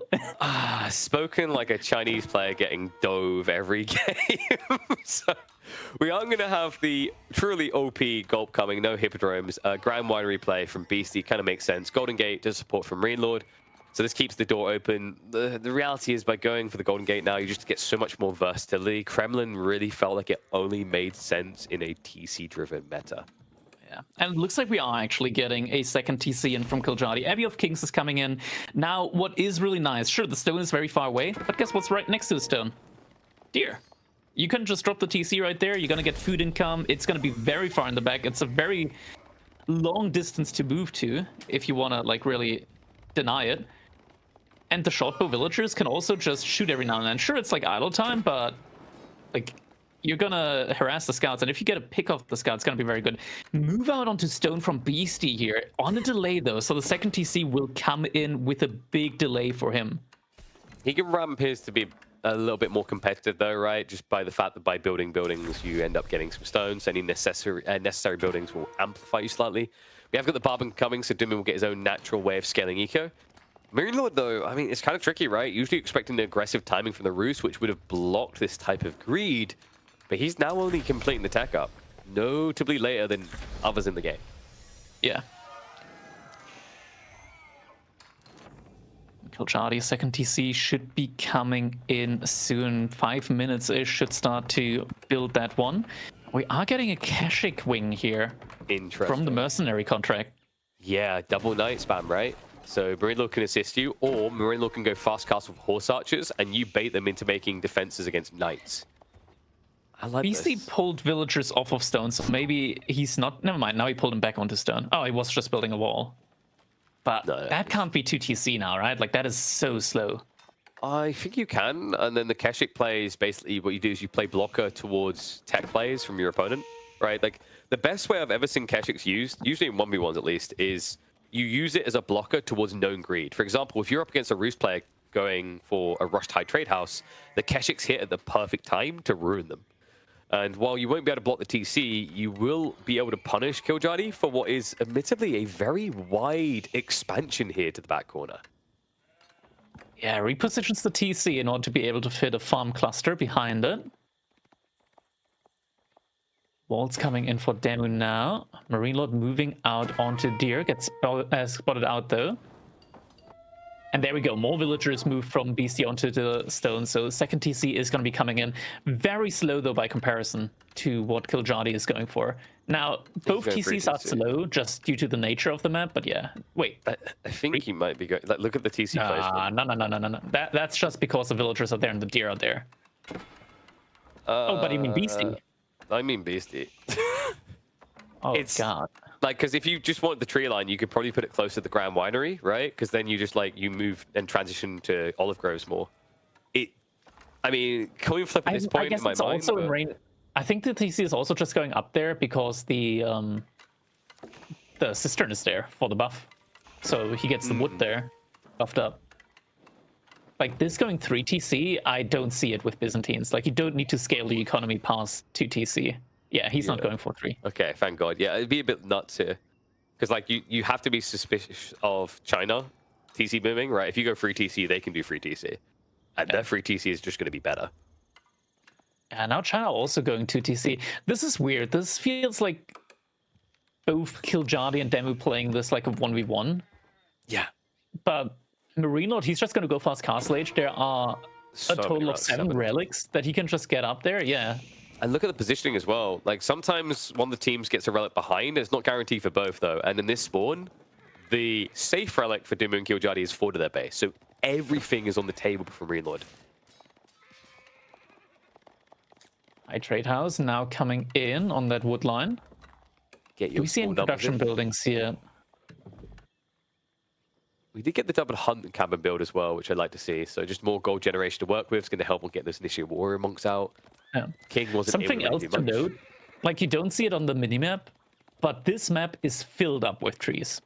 Yes, scattered trees. Yeah, it's Yeah, so even a hunting cabin that you like don't put next to a wood line, like we can check the hunting cabin that's on the deer. I think that probably still gives like 8 gold per minute. Yeah, 8 to 10, right? 10 gold per There minute. you go. That's good value. I Like mean, that it's kind of hunting dumb cabin, that it 10 gives minutes, 10 it's gonna from pay there. off. The 23, then we got the 22.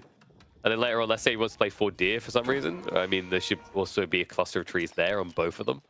Plenty of options. Love this Keshik play also into King, by the way, because it just means that you don't eventually lose the King, right? As long as you micro it right, you can always just shift aggro onto the full HP one.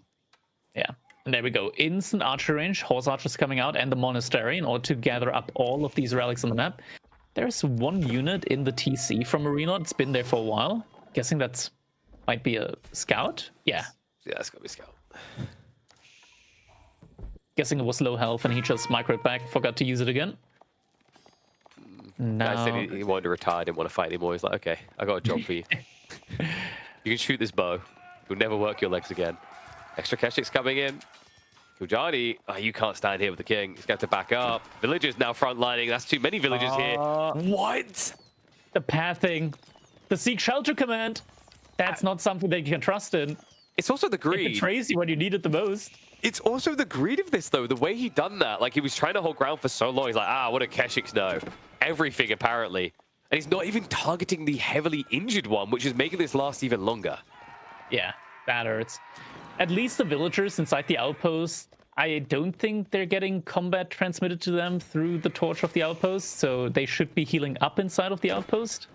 Yes, I'm pretty sure that's the way it works. Like 69.9% sure. Maybe, maybe not. Killjadi, he's just 100 gold short of being able to age up. He needs a market. Sell some food, and then you're able to get the White Tower in. There we go. Well, Damage just gets in Or the food. just have a teammate. Yeah, that works too. White Tower coming through. Does burn Villagers. through in the end. Villagers, they're going to get clubbed down, right? Yeah, at least Yeah, 2 make it's a lot that of 3 dead. losses. Damn, Still a that's villager impressive. lead, but this hurts, yeah.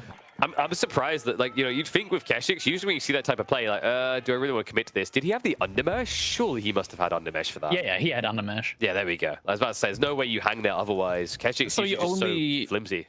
Yeah, you only take 2 damage per arrow there from the outpost. At the same time, like, you heal up for 3 health with the Keshiks every hit. This is more ambitious, though. Diving the TC is where it gets Yeah. problematic. King? Actually, it's enough Keshiks here, potentially. Onto the tree line, because once again, they're standing their ground to attack. Horse Archers get rid of the King, and with the Horse Archer assistance, he can pick him apart. Shuffles him out the other way, but I mean, the damage really is being done here, right? Killjadi, so much for an eco lead. All behind now compared to the Byzantines, and also, I believe, Marine Lord. Yeah, look at that. 4 warrior monks rushing out into the mid-map. He already snatched the 2 relics close enough to Dimu's base. He's going for all the ones that are anywhere near Killjadi. 2 monasteries isn't going to be enough. He might as well just give one over to BC instead of investing into another monastery. And now the Cistern of the First Hills is going to be coming in. I think we're gulping tonight. I think these boys are gulping for the last time this series, though, because this right now looks all thumbs up for BC Marine Lord. Now, we have seen miraculous comebacks, crazy situations so far, but this may be the most bleak, the hardest comeback we'd see if Killjadi and Dimu can pull it off. Yeah, now at the end of the day, Kiljadi still has more villagers than Marine Lord. Demu has more villagers than Beastie. Granted, not by a lot, actually. Not by as much as you would expect out of China versus 2TC Byzantine at this point in time. And it's going to be Zhuganu, a slow-moving unit from Demu. That's not good. You don't want to make Zhuganu. Not against potential gulping cataphracts. We've also talked about what happens in these situations. You either get like doubled or they go for your opponent if you're too hunkered, right? Zhuganu are great if you can ball them, but you don't need to go into his base. If you just remove Kiljadi from the checkerboard, it's a 2v1. And we also have 2TC, by the way. Marine Lord has set that up in the corner, so he has this ridiculous gold lead, and now he's not going to fall behind. It's in fact going to be a free TC play out of the Frenchman. So many relics coming in. Sacred Sight's getting picked up as well. Sure, why not? We love gold here. They must be anticipating Gulp, right? There's no way. If they did, why is Kiljadi building Lombos? Like, Keshix is kind of like the giveaway. Oh no, Nest of Bees. I don't think they realize it's Katas. They might not, and it's worrisome. You have to count the horse archers, I get it, but at the same time, not a semblance of spears appearing here. You haven't got your own knights. You haven't got anything. Like, you have a white tower that could be producing spears right now as Kiljadi. Yeah. Not that spears are really good against horse archers, but against the next wave, that's the thing, right? Like, theoretically, the white tower wall should be your protection against horse archers. Why stop the scaling has flipped on its head. It's just going to scale better and better now for the chimps. The walls are coming up. They're like, okay, we can hunker down. You can try to raid us once or twice, and then we can just come over the top. This also has the added benefit of meaning they don't have to hold anything back to defend them. They can just send everything towards Demu and Kiljadi. It's kind of crazy. We're 14 minutes into the game, and Marine Lord's sitting at like 1,000 gold passive income per minute. Yeah. Oi, oi, oi. And these Katas, if they just die past, I mean, this would be the time to trample, right? You go past the Lombos and you block the retreat. No, you don't want to trample. You don't want to trample into the white tower.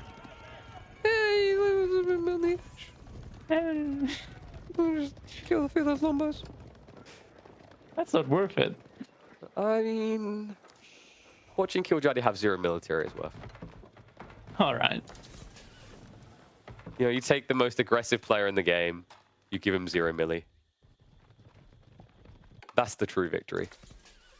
The issue comes, like, both players right now, Demu and Kiljadi, they're making very immobile units. Yeah. So now and if you both switch BC base, and Marine Lord, yeah, they've got all the mobility on their side. Like, I feel like you need stone walls, but you also are on a timer to move out of your base. And you can't really move in front of your palisade walls to make stone walls, because that's probably exactly where the opponent will be. Hey, look, it's that favorite thing we all love to see the Byzantines building. Manganon placement. BC's like, I'm reformed. I don't rush Imperial of HRE and build cannons anymore. I got a mango tower. And the cav archers. Yeah, point of entry is going to be found here. And now Demu has to shuffle the army all the way back from Kiljadi's base. Kiljadi has to come as well. However, and they aren't in the defense. They see the military, they're just going to go the other way again. Oh, no, that's not enough. That's not enough. What if we just trample a line formation? That's a strike right there. Yeah, it's not enough. Guzzles his way through this. Horse Archers able to dive onto the economy now. He's trying to keep the Nest of Bees alive, but Nest of Bees, I mean, I wouldn't even give them a B grade anymore. They're not that impressive. Damn it, now less villagers than Kiljadi. Gonna be even less now. We're on top of him here. He's got the Saint's Blessing buffing everything up, which means this dive lasts even longer.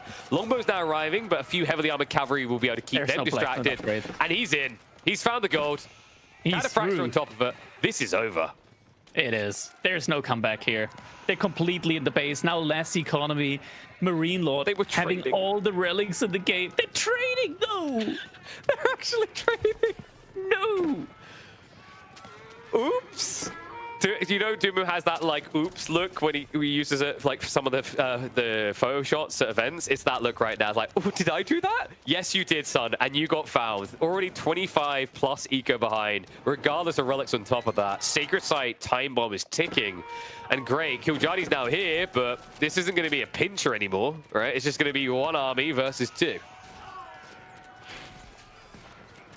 Oh man, there's just no way back Gulp, into this. gulp, gulp, gulp, gulp, gulp.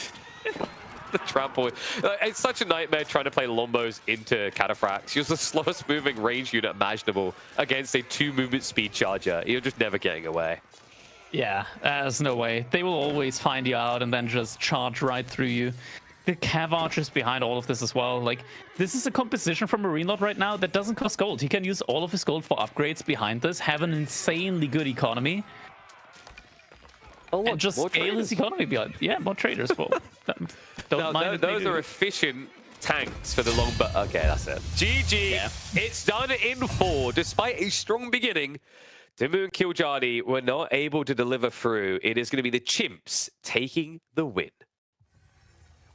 Yeah, I gotta say though, looking back at the games that we had here, there were some games that definitely could have gone the other way.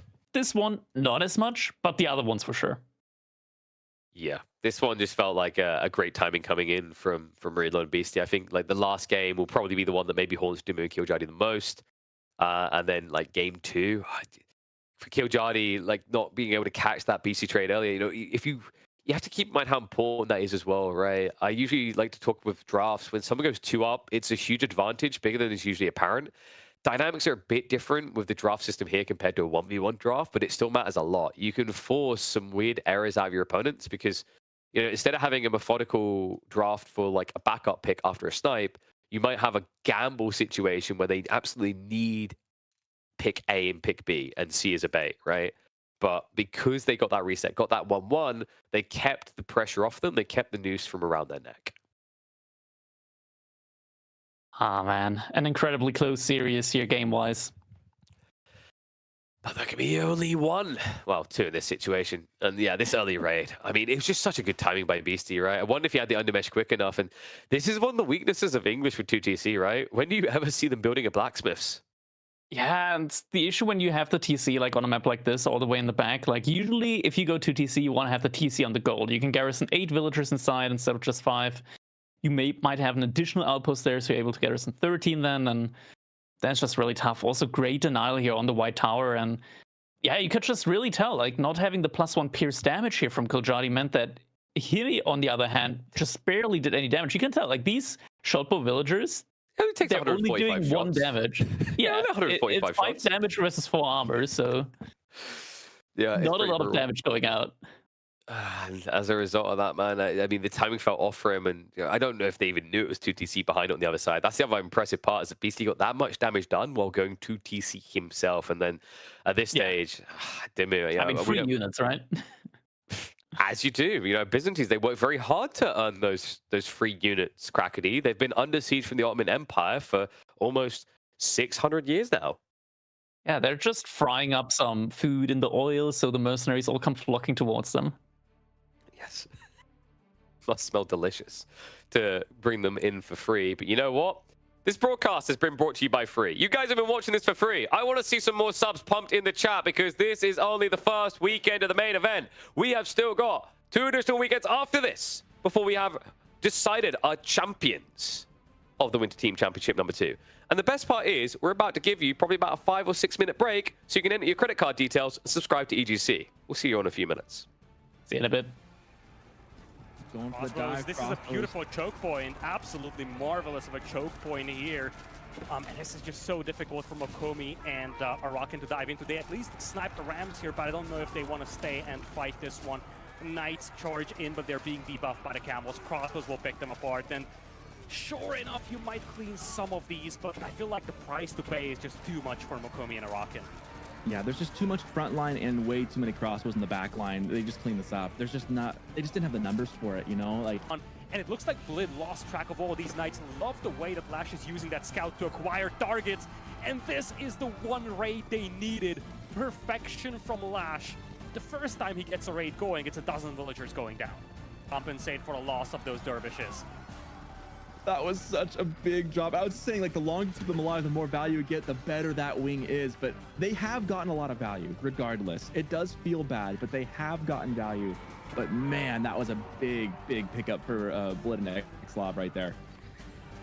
Well, as you're saying, that the villager casualties are now mounting up here for Blid. we talked about this. You know fully well how important this position is because that's like, Blid committed 20 plus villagers to wall this off, and now they have to stand and fight to preserve whatever few villagers Blid still has left. Hey, It as would it be goes ambitious, down. but you never know. That's a lot of camel riders as well.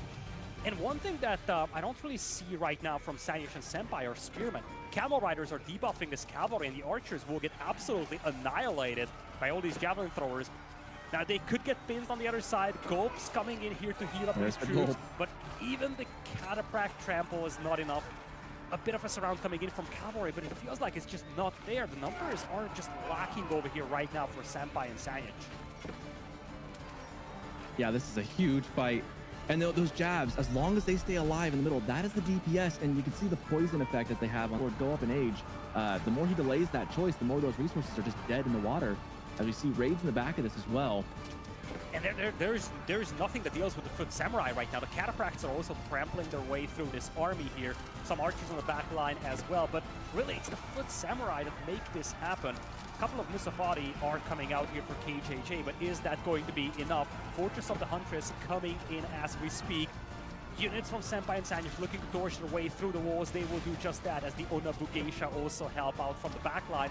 I don't know if Warspite and KJJ can hold this. Army count is looking better and better for Homs. Of lead, right? And now obviously the military numbers look really dire as well. Now these Onabugeisha are going to deal with the Musafati very, very well.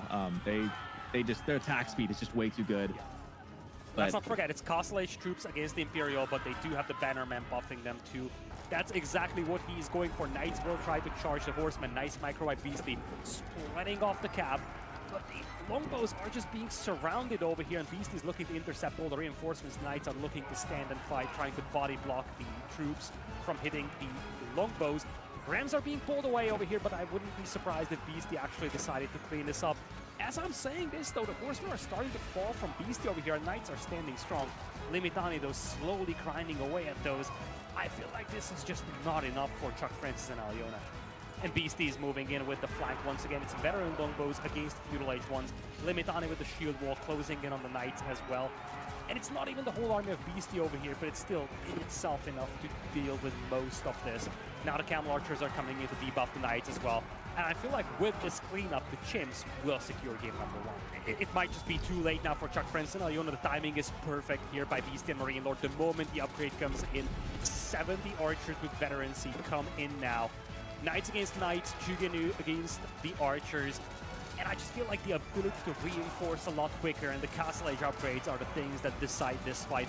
Beast and Marine Lord, they are looking to hold. And once again, men-at-arms are mixed in. I just love that so much. Marine Lord is picking off the crossbows from the back line with the Horse Archers. And once the crossbows are gone, the men-at-arms, they do such a good job tanking up the damage. Marine Lord, he is cleaning this up all by himself. Beast is slowly getting those Desert Raiders going, but I mean, by the time they arrive, Marine Lord is going to be done with the whole game. Now the Onamusha are pushing up. Desert Raiders doing really well against them. They got to switch into melee mode if they want to fight the Knights. At the same time, the TC needs to complete here. You cannot concede this position. TC will complete just in time here. Villagers will jump inside. It's a highly fortified position. We've got Mark in the crossbows coming meantime in getting for all Maria. the XP. And there's the heal. Oh, that's such a good time to use that. This is a critical fight. We were talking about we needed one big fight to make it all the difference. And, you know, They need Nugify back on the eco. Remember, his eco was so bad a couple of moments ago, and I don't think this is a good fight for them. The Onamusha are focusing down the Knights. They're absolutely eviscerating them. And the Camels, they have not been really good in this fight so far, but crossbows, they do arrive in large numbers now to repel all these Knights. there's a big heal coming in. But this is a huge momentum shift here because Nugify finally has a massive army converging on this location. And it's an army that can essentially hard counter this this force we have here from BNCat. Numbers are looking better and better for BNCat though. Emergency keep being constructed over here by Nugify. They need to hold this position until that keep is finished. Yeah, that keep should have been up about 5 minutes ago, honestly, but they're holding on to it as best they can. We're seeing the Japanese power slowly coming into play. B is collecting resources for Imperial. And this is a difficult position to push into. Towers, a keep, a Mangonel. I don't think Nugify and Maria should be pushing this, but they might feel a little desperate here. Seeing the cavalry, they pull back, but I feel like they're running out of options. Yeah, it feels like it's slowly slipping away from them. They felt like victory was almost imminent at one point for them, where they just had such an advantage, and they were just really keeping up on the tempo. But it feels like that momentum has now shifted entirely back to B and Cat. They have held just long enough. The eco, I think, is the difference. Now you have Royal Bloodlines on these Knights here, but it's down center fire as well. Jugenu on the back line. And I just don't think that those Turkish horse archers added anything to this fight. It's a cleanup, and BN Anathem, just like in game number 1, they stall this game out until they are essentially recovering. A switch coming in here for Anathem, but it takes some time to get the key upgrades, biology, elite horsemen as well. The meta went down, however, so you do not have that attack buff anymore for Maria. Army count is still neck and neck. I don't see the Mangonels contributing to this fight though, and that's a huge loss. You really need those Mangonels to deal with those backline crossbows from B. Yeah, this is a fight that's slowly losing now, as there's just no front line left for the Banter Boys. The Knights are trickling in, but there's just so many spears, they're not going to do anything, unfortunately. Crossbows and spears are a great way to deal with Knights. During that range mass, right? Just making sure that she's able to take down just about anything. Longbowmen, everyone's scared of them, you know, but you got to be scared of them just in Feudal Age. So these Campbell Lancers are going to be able to make very quick work of them. That English player has got to be signaling to Order of the Dragon, be like, hey, we need you here. There's stuff going on right in front of my town center, so let's kind of figure it out. Men-at-Arms are starting to waddle their way over from the east side, but continuing to get kited by some of these archers. Camel Lancers might be coming in at just a small period of time, but take a look at that military count. Much. And she forces the game to change styles. And with this fight happening, we'll see if this is even going to matter at all. We've got camels here that are going to debuff these horses. A really good choice, and that's why we go for the javelin throwers early on. These are just being target fired by the javelin throwers really well micro from Deep Shine.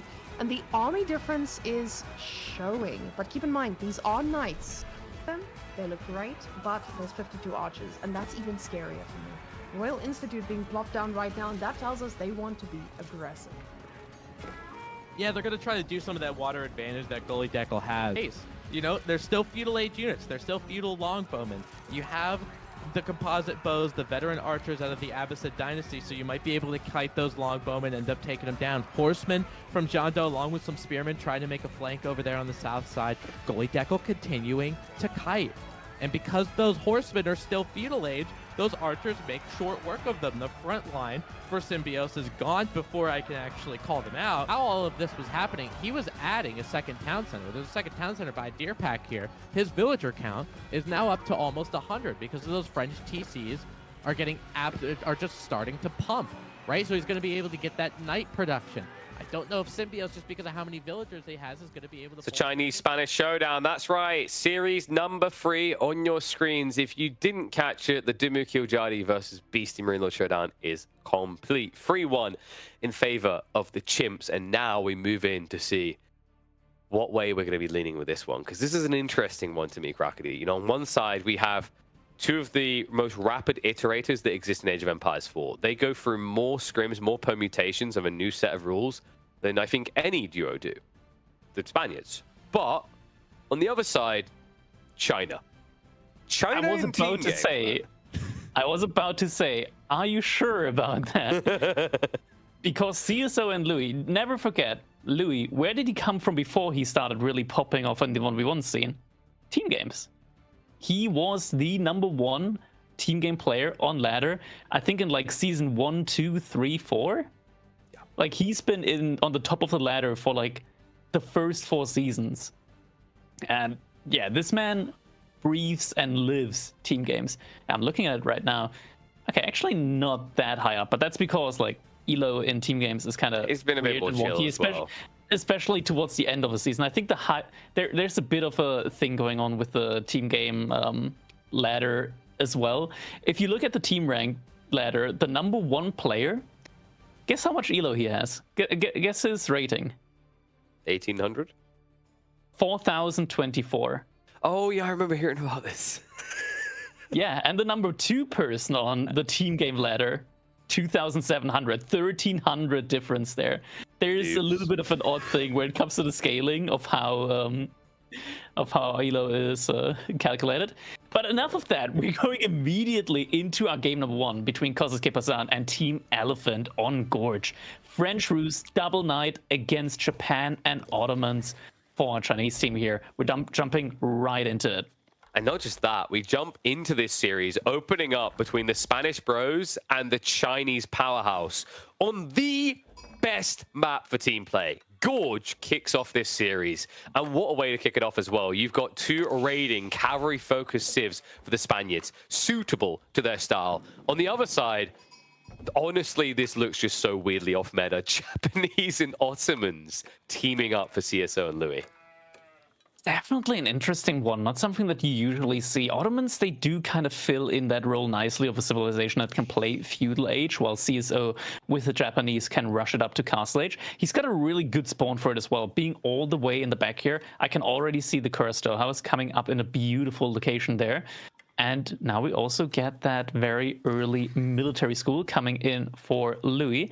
And I'm guessing he's probably just going to be able to go over to the eastern side and lure in the deer with those spearmen. I don't think that on a map like this, you really want to do anything other than that with that spearman. There's not really anything that you can aggress early on because you start with a large gold between 2 players. Not something that you can really hit. No, and the cool thing about focusing on just getting those castle ages, Janissaries is a counter to mass knights, fantastic. But the other thing is just actually that mounted samurai are also a counter to mass knights. We've seen time and time again, French actually loses that matchup because of an interesting little mechanic involving the deflective armors. Not just that, we've had a change up recently when it comes to how the Janissary counter system works.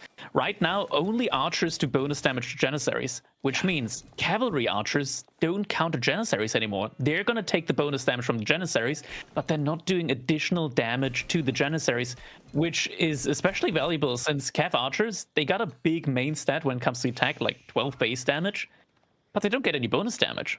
Do you know what the even weirder part is? That Camel Archers still have bonus damage against Janissaries, though.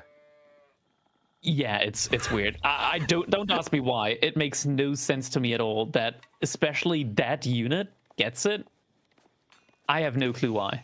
It's kind of weird. I'm also a little bit mad here right now because I see where that Kura Storehouse is coming up for CSO, and I'm like, you had a perfectly good spot behind your base with like double wood lines where you can use the Kura Storehouse as a lumber camp as well. Or you put it next to the berries and you also now have a drop off for your food there as well, which you'll want to clear rapidly, which will then open a space for the fun. Yeah, there was quite a few options here. And the only way he could justify this is if he dropped it next to the stone, because then it would be a drop off point for his stone gathering. Maybe it's just a base building thing here. Nice denial from Lucifron and Vortex at the same time. 2 scouts here denying that deer lure in, and this is why I love watching Vortex and Lucifron. These guys play the game actively. There is no like big boom game plan going on. They want action. They go out on the map, they make stuff happen, and just like that, they play with the Dark Age Spearmen, trying to lure in the deer out the window. Yeah, they're very and they're both double scout. Yeah, and they're very big believer in the idea of what are called like earned advantage, right? It's not just my Civ wins this matchup. Like even if they are in a situation where their Civ should realistically win, right? They'll look to try and exceed that value. They won't say, oh, I start winning in castles. Like, okay, what can I do in feudal in the meantime? What was the sheep call in the end, actually, now that it is 2 scouts? That's going to really cripple these players. I mean, Louis does have ways as a CSO. Yeah, only 10 so far. And only 14. So actually, CSO and Louis must have done reasonably well for themselves still. Yeah, at the same time, we are getting that twin minaret madras in. Yeah, and this is the other thing, right? Because they both went for their food landmarks, yeah, and 10. So because they both went for their food landmarks, they don't care, right? Like, this is enough sheep to get by. And also, you know, the berries are very good for the Japanese. In conjunction, you have the Madrasa for the Ottomans. They're not going to starve out from this play. There is an issue with the placement of the twin minaret madrasa, though, because it's on the top side of the TC. That means the knight, he's going to go over there, and once we get to that 2nd and 3rd berry patch, the villagers are very far away from the TC. Yeah, and if you don't want to go wheelbarrow, but I think he did just queue that up, right? So he should have that layer of safety. Yeah. So that should make it very difficult, as long as Louis is paying attention for those knights to find any pickings. Oh, we're getting tier 2 wheelbarrow as well in for CSO behind us. So he's going to vacuum up those berries. That is faster berry gathering than Delhi with all upgrades in feudal age. Yeah. That's the thing, right? When they made these changes to fertilization to the standard ecotechs, It was actually a secret buff to Japanese berry gathering in particular. That 25% gather rate per tier didn't get touched. And not just that, the base rate of berries got increased. Yeah. Modifier there, scaling the entire economy up. Wooden Fortress now coming in on the wood line. We do have the Golden Gate here for Vortex, so probably is gonna... nice, a villager kill here for the French. That's just only happening as well because Louis needs to have a spearman out to protect CSO's food economy here. I'm wondering what the plan's gonna... oh, he's just gonna go around again, isn't he? The scout. Go to the gold, right?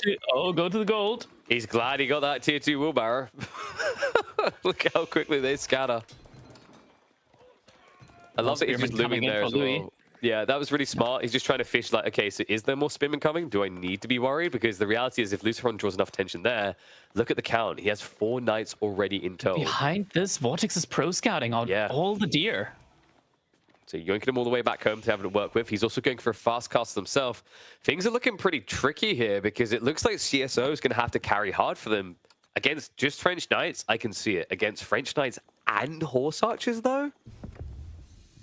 Man, I just hats off to Lucifer and Vortex the way they play this. Like, this isn't necessarily an easy matchup. And look at that, another time, a villager is going to get... oh, charge actually expires just before. Lucifer was charging for a while there, and just before the connection, charge does expire. Does get the information, though, on the age up. I mean, the important thing, just keep these knights alive, right? They don't necessarily need the kills, but you're delaying their timing. You're ramping your own forces. Vortex isn't too far away from his own Castle Age play here. It's much cheaper for him to scale his army than it is for CSO to scale the Mounted Samurai. It is. Louis also doing a great job here, keeping his villagers alive. He's only lost 1 so far, as being, like, while being the player at, like, the front line. And Lucifer is going for the attempts here, time and time again. Once again, knights are coming in. He needs to comment fast here. Yeah, I was about to say, because that could end very abruptly. Cycles and around. The charge around. It's so beautiful to switch each time. Only gets the tip off there, not able to get the kill. And Lucifer is so good at just keeping the charge going there. That's a good spot for high traders as well. More deer being picked off here from the side of Louis and CSO.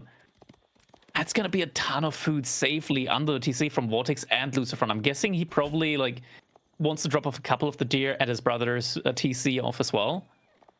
He can just supply both of them with food for a long time in the game. The smart thing about this play as well is it completely handcuffs CSO's play.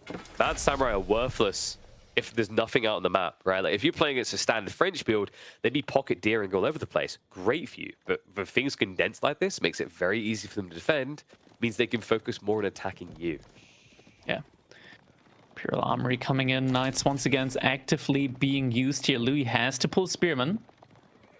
And the Knights go away from one side, and that's exactly the same point in time when they move over there from the other side. And now the Spearmen aren't here anymore. Man, these timings. Oh, the tech up as well. The location of it. Forward was safer that way. It's going to be coming back now, but I mean, this is going to delay him. Knights aren't coming in from the other side, though. It looks like Luciferon actually backed away further here. Yeah, double archer range, so looks like we will most likely be seeing some Janissaries coming in here. They were great against the Cav Archers, as I talked about earlier. Now Royal Institute also on the way from Luciferon. He's been so active with these 7 knights. I don't think he lost a single knight yet, so he's able to get a really, really good age-up timing. 9 minutes into the game while making 7 knights. Absolutely crazy here. It's the benefit of just having that condensed economy, right? Like, I wonder if Luciferon actually even went wheelbarrow, considering he's probably been having deer dropped off. Wouldn't need it, right? So that saves you a little bit more. Didn't go for it. There you go. Yeah. It makes so much sense, right? Like, if you're going to do pro scouts or your teammates can do pro scouts, villages aren't moving, right? If they're working, they're not walking. If they're walking, they're not working. Yeah. Now the Cav Archers are going to be coming out here. 12 base damage. They can easily kite these Spearmen. Eventually find their way in, right? So you have to rush into these initial Janissary. You have got 4 queued up. 2 already popped out. More deer being yoinked away. Horse Archers obviously not able to directly contest them out of Samurai on their own. They need some assistance. Knights in the meantime are going to be diving in from the north side. Good reaction time there by CSO to get out of the danger zone. Yeah. Only a couple of Spearmen being lost there. No villager kills coming in. Done a good job to navigate those waters so far, and they are starting to pull relics home, so a bit of a problem here for Vortex and Luciferon. Clean execution so far. they haven't really been able to find those killing blows either. Yeah. But this situation right now, it's so good for Lucifer and Vortex. I just can't understate just how well they played here in the early game, like the game plan and execution of it all, to get into such a good a position right now. The thing is, CISO and Louis, they can never move out until they're fully walled. Yeah. And also, here's an interesting thought for you. You went Ottomans and Japanese against Double Cav. You want to build gold-heavy units. You do have an 8k between you, but that's going to exhaust incredibly fast. Yeah, that's what I'm looking for, that timing, where all of a sudden you have to rush out to these far-off flank golds. The Cav Archers are starting to reach critical mass, can now pick off these mounted samurai. Janissary mass is starting to build up. Oh, villagers are going to have to be careful here. So some freebies here. Louis MT was moving for stone. Big mistakes made there, so 2 villagers down.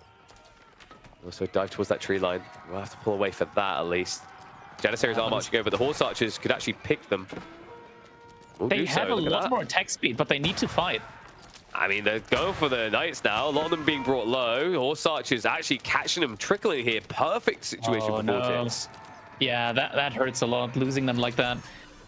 The thing, how much attack speed do the Cav Archers have? Can we quickly hover over the attack speed? 2.12, right? Yeah, I imagine it being over. Oh my god, at the same time, villagers going down 2.12. 5 dead. And oh god, that hurts massively now. The thing, in theory, like, when the Janissaries just stand and shoot with a matter, they almost have like double the attack speed. Villagers lost at the same time there as well. I think it's 1.12 with the attack speed, all right? Something like that. 1.2, something like that. Yeah, 1.29. 1.29, yeah. So they Gatling gun pretty hard, but I mean, I don't know why he was hesitating. Like, the Knights weren't even that close at that time, but Louis got a bit freaked. Has at least still got a Mangonel coming out. Now, this is an interesting thing. Like, the Mango is going to help in this particular situation, but I don't know about you, but I feel like the meta is going to see us shifting away from the armory with Ottomans. Yeah, I personally really like just, even in this situation against the Cav Archers, just going for mass Springles, because Springles, they get their shots out a lot more, I want to say, like, predictably, in the way that they are going to guarantee you damage on those Cav Archers. Yeah. Mangonels in Castle Age just aren't what they used to be. I mean, I was more thinking in general the different landmark, right? Going for the Imperial that House. one.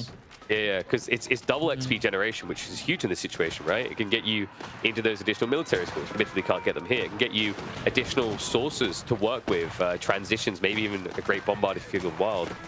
I think we will probably see that meta shift eventually. This dive, though, bloody hell. There we see. Oh my god, by the same time, villagers going down on the berries once again. That was a lot. CISO down to 30 villagers, and he should be up at like 45.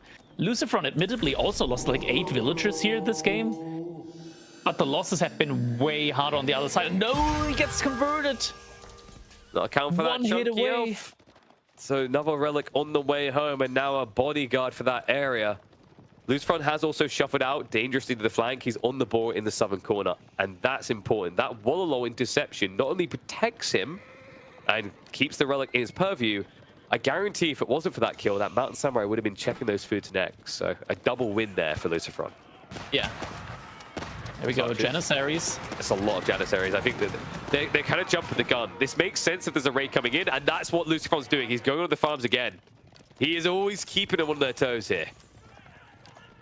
Doing a great job here with that.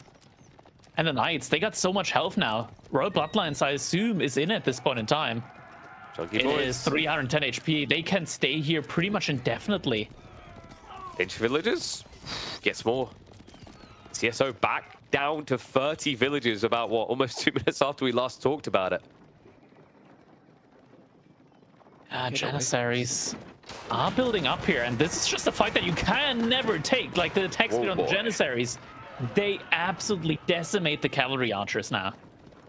Yeah, we need to see a transition. I mean, realistically, Vortex already has the archery ranges set up, right?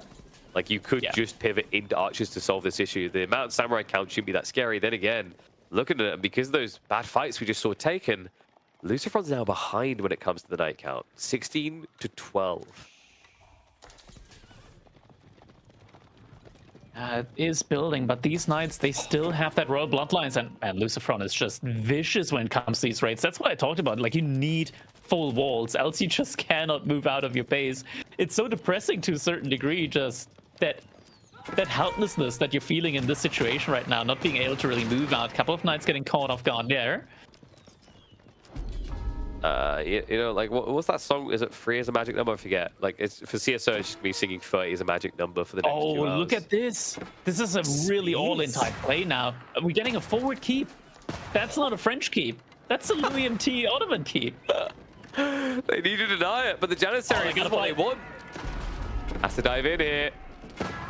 Hesitation for a second. Now he's using his own base against him here. You can't surround the Janissaries like this. Mountain Samurai able to front line. The Mangoes are pushing back against Horse Archers, but the buildings that they just got stacked up by Lucifron essentially griefing his brother here. And the castle is indeed complete. The Janissaries are dying to the TC though. I mean, you get a castle up. You don't care, right? It's worth it. The staging point you needed here. Janissary count down to 10. Knight count down to 5 for Lucifron. Yeah, you have put the keep up right where the production buildings are. Sure, I mean, these Knights are really tanky, but they're going to take some damage here at least. Second TC has gone up from Vortex here behind all of this. CSO mirrored it, though, and he done it off to the flank here. North side and an area where it's unlikely to be seen, but then He's again... on 28 villagers. Yep. Is Lucifron going to check for this, though? Luckily, this is fresh. So there's not that many villagers there. They should be able to be safe inside. Meanwhile, Mountain Samurai raid onto the back base here. Vortex may be on 2 TCs, but you can't afford losses like these. For the moment, definitely still able to afford them. Are we getting any siege in from Louis anytime soon? He's only got 7 villagers on wood at the moment. More raids coming in. Just that one Knight here being able to do a lot of damage. Mounted Samurai now following up onto the Knights from Lucifron. It's that secondary gold we talked about. And, you know, if it was just CSO out here, it wouldn't be too bad, right? You garrison inside the TC, but they both came to the same gold. So those 4 Knights are going to wreak havoc. Wait, did he just kill a villager? I think he ate, like, control military? Something like that? Nope, Maybe he's still going for it. He really hates the scout. Okay, like, right now, Vortex is like, oh, thank God, I can protect my brother here. Let me just pull this back. Trap's coming in now, though. Yeah. It's already double trap. This keep is going to go down. I mean, has he really done enough damage? It doesn't feel like it. There wasn't any full production set up. Instead, he's been gathering stone for a presumptual additional keep. Yeah, that's not going to happen anytime soon, I feel like. That second keep now. There we go. Mounted Samurai finally finds the villagers again. He's not a greedy lad. He's like, I kill one because I'm hungry, then I come back the next day. More on the way, though. This group can do a lot of damage, especially with the body blocks. Lucifron. That's not happening. He's just running away from the Cav Archers here. Keep has been given up. I feel like this has failed. It does feel like it, yeah. I mean, we have what? To be fair, Lucifron is pretty much out of this game, I want to say, for the most part. Like, he still has villagers. He can reboom. But right now, he's not contributing a lot military-wise. His brother, though, is more than making up for it. Well, I was going to go the other way about this, which is compared to CSO in this game. Right, who's more likely to be able to scale back into eco quickly, rapidly? I mean, there's still weaknesses on these flanks. Admittedly, CSO has done a phenomenal job of keeping his Mountain Samurai alive, right? So he has got that one big punch, but he's only one mistake away from being in just as bad of a position as Lucifron's currently in. Yeah. CSO has managed to come back from his slump of 28 villagers, now up to 43 again. Still a bit behind, but able now to be in a spot where he can at least catch up to Vortex. Good wall comes in at the top side as well. Definitely a necessary one. I think they still have enough units, like 22 javelin throws, I want to say. Janissaries should be enough to deal with the Cav Archers. Knights make it through though. Wall wasn't quite finished up. Oh, and there's more damage to be had. I'm about to say, have you told him? CSO ran away.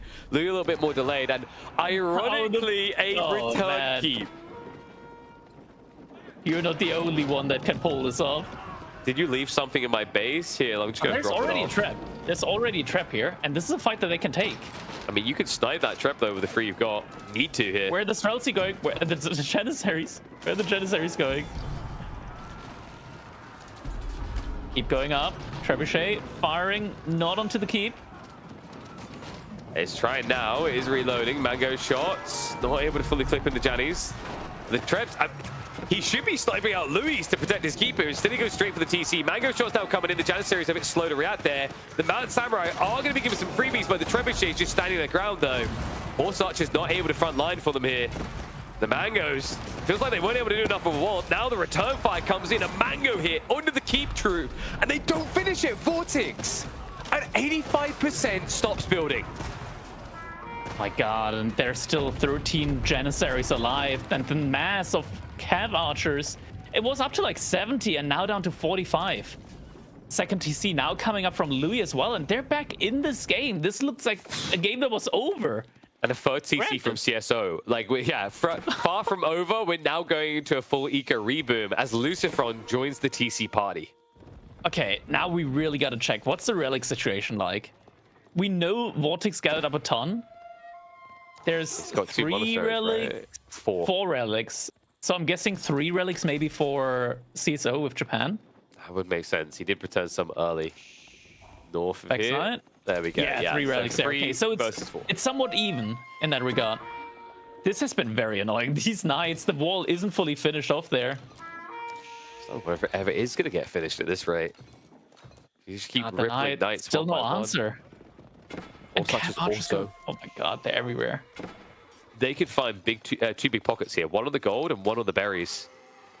And one of those groups is head of that gold on the east side, so he will be able to hunt it in there. I think we've maybe got an outpost up for Louis. Yeah, he's rushing them up right now. The Horse Archers do see them, so they're going to be diving in. So a few villagers going to be going down there. Meanwhile, what the hell? That huge gold vein on the other side, costing them dearly. Yeah, this was a lot of villager kills here from just a couple of nights. Wall has finally been finished. Cav Archers found a couple more villagers. 30 villager lead at the moment for Lucifer and Vortex are going to be able to kill some villagers there as well. And once again, the pushback onto the other side. But we're up again to 65 cavalry archers. Here's Fort Mangoes here. The Janissary count back up to 20, but not crazy. And also, you haven't got the front line here right now, right? The Mountain Samurai still being held in reserve. CSO is doing a great job of maintaining his numbers to the point that Lucifer doesn't even try to compete anymore. Big mass of Cav Archers. It is very, very dangerous. You can't fight with the Knights against that. You're just going to lose your units way before that. Also, just keep finding those economies we're talking about. So Louis, once again, getting picked off here. So there was a Knight in the back line that did get at least taken down, but you know, any semblance of growing that eco keeps getting shunted back. But now we have return fire. Mountain Samurai find their way into the Roost farmlands. And it looks like we have got posturing for pressure onto the main base of Lucifron here. Lucifron is in such a rough spot right now. I mean, he's got no Knights and he went for Royal Institute. That landmark might as well not exist for him at the moment. Especially when you consider he's building spears, right? There's no upgrades in there for spears. Nothing that you benefit from. At least Arbitrary would have made some sense here. But of course, ever since that change to Janissaries, it doesn't really feel good to go Arbors like it used to. Yeah. Big mass of Cav Archers just doesn't feel like it's the thing that's needed right now. Nothing in the TC. That means they're able to just stand next to it. Doesn't do any damage at the moment. Mounted Samurai doing some good raids here once again once they clean up those spearmen. They will do. It's open season. And a fight happening. Mangoes can hide in the berry patches here quite well, actually. A little bit of hesitation. Surround from Vortex on all angles, trying to do some damage. Janissaries getting the fight they want with the assistance of just a handful of Mountain Samurai here. He's going to re-rally towards the main engagement, though. Mangoes remain alive. Spear count not looking great. Lucifron down to just 13. He doesn't have anything to brute force his way through here. And once again, his base is a grisly grave for Vortex. What an unbelievable game. I can't believe what I'm seeing here. In a situation where Vortex and Lucifron were in such a good spot, Louis and CSO, this is a miracle how they came back in this one. I mean, the Mangoes as well. The way this really started to shine through was when they had to defend their own base. Like, it was such a sick read. The keep looked a bit questionable, but what it's set up for, we saw the follow-up fight there, right? You had Vortex with this comp that really needs an open battlefield. He needs to keep space. Having to congest against Mangoes. How was it ever really meant to end any other way for mass Horse Archers than that? Raid still going on at the same time. Man, this is absolutely crazy. I think they can't believe themselves right now just how good the economy from CSO and Louis is behind this, because now they've overtaken them in villagers. Yep. Both of them. They're feeling good about it right now. Vortex needs to get a new troop together. He's trying to go to Mangoes himself here, but here's the problem. There are 20 mounted samurai in this game that are not contested. 15 veteran spears will not beat that. They will lose to that. Send main TC from Lucifron. Doomed to go down soon here. 3 landmarks. That's going to be all that's going to be remaining between CSO, Louis NT, and Victory. Sacred Sites now going to be locked in next, right? Just trying to get that extra pressure point, extra economy, bare minimum. They're trying to defend on the TC. Mango. It's just so many horse archers, you're always going to hit something. Kind of Mango play now coming in, but I don't think that's enough. Another good hit. Dive in, Mount Samurai, they get on top of it. And that is going to be it. GG comes in. China takes the lead in game number 1. My God. What a game. That was such an incredibly messy game. I can't believe that Louis and CSO come back from such a clutch position in that one. Look at the villager count here. CSO, he was pretty much dead at one point. Climbs back up the ladder. So many counter raids onto Lucifron. Absolute insanity here out of them. I mean, it's bloody well impressive, right? We thought, you know, Vortex Lucifron, the way they play, they maybe have some crafty, creative strategies. That early game convinced us that everything was going according to plan, but got to give it to them. They chose 2 civs that knew they were going to be on the defensive side, but had a timing down the line. Louis MT, CSO, despite all the hits they took from 2 of the best raiders in the game, they still find a way to scrape it all together and take an early lead. We have got a promising series ahead of us. Ah, indeed. This has been an insane opening match. Makes me wonder, actually, though, where do we go next? Because map draft, I'm trying to think what they picked. There was Calagra in there, right? I imagine Dry Arabia was coming in, as is pretty atypical. We'll get to that in due time. I mean, there's just so many highlights to take from this one, right? The raids were, I'll say, never-ending, it felt like. But it almost felt like it happened too many times. You know what I mean? Like Lucifron, he got this 1-2 hit, this 1-2 hit, this 1-2 hit. And then at that point, it was almost like it was programmed into CSO and Louis to check their other flank when they saw Teal Knights. Yeah. I'm still just flabbergasted of the result of this game. Like, I would have just been too frustrated at one point here and would have just been like, okay, yeah, next game, I'm not going to play this one out. But CSO and Louis MT seeing the light at the end of the tunnel, going for some insane plays here, some insane counter raids, and threading the needle at the end of it. And also, you know, doing it against 2 of the best pressure point players in the game, right? Like, this is the thing, you know, so your whole point of you being too frustrated to come back. There was a lot of eco damage done. We multiple times went, here's CSO at 30 villages, like he is in that clip right there, right? Look at the improvement all of a sudden. He starts to claw his way back in, and it really has to be emphasized that when that 8k vein ran out, that should have been curtains closed for CSO and Louis. Because Gorge on 1v1 is a hard map to reach the flanks on. In a 2v2 map, the distance from your primary base to the gold veins is ridiculously large. Yeah. And once again, like in this clip, sure, the army count is lower for CSO and Louis, but it's only the Cav Archers remaining at the end. And against the insane attack speed from the Janissaries, they just can't hold against when they still have to clear the front line. Man.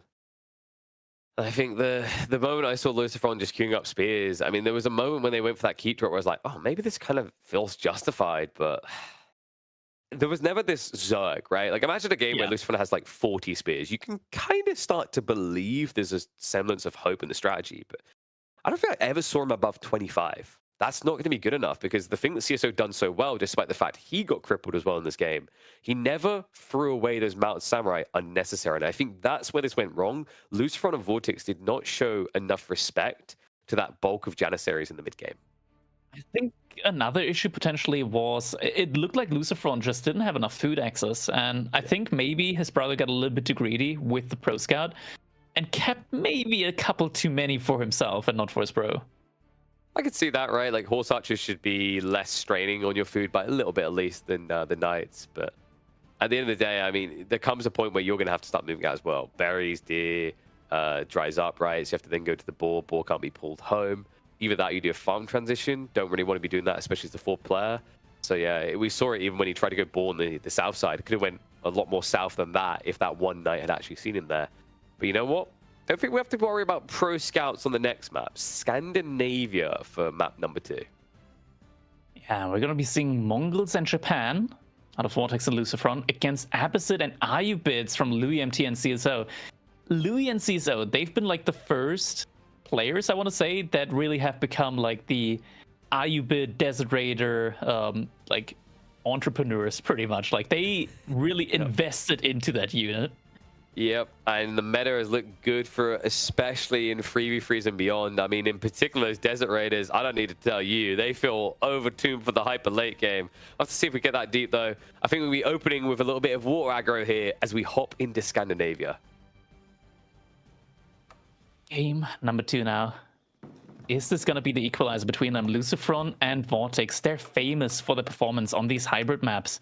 Louis and CSO, absolutely like team gamers by blood, by nature. How this one is going to go, I can't say quite yet. We're going to have to wait and see how this one plays out exactly. I'm curious to see if Lucifron even bothers the classic Coca Township zergling of Shinobi that we've seen from them in the past, because admittedly, this might not be the matchup for it. Abbasids versus Japanese always been good if the Abbasid player can force a longer feudal, and then Ayubids as well with the kiting potential. I mean, you have to ask the question, does Lucifron just look for the classic fast castle? Are we going to see almost like their kind of signature feudal aggression? And really, what does Vortex look to offer to that, right? You know, we mentioned Shinobi are bad. Spears are going to probably feel pretty bad as well, if that's the case. Do you have to try and play Keshiks? Do you want to do that with Desert Raiders on the board? Look at that, LuiMT going for the fast advancement wing here. So it's going to be an incredibly quick feudal age up from the Ayubid. He's aged up before the barracks even came up for Vortex. Behind this, CSO probably going to be going for the military wing here. He's also not thinking about going for a dock in the first place. This is an interesting answer to what Vortex and Lucifron are doing here so far. So the feudal age units from CSO are just going to be able to, with the military wing, start making a ram and just go ham on the dock. Maybe you don't even need the ram, but I think you might just want to get it anyways for a continued push afterwards onto the gold wing. Just be in two multiple places at the same time. That's a little bit weird, actually, that Louis didn't at least try and get the dock up close by with the advanced wing play, right? Because you could have easily gotten that ship out in time before Mongols would be able to burn it down. I mean, he might be worried about like a villager pull for the outpost, but yeah, definitely unorthodox. Usually when we see advancement, it's because you're going for a dock play and you want that first boat out. Yeah. Spearmen also are going to be walking along the shoreline, so I guess he's looking for the dock and now he's not finding it. The question is, what's going to be the follow-up now from Vortex? Also, what's the choice from Louis? You know, when you see a trickle of spears, do you maybe consider doing Desert Raiders instead of archers, right? Because I feel like if you go archers, you're setting up for Keshik play, so it's advantageous for Vortex in that way, and it can get a step ahead. Because even though, yes, you can eventually get Desert Raiders, there's another player who's going to struggle to get to a camel counter. So there we go. Archery range getting rushed up now. So we're probably just going to start off with some archers here, able to deal easily with those spearmen. And the nice thing about this is a thing that I think is kind of overlooked, or was originally with the Ayubids, is pretty OP. You get 2 unit types out of that one building. It's a huge advantage. By building archery range instead of stables, he can now have the counter to the spearmen, but then also have the counter to the cavalry that follow up to counter his archers. Exactly. Can just make more stables later on. If it goes to Castle Age, then he can just get cavalry lancers out of the stables later on. Is that double archery range? It's going to be the play here. And it is just Desert Raiders. Yeah, just Desert Raiders. Team meta. One Desert Raider now follows up with more archers behind that. I think it's just because his economy is not strong enough for more Desert Raiders. Like, if Louis could choose between Desert Raiders or archers, he'd choose all Desert Raiders. But, of course, they're very expensive. Yeah, behind the CSO has just reached feudal age as well. Coca Township also on its way. Lucifron really rushing that one up with a lot of villagers behind this. Deerstown's also going up. 5 villagers. It's kind of surprising then. Oh, no. Oh. CSO? Oh, no. He has to cancel Yeah. and move it. But oh no, there's a single spearman out there from Vortex. Oh, Wait, this spearmen and might- archers are gonna go there though from CISO. But this is very aggressive on the positioning. There hasn't been a boat queued up, so Lucifer's not going to have an immediate answer coming. So delaying this alone wouldn't be good enough, and that one spearman not going to be good enough. So good secure there, CSO. Dodges a bullet. Desert Raiders have arrived on the north side. Cool. And yeah, he's still going into the stables, but likely this is going to be for the Horseman. Bagla getting queued up behind us now. Full Lucifer. Wait, no, that's not a Bagla. What's the Springle ship name for Japan? Is it just a Hulk? That would be, I'm pretty sure it's A war junk. Yeah, yeah. All right. They're a junk boy too.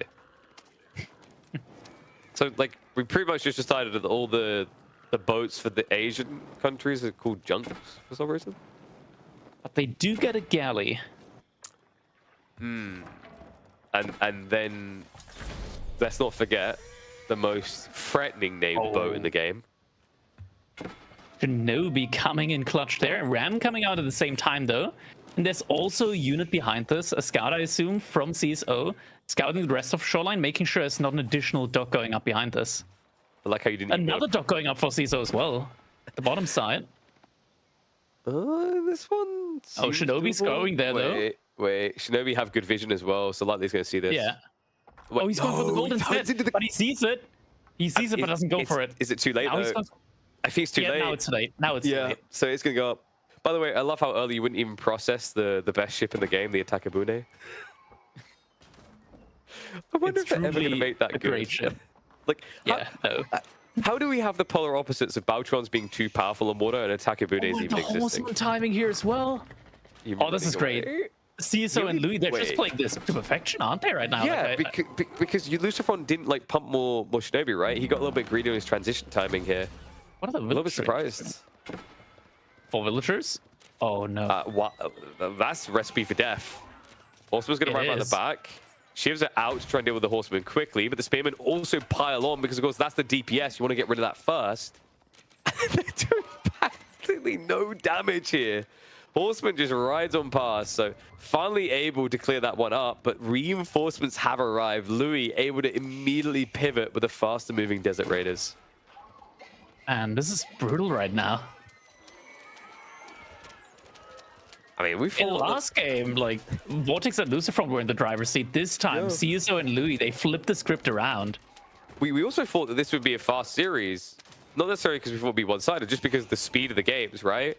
And Louis and CSO, they may have picked Turtle Civs last game, but they're proving that when given the opportunity, they can out aggro some of the most aggressive and best rating players we have in the scene. Yeah, this is some pretty insane aggression. Now also a Doc and a Dow coming out here.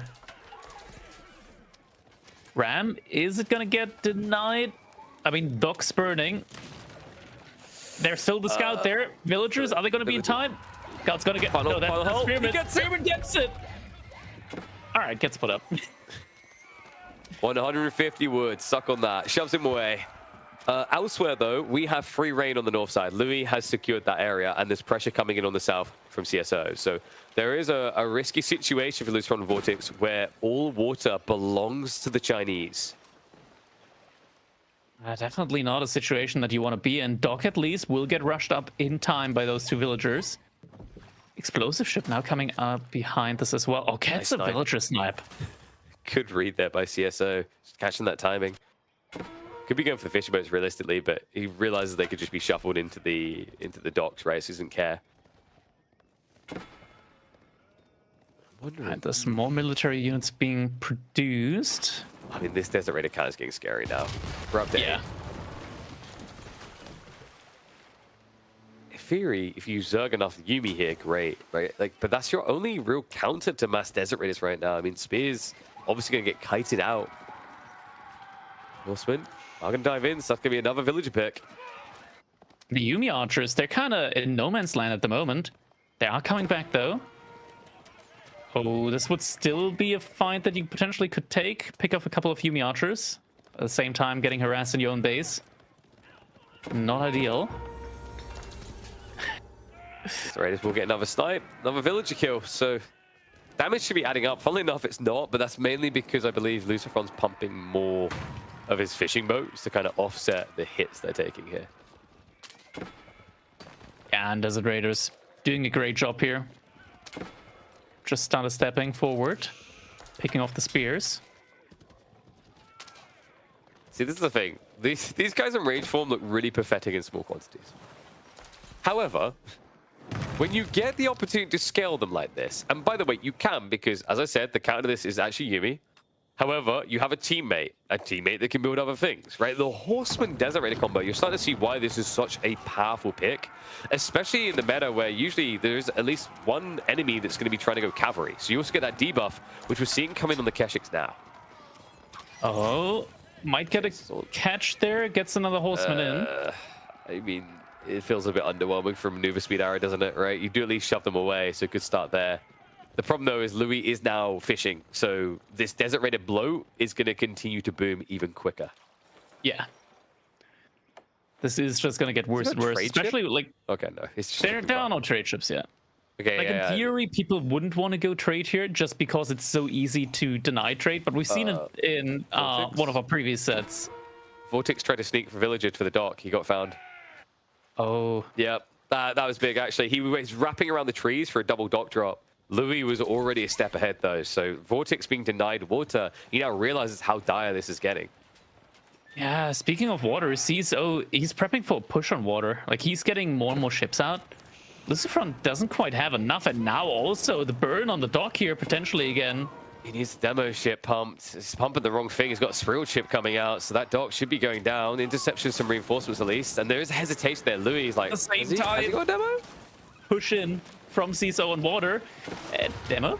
Okay. Taking a coffee break, I guess. Yeah, and then he decided to just implode out of sheer embarrassment. Like, stop looking at me. You know what that is? That's like, that is an Electrode who's camera shy. Why are you guys looking at me? Vortex, meanwhile, what have we got? 8 Keshiks. Raid with the Keshiks. This could be big. Yeah, in the wood line from CSO, but he notices. Villagers are getting pulled back. Just push back at least on the south side. Now, keep in mind, CSO hasn't really benefited much from this south dock, right? It's not like he's getting eco right now. He's playing kind of poor mads, while Louis is the one building an eco. Oh no, Horseman not being looked at right now. Spearman picking them apart. He's distracted on the water. Too late. Just too many avenues at the same time.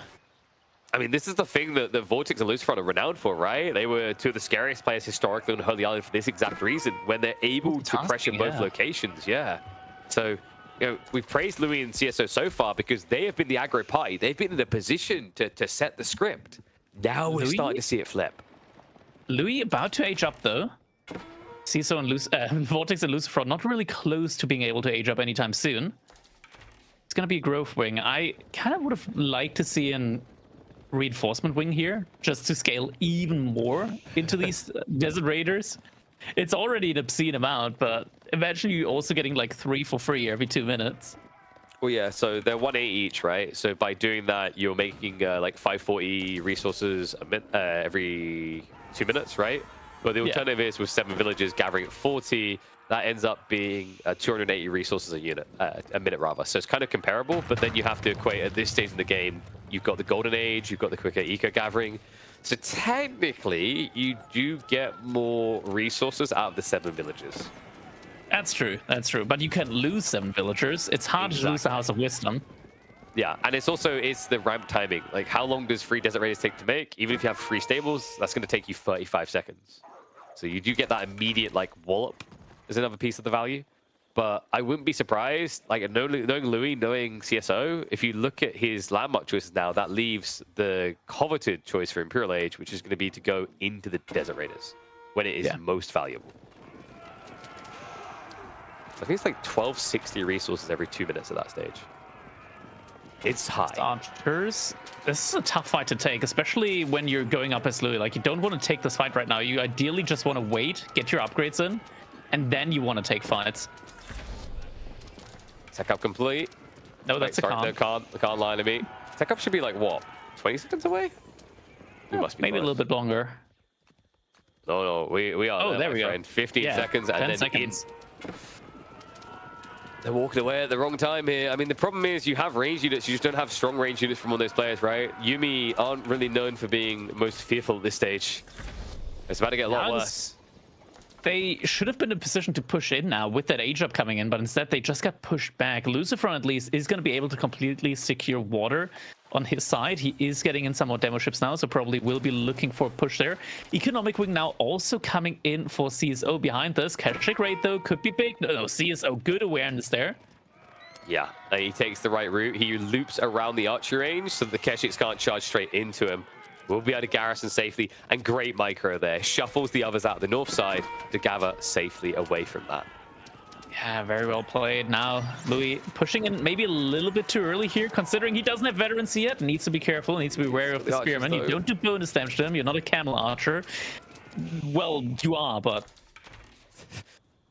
You're a camel archer, you're a camel rider, and yeah, the list goes on. They do everything pretty much. Villagers on the back. Oh, they're getting buddy blocked. CSO, I mean, he's trying to shuffle around. Desert Raiders have arrived. Water side is looking ugly, but the land raid is going to be big. We've got 27 veteran Desert Raiders, and they are reaching into Vortex's base. Still not something necessarily that you want to use as a front line, especially into TCs, but it's a unit. And they do move fast. Yuumi are trying to react to this. I mean, at this stage, if you can, you want to go to melee form. The issue is you've got Yuumi on one side that are fast moving, you've got Yam on the archers, so it's very difficult to even think about melee gap closing, which is why this is not working. And notice that they didn't even bother to finish off the archer blob of CSO. Great micro and coordination between the Spanish bros. Yeah, doing a good job there. Issue is, I mean, Lucifron's got a bit of a gold bank. Still not aging up yet. CSO is now also playing onto the north pond, so they're going to be sharing food up there. So he will be able to rebolster his eco as well, which is going to be Villager important gets spotted. now that he's up in castle. Archer ship. Now it's moving in. Your Fang. Nice, he did re-rally it. It was Villager pick here. There. Big in melee form as well. Gets quick kills. Brings them all low. Is that Textiles? It almost looks like Textiles. And Villager's getting picked off so quickly here. Scout can finish that. Scout can actually tap that one down. Yep, he stands still as well, so the archer ship might even get it. Desert Raiders in the meantime just jumping in. Lucifron losing even more while trying to go for attack. And I think he just bought a little bit of food. He had like 1,500 gold, went up age up, but now only on 300 gold. That makes me think he bought a little bit of food, but at that moment getting pushed off of gold now. Now that he actually needs it. Oh, that's a rough one. I mean, they're doing it well, right? They're making them dance back and forth across the map. It's almost like just you need CSO in position, or now that you've got this many Desert Raiders, split it into two groups. You don't need to fight them directly. You just need to keep pulling them left and right on repeat, picking them apart as you go. It's a lot of fishing ships at the moment, but if the docks get denied, could be a rough one. We don't have any sort of demo ship play to protect them either against the Desert Raiders, so looks like he is going to end up losing the docks. And in a map where you don't have the mobility, where you're up against Mass Cav, good luck getting back out here to build a drop-off point. Oh, man, and we also have an archer ship moving in. There's an archer ship on the fishing boat, so he's going to lose that fishing even if he eventually gets back in. He snuck out that archer ship. Behind us, Lucifron took down both of the docks from CSO, but he somehow snuck out the archer ship in order to get this raid in. Yep. And check this as well. He's running to the shoreline. Oh, no. Nowhere to go. Quick hits. Oh, fishing ship survives though. Barely. He has got double thrill there. If they get repaired, like they're very low. If they get repaired, the archer ship won't be able to fight. And I think we do have a new dock on the way, yeah. Archer ship just trying to be a little bit cheeky. It's going to draw a lot of attention, but Kurotai now on the way for Vortex. So we're about to have the last member of the game up in age 3. We're behind this on 88 economic units. CSO and Vortex are both each like falling behind what their teammate is offering right now. But bloody hell. CSO. CSO? Yes. He remembered he's playing a Bassets. He went eco-wing in Castle Age. Oh, you filthy rat. The result. Did you just see that? He's in the stealth sea. He can't be seen. Oh, oh my god. But Lucifron realizes though. Lucifron's diving into the stealth forest. Oh, that was almost perfect. There we go. You can't get one past Lucy. For TC, though, I don't think he cares. He's booming up behind this. He needs to catch up. Louis the one carrying when it comes to Economist game. 93 for the Ibit player. I gotta say, for TC, that's a little bit absurd as a follow-up play from CSO. I mean, sure, he can afford it. He can go for it. Did he go eco wing? He's also getting relics. Yeah, he went eco wing. Yeah. This is fine then. This is absolutely like we're about cracking. Yeah, It's totally normal. It's still so greedy, man. It's I mean, what unbelievable. Who goes eco wing and doesn't build 6 TCs? Come on. And Lucifron and Vortex are both double archer composition right now against CSO, who's going to be able to make archers en masse now, but better with composite bows. Yep. And he's blown before. And you think about where the TCs are. 3 of them are on a tree line. So there is going to be a lot of wood gathering coming in from all these fresh villages. Oh, and a keep. And archers don't like keeps. You sure about that? I mean, it's like you'd think they'd be like have an immunity to it, right? It's like you shoot arrows, it shoots arrows. You're kind of the same. Just pile up the bodies as a shield, right? Like just catch the arrows and shoot them back. You know? Keeps don't have arms; they can't do that trick. The same logic should apply to ships. You shoot wood at my ship made out of wood, you make my ship stronger. You know what it is? If you turn quick enough, which they can turn quick enough, the gust of wind drags the springald shot around and repulses it towards your opponent. Is that a Bollywood movie? I mean, I'm setting up for a Delhi variant Civ, my friend, you know? Oh, okay. Just call it Bollywood acting agency. It's gonna play like OTDS and you only have like a few units, but they're all main characters. Yeah, but they're all essentially different versions of Joan, right? We'll have one that's very clearly a Bollywood ripoff of Neo from The Matrix. We'll have another one that is what we'll call Indian Elrond that can shoot everyone from afar. We figured it out, man. Oh, blocker on the cruel tide. Oh no. Dude. Now they can't win that fight. I mean, if you just go melee right now, yeah, he's getting in for it. He's okay, this is an ego chow. And that's it. They don't even GG. get to see the outcome. GG. 2 on the board against some of the favorites here. The Spanish boys are crumbling fast in the face of Team Elephant. Oh my god. Crazy. Well, I think what we're learning here is you should have signed your brother to Fox, and there's clearly a power behind having a proper like team org name in a team tournament. Is that the takeaway? I think that's the takeaway. Yeah, it's a takeaway. Team Elephant strong. And ironically, they have not picked Delhi yet, so they've got it, right? I think there's been one attempt to pick Delhi in this game, and it wasn't even them. I believe it was the Spanish bros.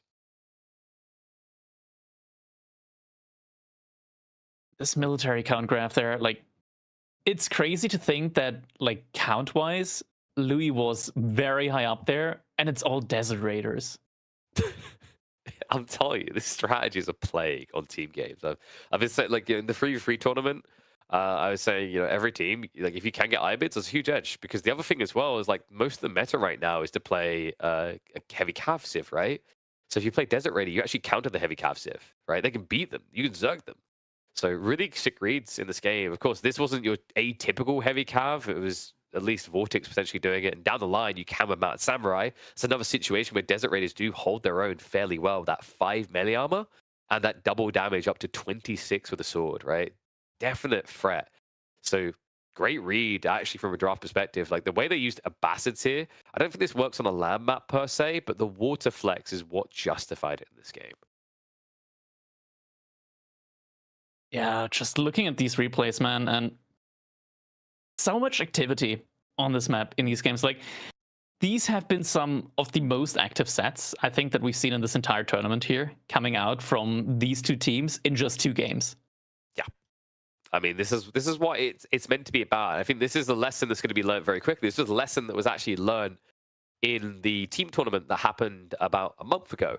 You can't play complacent. Complacency does not work. The Chinese teams in the upper brackets presented that quickly when a lot of the top favorite European teams got destroyed in the opening games. Why? Because they were playing old school, like a year or 2 ago, where someone goes fast castle, where someone goes Moyo TC. Like, for example, Europeans, they were using HRE in a 3v3 tournament like you would a year plus ago, right? Go fast castle, pick up relics. what were the Chinese players doing? Oh, wow, this is a feudal civ, right? Send more troops, flood them. That type of difference, that read of aggression is going to go far, even in a 2v2 environment. And it's why Team Elephant really do need to be feared appropriately. Indeed. Now, our game number 3, potential match point already here for Team Elephant. We're going to be seeing Byzantines and Delhi against HRE and English. French has been sniped, JD has been sniped, so no heavy knight civilizations for either of these two civs, if you don't count Keshiks for Byzantines in Feudal Age. Isn't this... Which surely they wouldn't make, right? Surely they wouldn't. Oh, no. Why would you do that? Keshiks and Ghazi Raiders? That sounds OP. Wait a second. But hear me out. You know what sounds equally OP in that situation? Having Lombo plus Spears. Just divvy the roles, right? HRE Spears, all pikes potentially. I don't think you necessarily need it, but could be there. I like the idea of HRE getting all pikes because then English just build the Lombos. And then what you bring is you bring the quick transition to Siege to try brute force a base. But there is a cool build here I have in mind where you could actually play Abbey of Kings just to get the king and then add Archery Rangers afterwards, right? It gives you that heal because one of the tricky things against Delhi is they can pull Ghazi back to heal. And if it's a Hippodrome play, Byzantines can heal as well. So you essentially remove that advantage they have. We've been seeing similar plays from, for example, Ibids, especially with the Canadians, with the Dervish Wing play to counter these healer boy civs in the Feudal Age. Yeah. True. I mean, that's definitely a way to play that. HRE in theory can do the same on a budget, right? You can if you really hate your game that much and you hate that you have to play HRE, you just want to go to a game 4, it is an option, yeah? Or you go like for that old pikes horsemen. Yeah, you go like old pikes horsemen, then you try to just pull them back. The issue is horsemen are just so squishy, like noble horsemen. Ghazi and Sipahi, they have like a added benefit. They have a buffer. Actually, wait, no, Ghazi have the same health at the moment than normal horsemen, Ghazi right? have 135, horsemen have 125, right? It used to be 145, and they nerfed it. Okay, was it nerfed under 135? Okay, Yeah, I kind of had in my mind that it's like 125. But remember, with all pikes, you basically get up to par damage. The difference being then that Ghazi have a slower attack speed. That's true. 2 attack speed. I say like 2 attack speed, but you move them and suddenly it's no longer 2 attack speed. The other thing you have to keep in mind, though, is it's like blacksmith timings, right? This is very interesting, this matchup, because what you've got is 4 of the best civs at pressure pointing blacksmith timings. Delhi do it passively. They do it fast with Dome of Faith. Byzantines do it rapidly when they need to with the transitions, with the systems. English, all about those priority blacksmiths because Steeled Arrow is incredible. And then finally, if you go for mine work, you have the quickest average unlock time for blacksmith techs out of any of these civs. That's such a huge edge in what could be a heavily feudal pressured game. Especially when you consider that the 4 players on the board all love playing aggressive, as we've previewed back and forth now from game 1 to 2. All right. Judging by the in-game sound, it's only going to be a couple of seconds left. You got to say something hype to start it off, to force a transition crackety, right? Force the transition. Like you do something like this. Balls! Oh my god, it's working! All right, let's see this. Can Kozuke Posan come back in this one? Vortex and Lucifer, it is now match point for Team Elephant 2-0. It's all on the line here. CSO and Louis MT, our Chinese team, absolutely stellar performance here so far from them in this set. Actually, insane performance. I can't praise them enough for how they've played here so far today. Now, with HRE and English up against Byzantines and Delhi, 2 civs, which are hailed as some of the strongest civs, if not the strongest civs in 1v1s at the current level. HRE, they've received kind of a nerf recently, or rather in the current meta. They're not as strong as they used to be. Like, they really like to go for Fast Imperial in 1v1s, not as viable anymore. Still a very good civ at the moment when it comes to Feudal Age spam. No other civs like them can gather up as many resources in the Feudal Age as quickly as they do. They're able to just translate all of that into military. Yeah, I mean, the interesting thing is, like, we've seen Byzantines English. Like, if you actually look at English on their own against either of these civs, it's a bad day, right? Like, we've seen Byzantines can ruin you. We've seen that Delhi can ruin you. But I think when you talk about focusing on one unit type, right, that's the advantage. Is Vortex, he can't beat you in Lombo spam. And that's why we're talking about Keshik in the lobby. Is like realistically, it's a very creative one-up you can get, because the edge is meant to be, you know, whenever you play against the Civ that builds your Merc. For example, if you play Malians versus Byzantines, it's better to go Lombos, right? Just to basically play Horsemen alongside, because you can't keep up otherwise.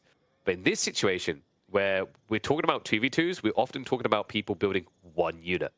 Lombos and Spears just echoes to me for Team Elephant.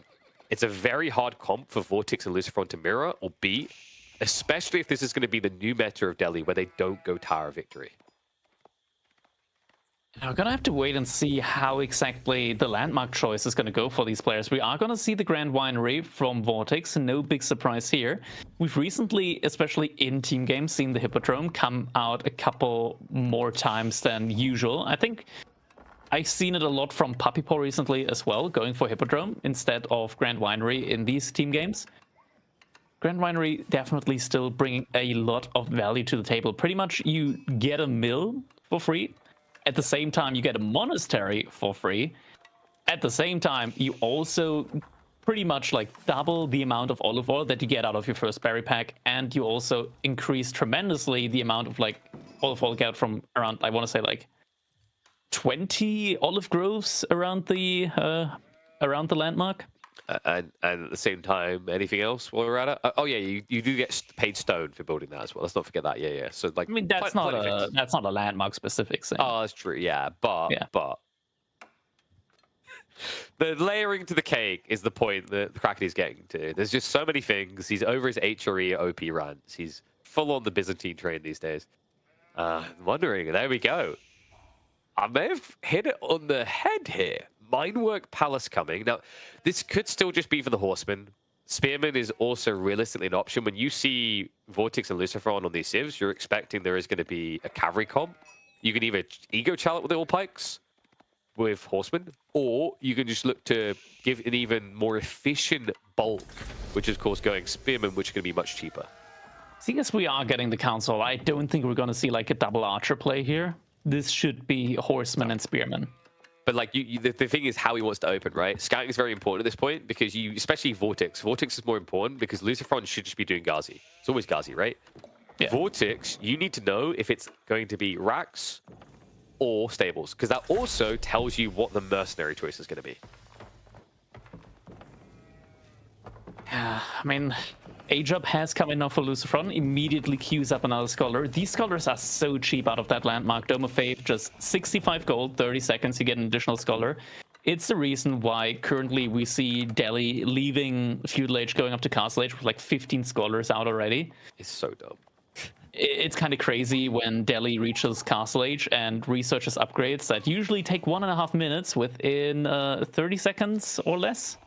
Oh, this is cool, actually. Because what CSO should realize is now that Vortex has scouted this, it feels like Horseman might make more sense than opener for Vortex, right? So you could just try to assume and go into the racks early if you want to start ramping troops. Looks like CSO is going to hold resources, though. This is interesting because, you know, as you hold resources, this is a fast castle. This is actually just a fast castle. That's a one villager mine work. One villager mine work. That's definitely an interesting one, but so greedy as well. Like looking at the resource, right? Like it definitely is it gonna be a fast castle Burgrave? It has to be here, right? Like mine work Burgrave? Fast castle Regnates against what? Pressure from Byzantines and Ghazi? That's suicide. Makes no sense. We've seen this build a few times. It can be hit or miss. What was the sheep count for CSO? Because that's going to be important, right? Especially with pressure now coming towards the deer. He still has a ton of sheep, right? He started up on deer. 11. It's good. I wouldn't call it a crap ton, but like, you know, it's enough to get the Burgrave going, right? And then you force pressure onto their side. They have to defend. This is even getting spot. The question that I'm asking myself, is this even like Vortex and Lucifron, they scout this out, but do they like get the right conclusion out of the play that they're doing so far? We're now seeing longbows coming in here from Vortex. Can we just emphasize how like different of an approach this is from these two as well, right? Like, yes, it is very different. But like, look at Louis, right? We thought it was going to be, you know, either Spears or Horseman coming from CSO, and then mass longbows from Louis. Louis basically playing this like a 1v1 comp, right? He's building his own Spears and longbows, and he's also going on the deer on the backside. Doesn't work out quite as well for him. And Wheelbarrow only just now coming in for him, so villagers weren't quite fast enough. Loses one there. Now Ajup should be coming in. Burgrave Palace, surely that's going to be the play here. Regnitz Cathedral. What? After all this? Okay, so this And is Knight? this is night. Yeah, this is night barding. Midnight. Has he got the mine work? Like, check the mine work and see how much it costs. 'Cause I always forget this one. It's fairly cheap though. 350? It starts 350, right? So it's 175. Ooh, No, it's actually 250. really cheap. Yeah, that's not bad. Like, for +2 armor, that guarantees the Ghazi. Like, you're basically offsetting the Ghazi's bonus damage, right? Longbows aren't going to even tickle you. They're going to be doing 1 damage guaranteed without you even getting undermesh here. This is CSO wild. doesn't have the gold for it, though, and doesn't really have access to relics. His ally, Louis, though, coming over here to save the day now. Yep. Well, his Longbows win, right? Because he has more. This is the value of playing English and the Byzantines in these formats, is they can't get the same aggressive timing they normally would because, of course, the spike. You know, usually, like in these team environments, it could have just been Lombos, which would have guaranteed Vortex never squares up at all. Yeah. With trade coming out, though, that was a terrible start by Louis. A little bit of a back and forward shuffle.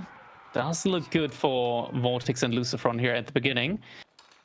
Without any map control, though, there aren't any relics coming in anytime soon. Another stable gets popped up. I would love to see Lucifron just take one of these Ghazi between their bases right now because you're letting all these Longbows walk across, right? Like, this is going to get you pushed off.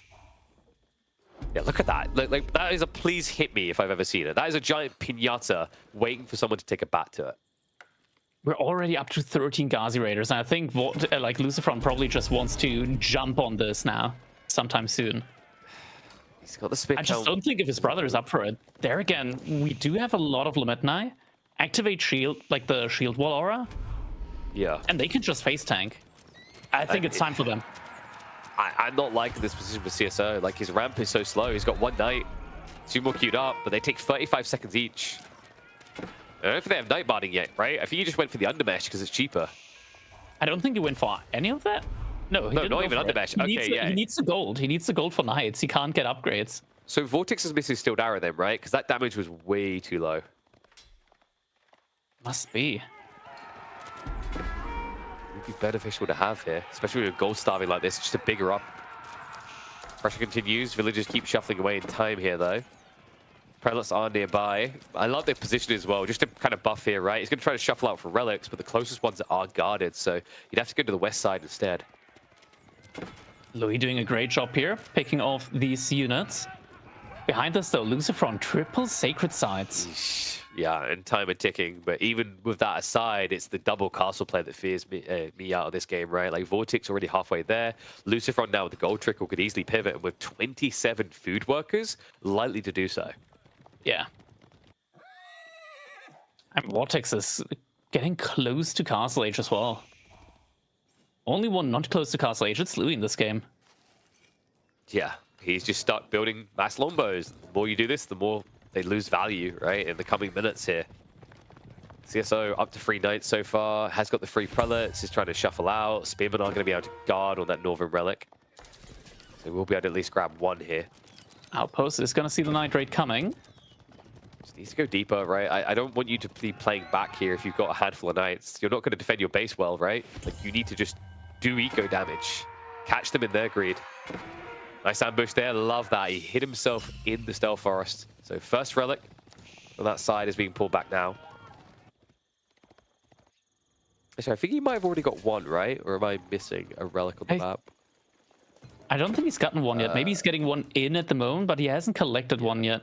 Because I'm only 1, 2... Oh, wait. Are they... Is there 2 tight? No, we've got 5 relics on the mini-map. 5. Yeah. Yeah, so number 1 I don't must see be on the way any more. home from somewhere. Should be. This one. Oh my god, can he actually you pick that kidding? up? No. Oh, it's just barely No. not in line of smoke. No, Oh my no, God. that's a rookie mistake. He's not going over there. Oh, he Are you didn't kidding notice. me? Now he notices, but it might be too late. I mean, he's pulled it back so much further now, right? He's going to be shuffling in. This is a gamble. You need to split into 2 groups to guarantee a find. Meanwhile, shove across the map into the center here from the Lombos. And he goes the wrong way. Back No, now around he's making the right. I mean, well, a little early. Lucifron does have to steer away. That's going to buy a few more inches to drag back towards the base. Age up getting spotted. One tower should be fine, though. I don't think you do really anything to stop that.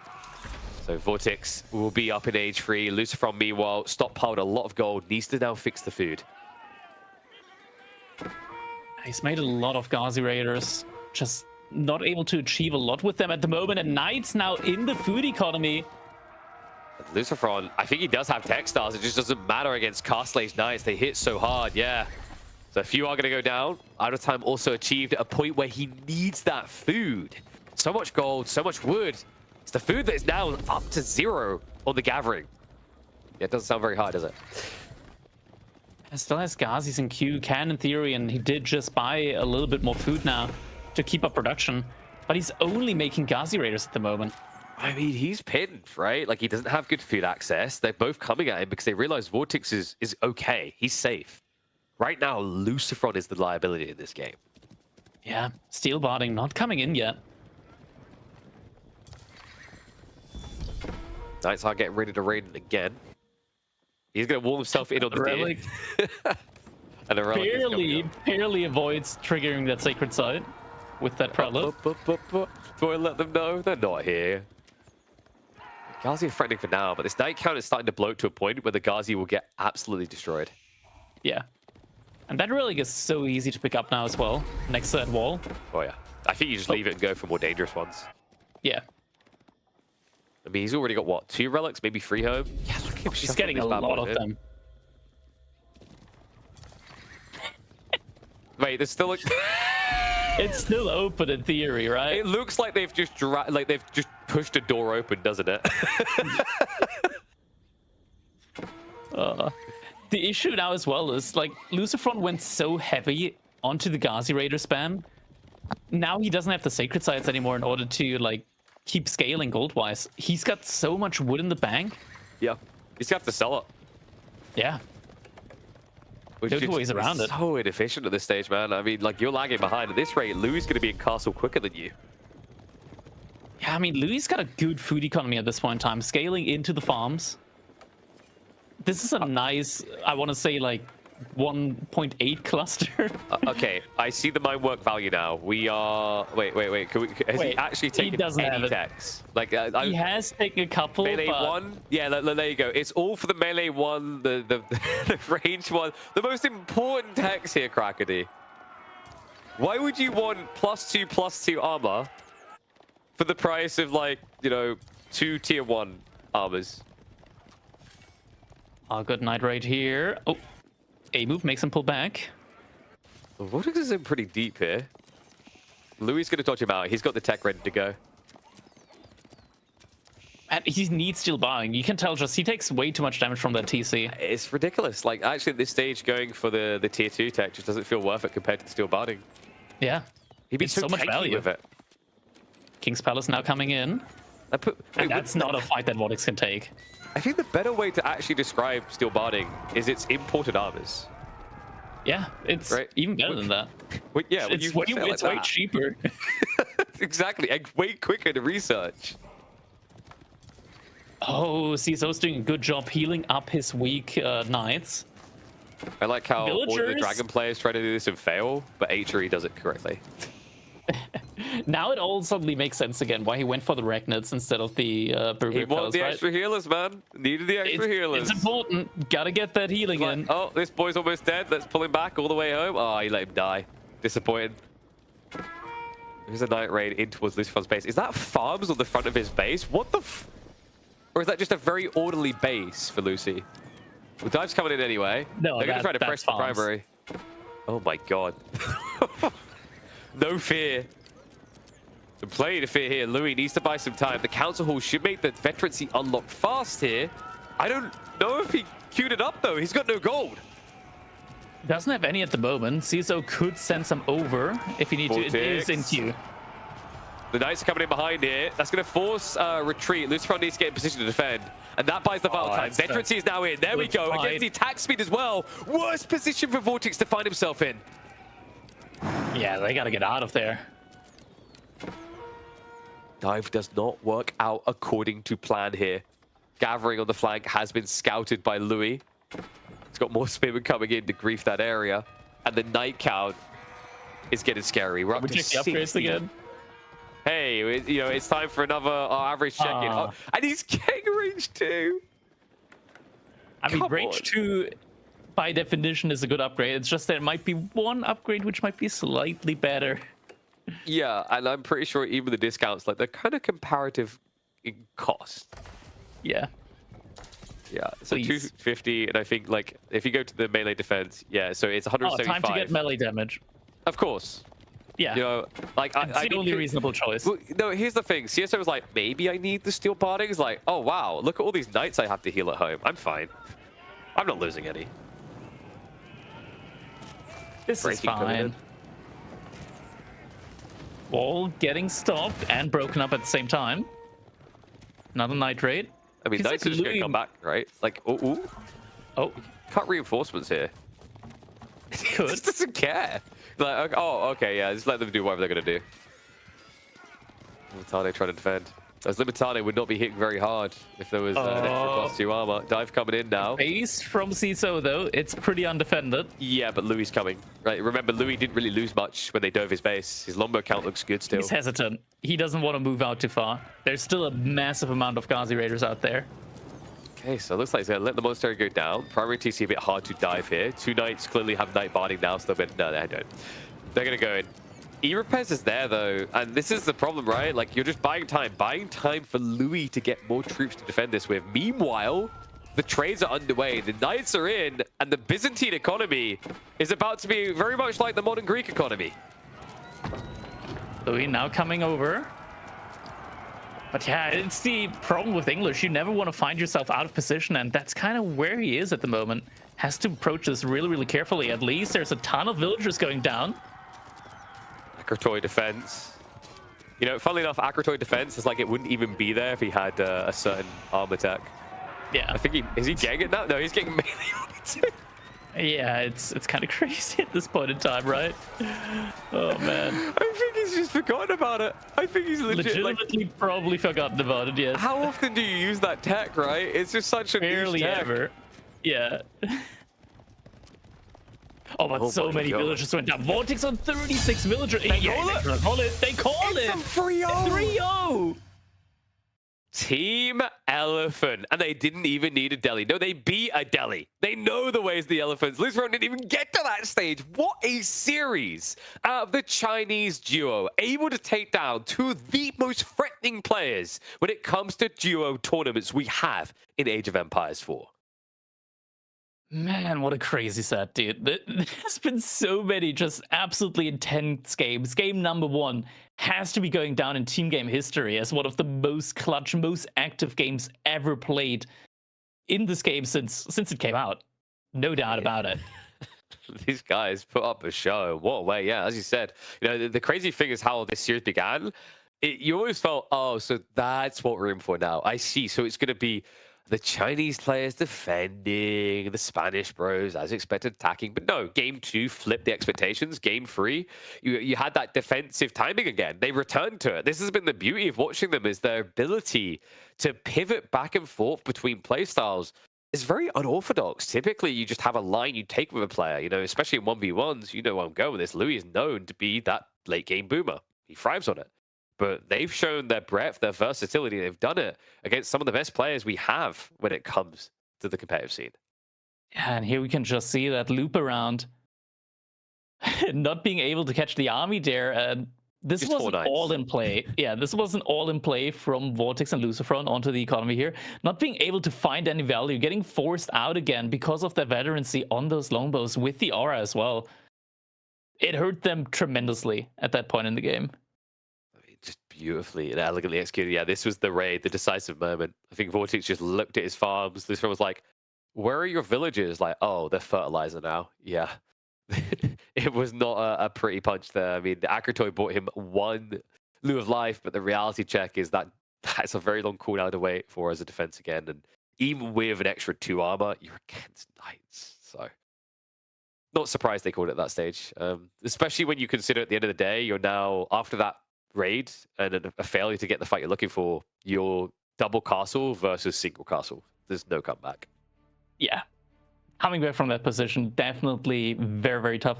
It's similar position-wise, I want to say, to where Team Elephant found themselves in game number 1.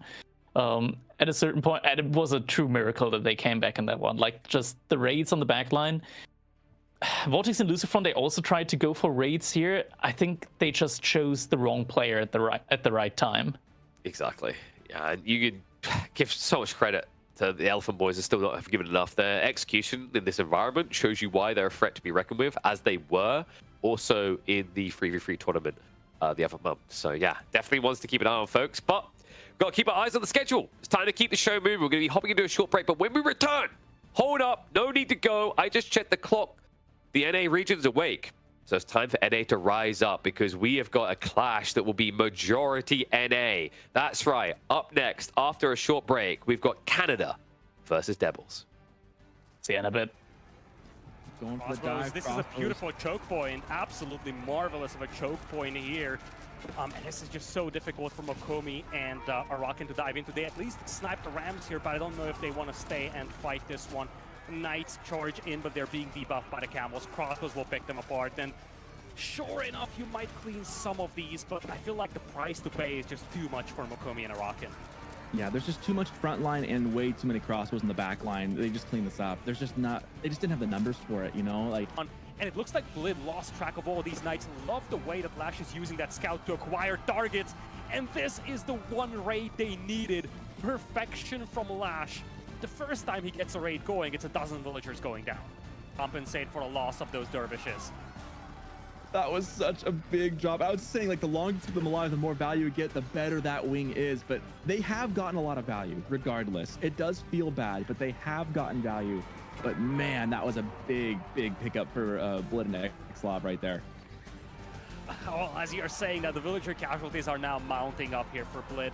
We talked about this. You know fully well how important this position is, because that's like, Blid committed 20 plus villagers to wall this off, and now they have to stand and fight to preserve whatever few villagers Blid still has left. Hey, It as would it be goes ambitious, down. but you never know.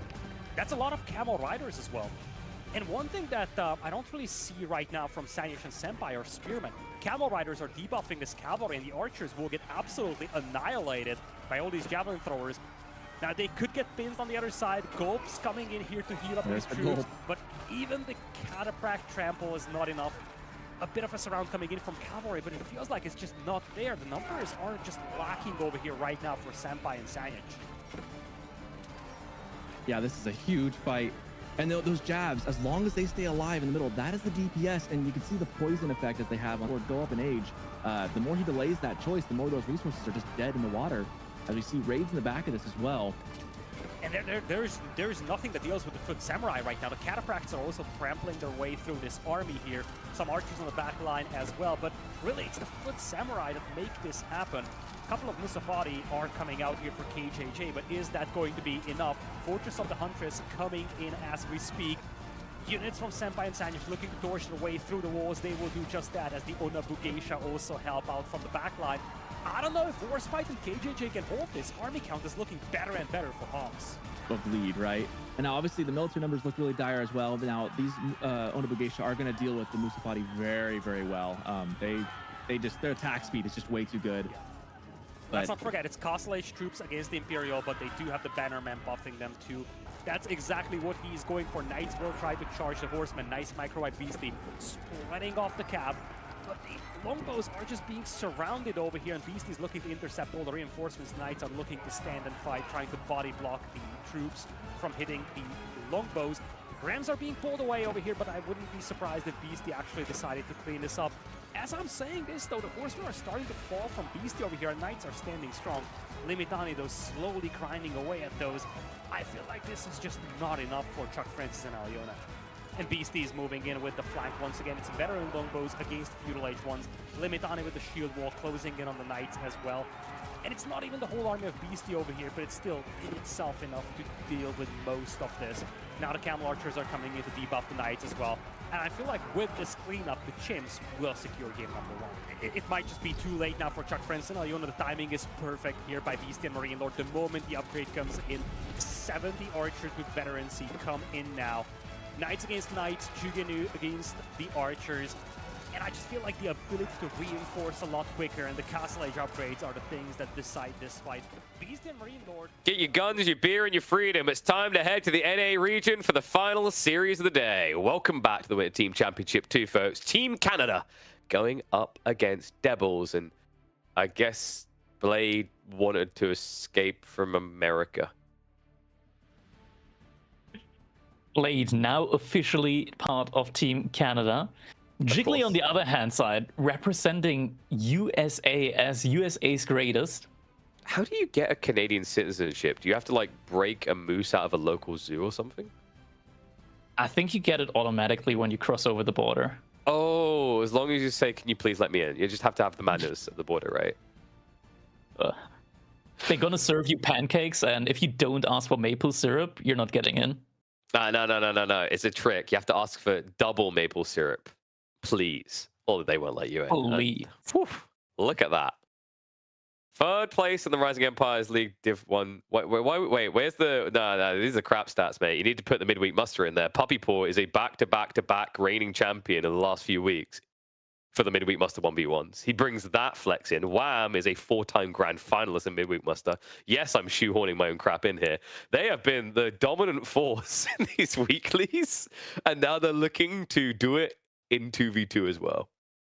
I'm not sure why they took Wham's picture, just copied it over, put a filter on it, and suddenly he's there again. There we go. Team Devils, Jigglypuff with the glasses. You can tell that from the reflection, there's a person taking the picture. We got BLB looking hot and Goatkowski giving us the anonymous. Does Jigglypuff strike you as the type of person that would actually just, like, make a silhouette figure, put a cloak over it, and then be in a dark enough room that it looks like there's someone there taking a picture of him? Maybe. It's believable. That's BLB bringing the dude. Yeah, BLB though. Can we just highlight that? Like, yeah, that is 100% the Chechen version of Dwayne the Rock Johnson. He had the full eyebrow going. Yeah, he's just giving you that. Okay, I can't do that. We just need to like buzz cut him, spray tan on, and he can just be like his entry at a LAN for a team tournament. You just like, can you smell what the Devils are cooking? Boom. Oh, we're getting a doll. Oh my god, we're getting Byzantines. Oh, it's gonna be the Jiggly build. Crackety. It's also your favorite map. It's from the BC Slaying Week. It's Dry Arabia. Toll. It's there. What? Oh yeah, there it is. It's a good map. Wasn't that the week where you picked a Toll Sokotri? Like, you pretty much just picked every version of Sokotri. No, I didn't pick a Toll. You picked a Toll. You made it the admin first. True. You did want that Socotra, though. I will have to see if we get deep enough at all. A beauty, actually, a retrimmed map recently. But we begin where the trimmings are the most standard and vanilla possible. Dry Arabia. But it's going to be anything but ordinary. Because we have got an NA showdown. That's right. North of the border versus south of the border here. It's going to be full of everything you'd expect. Way too much passive gold. Way too much Imperial English play, way too many cataphracts, and way too much team gamering here. I think I covered every player with that intro. Oh boy, here we go. Another set of some team game goodness here. Devils versus Team Canada. Puppy Paw and Wham, Goatkowski and Jigglypuff. And Jigglypuff, would you believe it? This man, he's a master of all civilizations, but he's limited himself. He's put on the chains.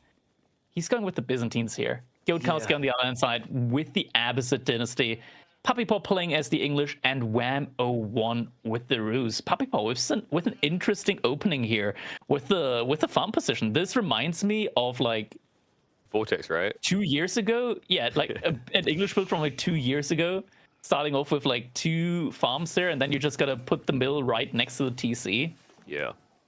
Oh, if you look across at his brother's base, you'll see the more typical opening that they're becoming infamous for is, of course, going to be the double hunting cabin opening. He even went across the other tree line to guarantee he got maximum value there. So we might even see a third hunting cabin down the line, just the north side. They love doing this. Like almost every Roost game I've seen, immediately double hunting cabin opening.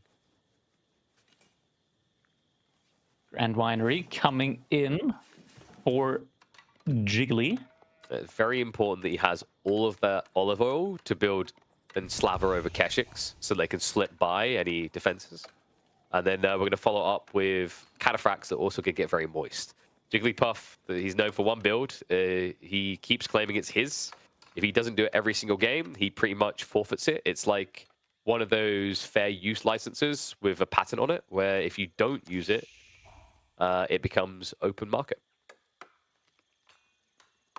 On the other hand side, Economic Wing, no big surprise from Goatkowski. Council Hall for Puppy Paw and Whammo1 going for the Kremlin. Okay, so that's a little bit Wait, of a surprise no. to me. Look at the... No, it's not. Look at the spot of the Kremlin. Oh my god, why? Oh, it's Why? the triangle deer spawn again. Why? Is Ridlord even still awake? I think he is. He's like, oh, oui, that is the bounty. But Kremlin, been nerfed range-wise. Okay, they're luring the deer Yeah, into he's the shoving the Kremlin. deer in. Dude, it's the Yeah. Canadians. What else did you think they were going to do with the early game but shove deer? Like, I think these guys spend... You'd think, for people who spend probably a lot of their waking hours shooing moose off of their property, they would get bored of doing that to the point they wouldn't want to do it in game. But no, they take their real-life skills and apply them in video games. That's a lot of deer. I don't think, like, Wham isn't going to run out of food within, like, the next 15 minutes of the game. On the he's other safe. hand side, though, all the food is centered around one location. That's Now, true. sure, like, the Kremlin does... It's a fully upgraded wooden fortress without a sprinkle emplacement. Is that going to be enough against Cataphract Sculpting? I mean, depends on the point we get the Cataphracts. For a moment, I thought you were boldly going to try to go for Kara Siphons. I was like, that's not going to happen this game. If you're You need mirroring the castle infantry to timing, make though, Kura Siphons. exactly. And like, you know, I think Gokowski, he likes free TC too much, so don't expect it from him. But if you are thinking kata timing, keep in mind that with the deer, with the double hunting cabin, Wham can compete with that timing. And if he gathers a little bit of stone, the Spurn placement should be good enough to shoo away a Cataphract. Yeah, the only issue is you can only garrison up to 8 villagers. True. So we You send need out another 16. wooden fortress. There we go. Might as well send out another 8, make it truly efficient. We'll be here a while. One thing that's a little bit unfortunate for Wham, he's not going to be able to benefit from bonus wood gathering, wood income. Well, Lombo Rush trying to be impactful here, but we already have a double outpost from Jigglypuff. Yeah, but With arrows left Same on the time, way, yay. you kind of need an outpost on the other side of the gold as well. Yeah, I mean, this is the thing. If either his berries or his gold were between those two towers, this would actually be perfect. However, Like if the outpost was on the other side, this would be fine. close to, right? I mean, Like, he you'd can, still he get can hit. get Keshiks. Yeah, he can just get Keshiks out and be fine here. As long as there aren't any Roof. spearmen coming in. The thing is, the Lombos have already revealed themselves, so he also knows that Keshik's the easy play. You could try to play Javelins to defend, it just doesn't really feel the best way to utilize this build. Yeah, javelins aren't that great overall, especially from Byzantines. Like, you really want to have a mass of them. You're not going to be able to scale a mass, and this is so annoying. Longbows being able to outrange the outpost, so you can never be safe. You know what's weird? Why don't English outposts have more range than others? Why should they? Because we have Lombos. So, no. So, like, if I put a Lombo on a wall, get 2 range, right? So, like, give me like a mid ground there. I'm not sure if you've been in an outpost KP, but you don't have a lot of space next to one of these outlets to It's okay. fully I'll get a just, longbow I'll setup. just lean over the side, you know? I can only say this because I've recently been in an outpost. Why were you in an outpost? Our family came over. And you decided you needed to take up a high point advantage from which you could shoot them? We're just This having is going strolls some with way dark. outposts. Yeah, I've always got to be on watch. When I was a kid, my dad used to shoot me with a paintball gun. It was a hard time. Second staple's now coming in. Wham is bringing that second layer of knights. I used to be the kid when my dad brought out the jumper cave. Why won't you grow faster? Oh god, Keshik's coming out now. That's gonna be And the first Knights couple are just of watching it. Nice guys right there. Do we get a ram play? I mean, Puppy Paw, it just feels like the next step here. It This could be a go very for fast it. game. Ah, here come the Paling's coming in. Palings. Duh, duh, yeah, that's what I thought, tough guy. Tell them what you saw here. And this is why you need the outpost on both sides of the resource. This is why we need custom audio noises, right? I would love for the Paling setup to just be the Jaws theme tune played to the appropriate length so you know when Palings is actually going to hit something. Jiggly doesn't have resources at the moment for... Like, oh, and there's the ram. He doesn't have resource for an additional pair of Keshiks. Is that a ram or just a bigger Paling? I can't tell. It's like, does it construct quicker if we just pile on more wood? Oh my god. Also putting it on fire at the same time, the campfire. Just providing more line of sight there for the longbows. Now, at some point, you can be like, where's Gokowski? He's playing a Bassett, so he'll be here, like, I don't know, only 15 minutes late. It's a team game. It's a Actually, team we effort. don't- Well, not when a Bastards are on your team. Yeah, I mean, at the same time, all of these outposts and placements mean that Jigglypuff isn't on tier 2 Cistern as well. So it's only one Cister. If that gets taken out, that's 10% eco hit. So, like, what's the thought process here? Jigglypuff goes, they know me for my Cataphract build. They will expect me to do the Cataphract build. Gokowski, carry the game. Because it kind of feels like... Jiggly went out to go Kowski's gold, so he's getting some gold in again. The Yeah, but question is, will his base still be there for him when he comes back? I mean, Cataphracts are all about burning down everything, right? So at this stage, screw it.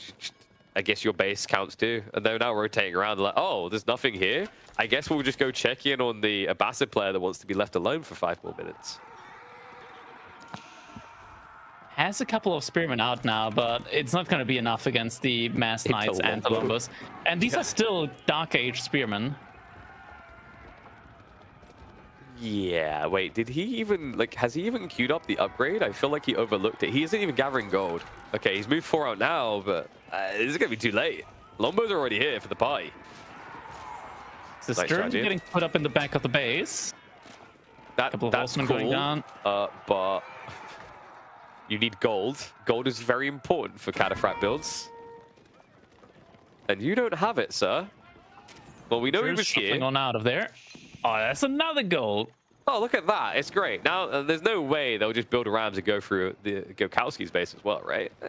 There's no Or, way that ram is just going to burn down the only stable that Jigglypuff right? has. Like, it would be a shame if this Cataphract build lacked places to breed Cataphracts. Horseman. Does he even have +1 Pierce armor? I don't think he does. I think He might. No, he doesn't. No, like, it's an Abbasid play. It's an Abbasid play. It's not 10 minutes. Let's be totally real about this. When do they ever have Pierce armor before 10 minutes? They're like, I can just build more units until I win. Horseman count now down to 4. At this stage, yeah, we're now seeing the very sad-looking Keshiks try to contest the Ram. They don't. Right. They did, but as Yoda very famously said, get out of here, you bum. I don't like people who try. Win. Agep does come in. First Cataphract, now in queue. Ram, he looks a little bit battered. She's like, I got this. I can go 5 more rounds. Cistern, huh? How long that Cataphract? I didn't hear no bell. Looks like the Knights did find the gathering on the east side. Villages are being pulled. The irony of a system being on fire is not lost on us. The Longbows have decided they want to eat a Bassett tonight. Well, we Yeah, do that's have a one rough Cataphract, situation. which means Jigglypuff is now 15 times more threatening than he was before. Outpost between the two players. Oh, Scout found the villagers. It's so sad when you watch Longbows chasing things like this. Yeah. Soon. Knights also just Soon. diving the base now. Yeah, Up to 60 Knights, and Wham still has at least like 20 deer available to him. You know how he didn't have Undermesh? He also, as a result, does not have Steeled Arrow. Cataphracts have ridden in. Longbows are starting to take a bit of a beating, but once again, it is 1 Cataphract and 2 Keshiks. Yeah, once the Knights start hitting that Cataphract, he's it's gonna not be good life for him. Can you just try to process the logic of how Gulp works? Like, all these guys are beating you in the face. You're like, oh, thirsty, right? Just like chugging a giant flask. It's the same way Skyrim works. You're in the middle of fighting a dragon, suddenly time freezes, right? And you eat like 3 whole wheels of cheese. Mm-hmm.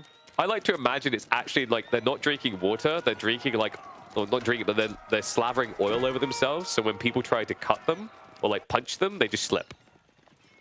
So it's not like, it's not healing, it's just they're not taking the damage. More night raids. Villagers need to do. It's only 1 cataphract to 80 knights. I mean, cataphracts are good, but if he can just find a very, very thin choke point and take them on 1 by 1, he can beat this. While gulping, getting a little pause in between to gulp. And then having a backup cataphract, which you swap with, right? So you take it in turns to gulp. And remember, he can do that efficiently in that thin choke point because he can trample behind his other cataphract. We figured it out. He just needs to build 2 very thin palisade walls and say, come at me. And there we go. In game 2. Come at me in game 2. Yeah. They're gonna need a redo after this one. That's okay. I mean, there's potentially 4 more games, and Byzantine's probably just not going to get sniped, judging by game 1. I mean, the military count here kind of speaks volumes to it as well, right? Like,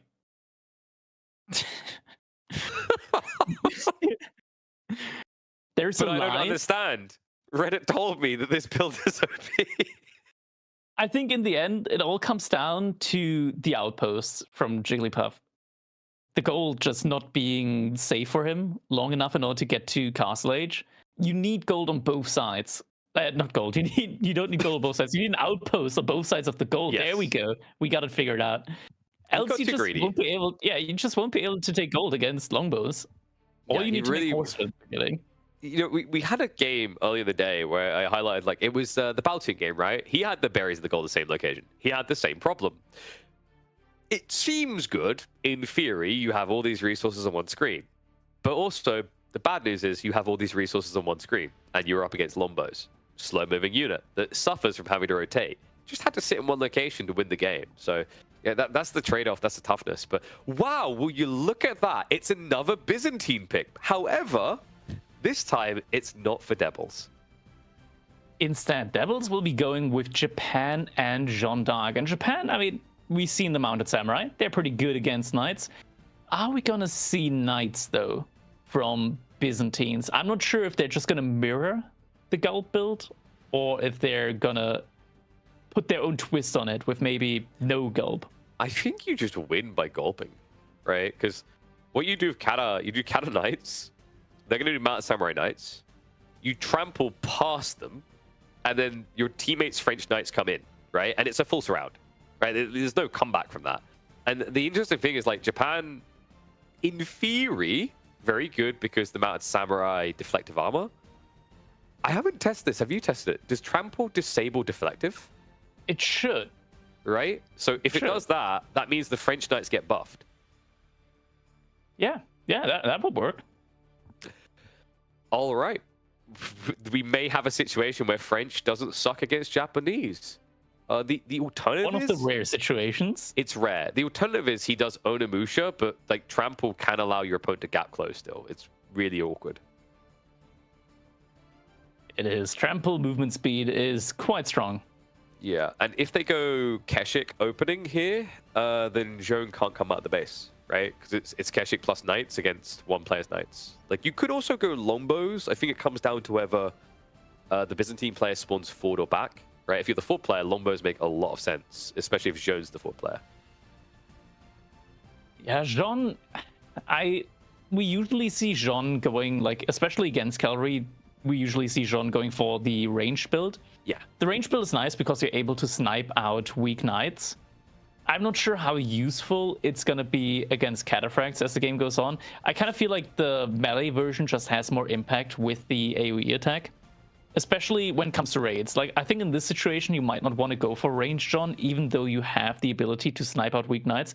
Instead, going for melee Jean, and if you get to level 3, you just use her and try and go for raids. Yeah. it's interesting because like I can see a world in which either form you take, you're stuck camping at home. The melee jaunt at least gives you a counter to Limitane being laid in, which could happen, right? If this is not a Kata build, then it has to be Limitane because you need that for what is likely going to be double night spam from Devils. But I don't think you need to do Limitane. I legit think you just play full raid. You could, you 100% could. At the same time, Melee-Jean, like when people see Melee-Jean in a night kind of situation, like night on nights, they kind of are like, oh my god, I see Melee-Jean, I gotta hit her. And then they click Melee-Jean, and suddenly all their nights are going in a weird way. But that's why we built Cataphracts, Gary. Oh god, it's infested my brain. It's too much. We're never gonna get rid of this strategy now. It's too much Cataphract conversation. I want to get, like, what are they called? Cataphracts in your... I want cataphracts in my eyes so I can stop watching cataphracts. Oh, good god. Like, yeah. We're gonna get more of them. Like, Don't you worry about that. I don't think there's a world in which we get Varangian spam. That's dumb.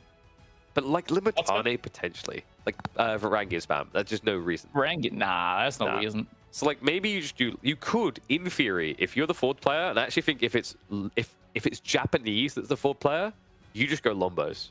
You go Lombos and you just send it, right?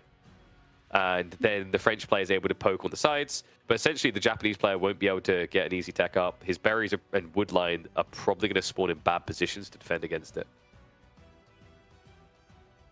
Yeah, that's kind of like the spawn dependent stuff. We do have Gorge here, so we can somewhat also think about the spawn overall, right? Like with the safe gold between the two players. But we've seen just how safe the safe gold is, or rather the safe resources are, in the first game between CSO, Louis, and Lucifron Vortex. Like Vortex, rather Lucifron, he played the French there. He still managed to find a ton of villager pickups here and there. Can we ask the important question here? Yeah.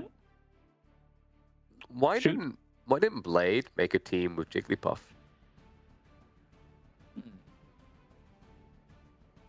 Good question. Didn't Blade? back his Americans. Yeah. Didn't back his Americans. Instead of Blade, it should have been Hera in here. Hera. I mean, I don't think we're at that arc again. Maybe another year or two. Give it another year or two, and we're going to have the big Hera comeback arc. Hashtag League for 2030 as well. Yeah, he's going to take a break of AoE 2, play some League, and then he's going to be back in AoE 4. It's cyclical, man. We go through this. Viper will be back again. Grubby will return. Who else? Sio. Remember Sio? He'll come back. Running will be back. Nevix will retire from Marvel Rival. Dude, I'm sorry to do it to him. I predicted it. Marvel Rival's competitive scene decides there's too many players on a team. They decrease the team size. Nevix is without a team. He comes back to AoE 4. I've figured out all the routes back for these players. And then, give me some of that as well. I need that. They're coming back, I swear. StarCraft's apparently dead, so like I don't know, sort of would be back, right? Right, guys? One. Leenock coming out of retirement. He'll all be returning. of them. Yeah. Just a matter of time. And then we'll have the ultimate team of Jigglypuff, Leenock. Jigglypuff, Leenock. Yeah, because he'll be reaching everywhere long enough that Jigglypuff can just build like 50 Cataphracts and win the game. Leenock's gonna have a boot camp with Jigglypuff in order to improve his micro. And then we'll have like more teams, more esports orgs in the scene, Crackety, right? Team Optic will be joining. Getting Aptosis in as well. Yep. FaZe will recruit an RTS player, whoever's the first one that can successfully do a 360 no-scope charge around a gold vein to kill a villager. So Faker is going to become the #1 JD player. Yep. Well, because you know how it is, right? Like, eventually, AoE4 is the boomer game, whereas, like, League of Legends very mechanics. So when Faker, like, gets arthritis in all of his fingers, he's going to come here. I can see it happening. The second Faker starts growing gray hair, he's gonna boot up Age of Empires 4. The moment Faker begins to resemble the old man from Squid Games, he will enter the AoE 4 ecosystem and take over. I can just see Faker one morning, wake up, go to the bathroom, look in the mirror, see gray hair, go back to his chair, sit down, boot up Age of Empires 4. You make him sound like Homelander. Just collecting the hairs in a little tub as well. Oh, blimey. Who else do we need to come and see? Shroud. Shroud, when he's done with his World of Warcraft and MMO arc, he'll be here as well. Yeah. We're not getting a countdown for our next set. There were some technical issues. That's what we were doing. Yeah. We were forcing the admins to actually count, and we done it. So yeah, we ran into some map issues, but that is now sorted.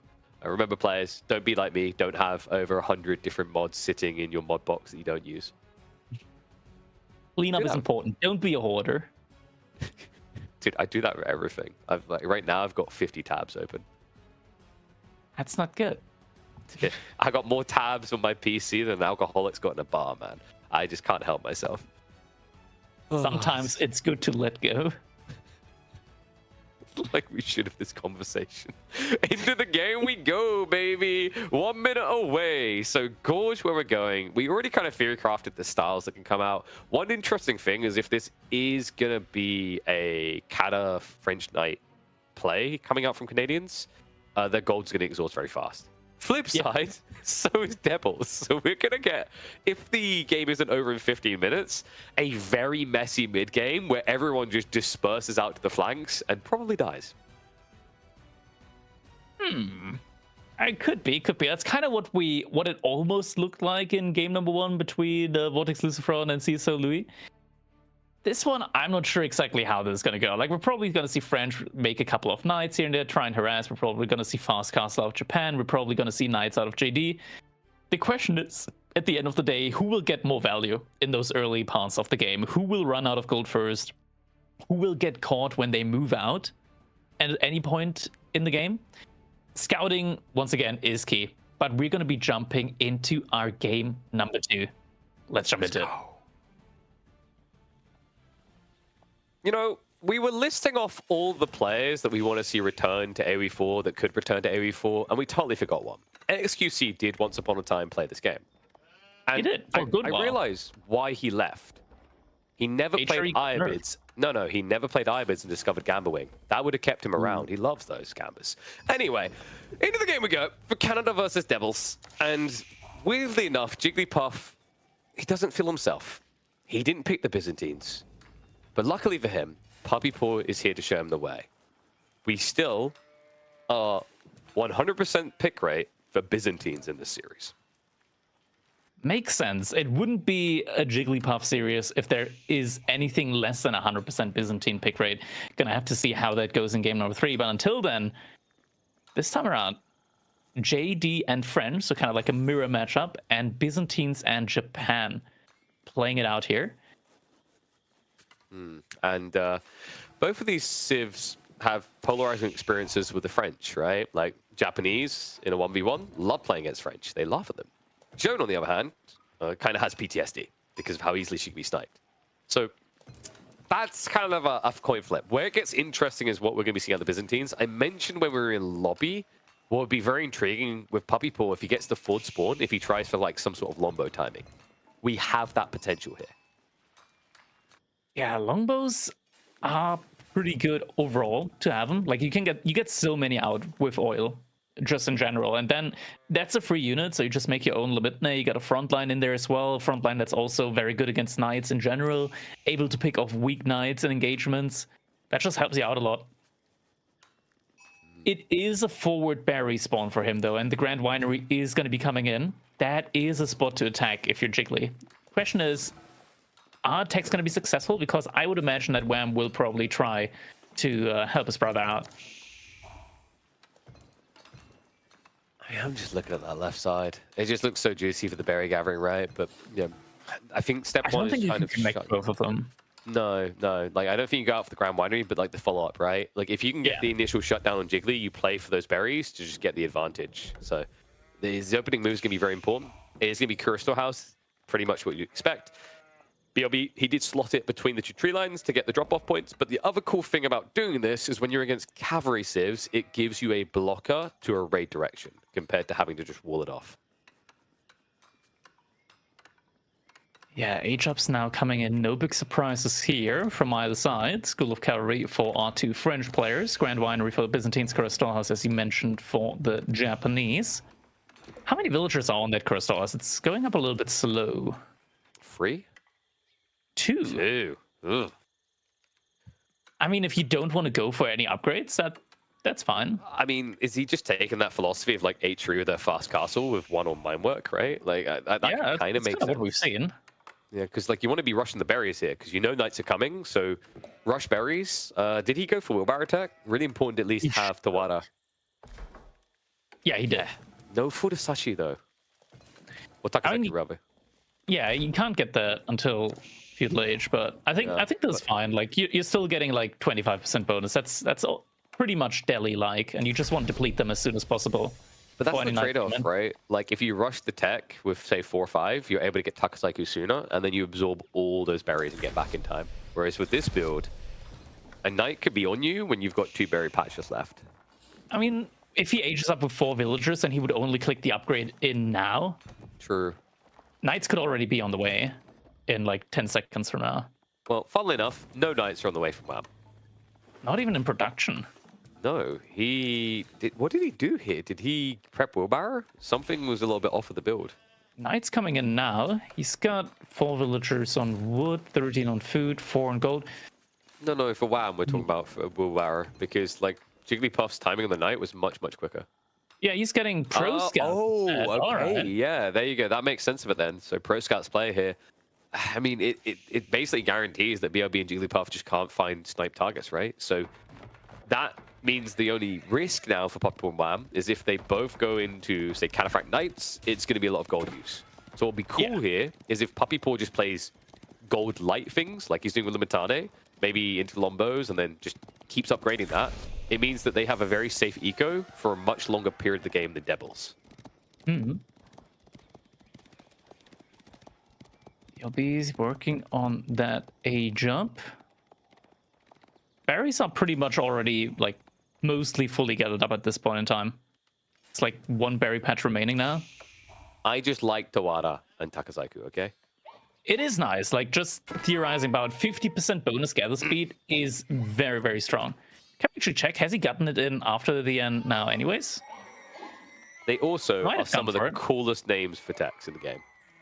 Yeah, I mean, the bonus movement speed already might just be worth it. John gets a snipe there on one of the limit 9. Surprised Puppypaw is just shoving out this far, actually. But he's making space. Look at what he's doing behind this. He's walling on the north side. Very early for this type of play, actually. It is early. There are 2 berry bushes over there that he might want to take as the game goes on. 4 over there as well, and a large gold mine. It just feels so greedy on a map this big. I mean, in some ways you can afford it, because at 24 eco with the Cistern, you basically have surplus, right, of 2 point, like, whatever, right? Because I think it's maybe 14% now. So you can afford to put 1 villager over there. But the likelihood of that wall going up should be low. It's why they're now playing kind of cat and mouse here, just dragging attention elsewhere. Wham almost leading Jigglypuff to that wall off, but does notice and pull back to the other side. BLB. Interestingly enough, even with pro scouts, the night count is even right now. I'm not sure what Jiggly is doing here. That's intriguing. We've got the Micro-wise. Is he Javelins. also... Did he also go pro scouts? It's so many on gold. Yeah. He is getting it. His is delayed though by comparisons. Like WAM's gonna have advantage now. But this is the scary thing that we're talking about. And when you wait to do this later, it's just French are gonna scale that eco lead to kind of afford these things. Ooh, So as villager gets expected, harmed. yep. I mean, this was way too greedy, right? So does get denied on that. But the follow-up play is going to be very interesting. We've now got a shove-in where Jean can't play in the fights because Jean is going to be running into javelins. Yeah, that's kind of the reason why you never want to go ranged on against a civilization that has access to javelins anyways. But did go for it here. At least gets another Limitade snipe while the gun is good, but WAM is on the way. The javelins are also coming. And this is where things are going to get messy for Jiggly. Does shuffle off the berries. Sad to see having to go berries when we want to go pro scouts, but it's due to those timings. And there's going to be a wrap towards the gathering on the deer. Ooh, Does find 2 the few villagers out there. Gonna be fast enough to run away though. However, H-up is they're coming leading in. to the floating gate. They now know exactly where it is. The javelins are coming here, and this is not enough villages from BRB. Oh, this is a corner. There's a corner. That's actually rangeable, or relatively easily rangeable. I mean, it's so with the javelin unnecessary as throws. well. He could have placed it where the blacksmith is, right? Next to the blacksmith TC. It's greed. Unnecessary. And now the javelins, of course, can punish the Joan. Oh, Wait, what Joan. are we doing? Oh. Hello? Go in the Like, outpost. yes, this is intentional, citizens. Fear not. We have attack. Except you don't. The Javs are still here. Second group is being queued up as well. Knights, in the meantime, are shuffling south side, so they're trying to block out the Pro Scouts play. I mean, they could just dive in That's at this alive. rate. Jiggly, he doesn't have any food on this TC at all. No food income. Oh He's on 30 food. Did he sling his sheep to He BOB? must have. But he didn't leave enough for himself. Either that or they didn't gather up enough sheep early game. And now you realize BLB can have some... sorry, no refund, no refund. Oh, man. So this is just basically going to be on BLB to try and get them out of this sticky situation. Difficult to do on a slow pacing, and I know they're doing Onimusha. Against javelin throwers? Yeah, like, I mean, either way, even if I you go have no- knights, it doesn't feel good. I mean, if you get enough of them, you can beat these knights, right? But, like, I thought at least Yuumi so you could deal with the Limitane first, right? Like how are you even dealing with the Limitane here? This is a rough one. This is a rough one for sure. Hey, they should rename themselves to Doggles. Because it's so rough. It is rough at this point in the game. I think walls are almost complete at this point for Puppy Paw. He's working on the last stretch, so the entire right-hand side is pretty much very tough to raid now, I think you just need, if not like, impossible. it's going to sound weird and uncomfortable, but just when you go with it. I think it's time for spears for Japan. I think that is your best hope. Get a small group at Onimusha and just scale spears. It's not even scaling a lot of Onimusha. He doesn't have a lot of gold income, like resources overall. You know what 3 doesn't need Onimushas gold? only at the moment. Oh no, Onimusha's at the front line! What's going on? Wait, what? And the He knight... clicked them. Wait, he clicked the back one! He A-moved. No, he didn't A-move. He right The weirdest part is that Wham's even running away from this. He could actually just immediately snipe Jean there. Didn't want it though. Backs away, doesn't want to give more XP. Waits for the counter unit to arrive in the javelins. And the entire army has to be screaming and running. Just like the economy of Jigglypuff. Jesus. Yeah, it's so many villagers being idled once again. Of course, they won't have the Steel Dagger defense here to bulk them up. More villagers being taken down for both red and yellow. XP is at least being farmed up here. But here's the funny part. Javelins can still snipe you when you're level 3. Yeah. Oh yeah, this is a rough situation. Jiggly, no food income at all, and the Pro Scout coming in late. He just doesn't have anything that he can make at the moment. He's on 3 food. And 1,000 gold in the bank. Could have at least gotten up a market or something to trade out some resource in order to keep up night production and villager production. Hasn't come in yet though. He's out on the berries. He's gonna get picked off by a couple of javelin throwers here once again. So we went Pro Scouts, and we are attempting to, I guess, make a cranberry sauce for that delicious venison. That must be, oh my god, okay. Yeah, we're getting farms. We're so poor we can afford the farm lot, but we can't afford the bakery. We're eating wheat tonight. Shinto's trying to rush out as well, because we talked about BLB's gold, right? Never seemed to be enough here. I know we should count now to 8, but there's 11 javelins in play. And not just that, look at Puppy Paw's eco. He's about to tech up. Yeah. And it's from a position of strength, and he has 27 Limitne. They can just get +2 Pierce Armor on Limitne, get them up to veterancy, and then they can just dive TCs indefinitely.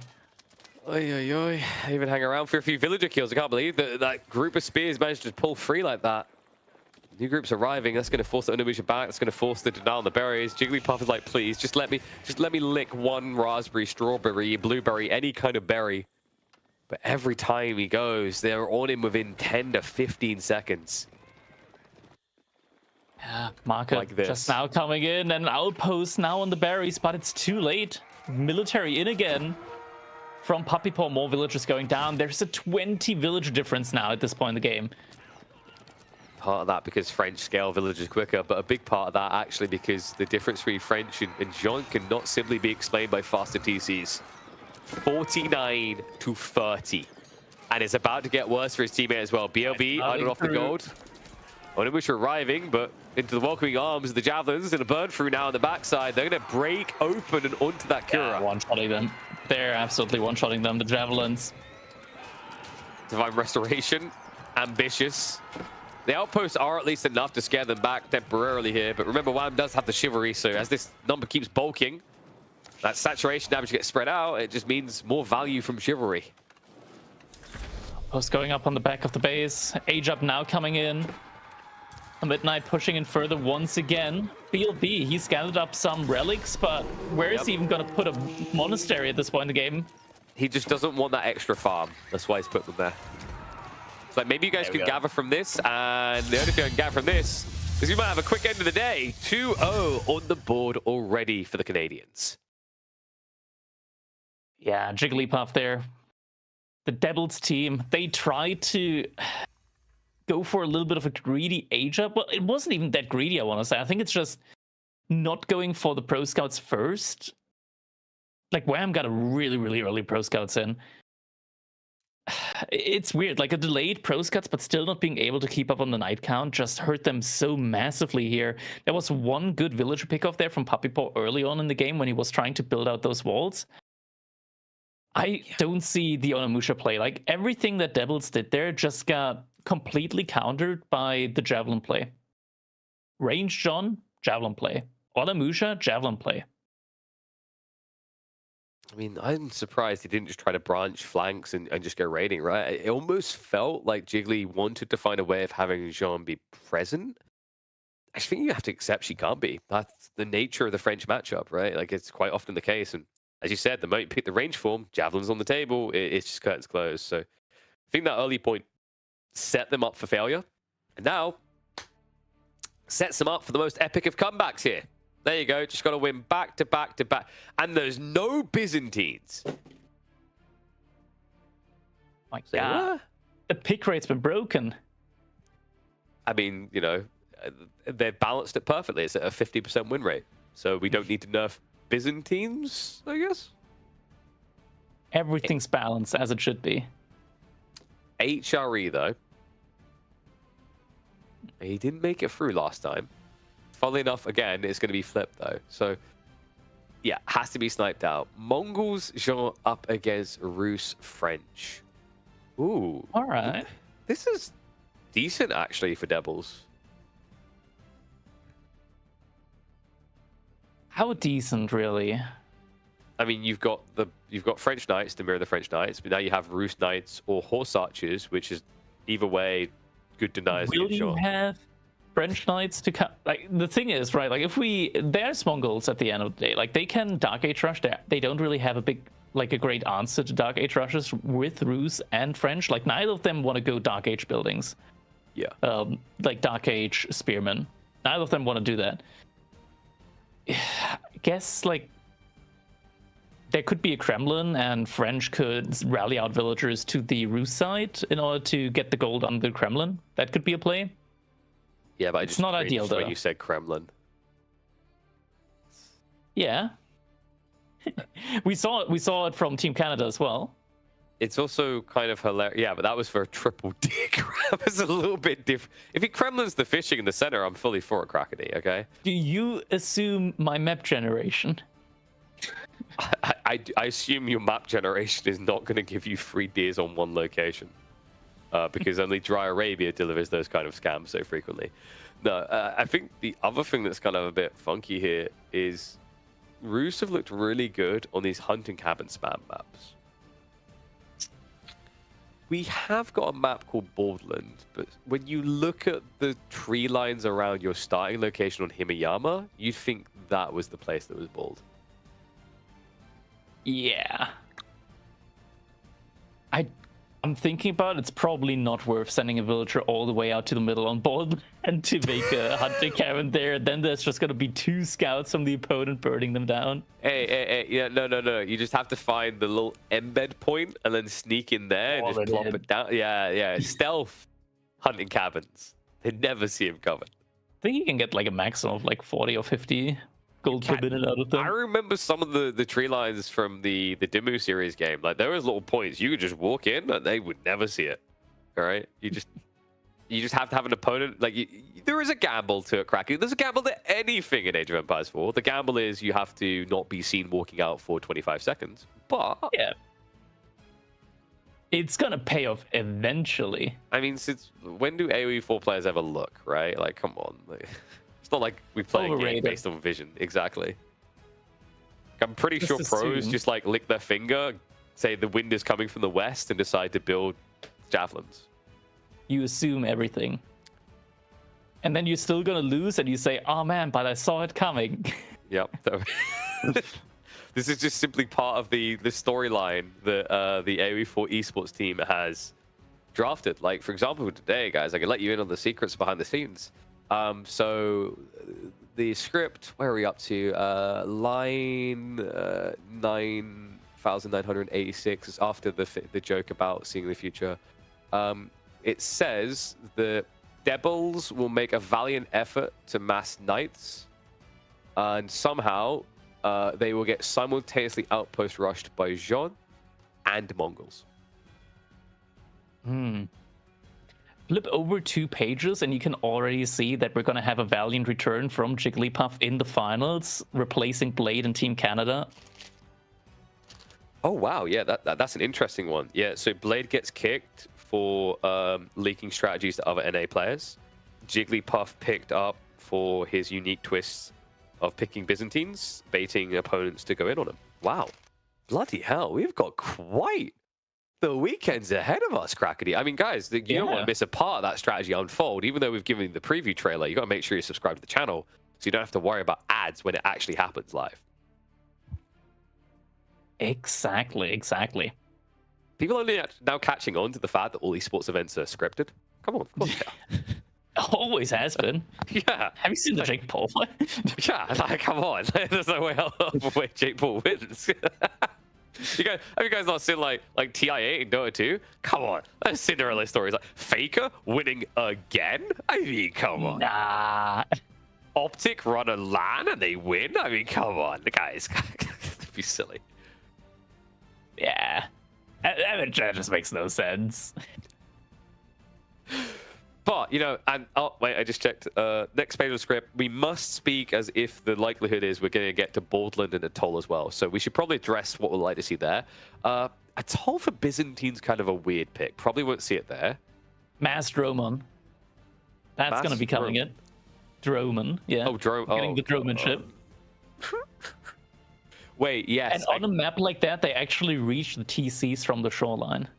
And you know what else happens? The Canadians pick Malians, so then it's just like you've saved money on a Kara Siphon.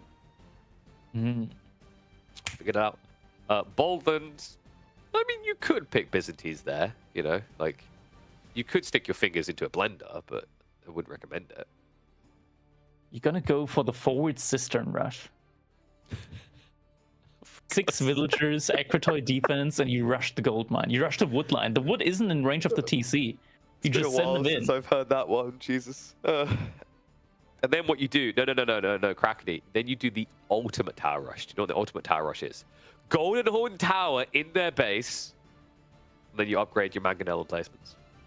You just burn down the TC with Mangonel emplacement outposts. We just end up leaking all the strategies after 6 hours into a broadcast, really. It happens, man. It'll be fine. There's going to be new strategies coming out. I'm sure of it. Yeah. We're giving these ones away for free. The other ones you can find in Discord, in the EGC TV Discord, if you subscribe to the channel. Yeah, very important that you do that. And then, obviously, script writers aren't cheap, guys, which is another reason why you should support the channel with those subscriptions. Maybe even consider things like the Patreon, whatever else. Take advantage of it, because, yeah, we have such great script writers. And they are expensive. I can tell you, they keep going on strike every, 2 months, which is why we have to have the breaks we do between EGC tournaments. Yeah. crazy what these scriptwriters think they can all like demand sometimes. Right? What was it they asked for last time? Toilet breaks? Human right violations, something like that. Like these complaints, man. The complaint box is full, but I just hooked it up to the shredder at this point in time. And I was like, toilet break? Psh, you can wipe your ass with the poor script that we had to scrap before, okay? You got that extra paper sitting there. You don't need to move from that chair. We got more scripts to write. And it's almost time to get ready to write what could be the final story of the evening. Devils find themselves on a crash course, collision course. Definitely meant collision course. Collision crash course for a showdown to try and stay alive. Canada ain't letting up. They have them by the long and curlies. We mentioned that the Mongols can be the undoing of either of these civs. And if you remove one from the equation, it kind of feels like often you're removing two, because the story of this series so far has been one player under the bus. Right, that's right. Ralph usually on the bus. In this situation, he's under it. And the other one is just hoping and trying to play a 1v2. Let's see if we can rewrite that tale. If it is time for the best comeback you are going to see in Winter Team Championship number 2. All right. Game number 3, potential match point now on the board for Team Canada. Devils team really having to give it their all. If they lose today, they're going to have to play a decider match for their spot in the playoffs in the Winter Team Championship number 2. Spawning in, we got Wham01 playing as the Mongols and Puppy Pop playing as Jeanne d'Arc. On the other hand side, Jigglypuff as the French and Goatkowski this time. So BLB, he's been put on the bench. Goatkowski jumps in as the Roos here. Interesting. So Jigglypuff, he wants to redeem himself. That last game was rough, right? The Pro Scouts play and do basically nothing. Now he wants to prove, I can actually play French up against the absolute best. I mean, they are up against the absolute best, right? Like, if you think about the podium finishes based on 1v1 results recently, you've got Marine Lord, you've got Puppy Paw, and you've got Wham, right? Based on things like the Red Bull Warlord performances. Like, these are the guys to kind of match up to. And although 2v2s are a different dynamic, some maps do invite a 1v1 on both sides. Himeyama can sometimes become that. Can definitely be. Now, I'm not sure about the last game. I think in the last game, they didn't have that many sheep to them. Like, it looked like Jigglypuff ran out of food very, very quickly into it. So let's see if maybe this time around Jigglypuff and Goatkowski can find a couple more sheep here. Definitely would help them that game. Goatkowski did open up with a double hunting cabin build, so is going to get that extra bit of gold in early on in the game. Yeah, but look at the positioning. You can burn the one in the mill, on the berries, rather. Yeah, one isn't. It's not next to the wood line as well. It's next to the berries, but there's a tile of difference that actually makes a pretty big difference. Like, you can't really burn. Mongols, right? It might be, but I don't like. It doesn't make sense to tower rush or to attack onto the Roos anyway. I mean, if you find like a jackpot, if they got like berries, gold, and trees right next to each other, right, you might consider it. But yeah, usually you look at the French player. And in fairness, Wham is on the correct side for that. I wondered if we might see him try to pivot in towards a dot play, but it's a French player, right? The desire to deny him is well too high. And even more so when you look at this spawn. The berries and the gold are right next to each other for Jigglypuff. Yeah, that's a great spot to hit. And the gold is actually really far away from TC. The berries kind of like forced it out here, didn't it? Like, oh my god, it's yeah, not just that. Distance. Look at the extra golds here. They're all in this area. No. There's one behind his base, but it's even further away. Oh, good deletion there. Wait, on the mining camp. Is he just going to... Yeah, he's going to Goatkowski's. Yeah, oh my god. He's going to take that. Well, that's great. You now have 3 villages for the next 10 minutes to gather gold.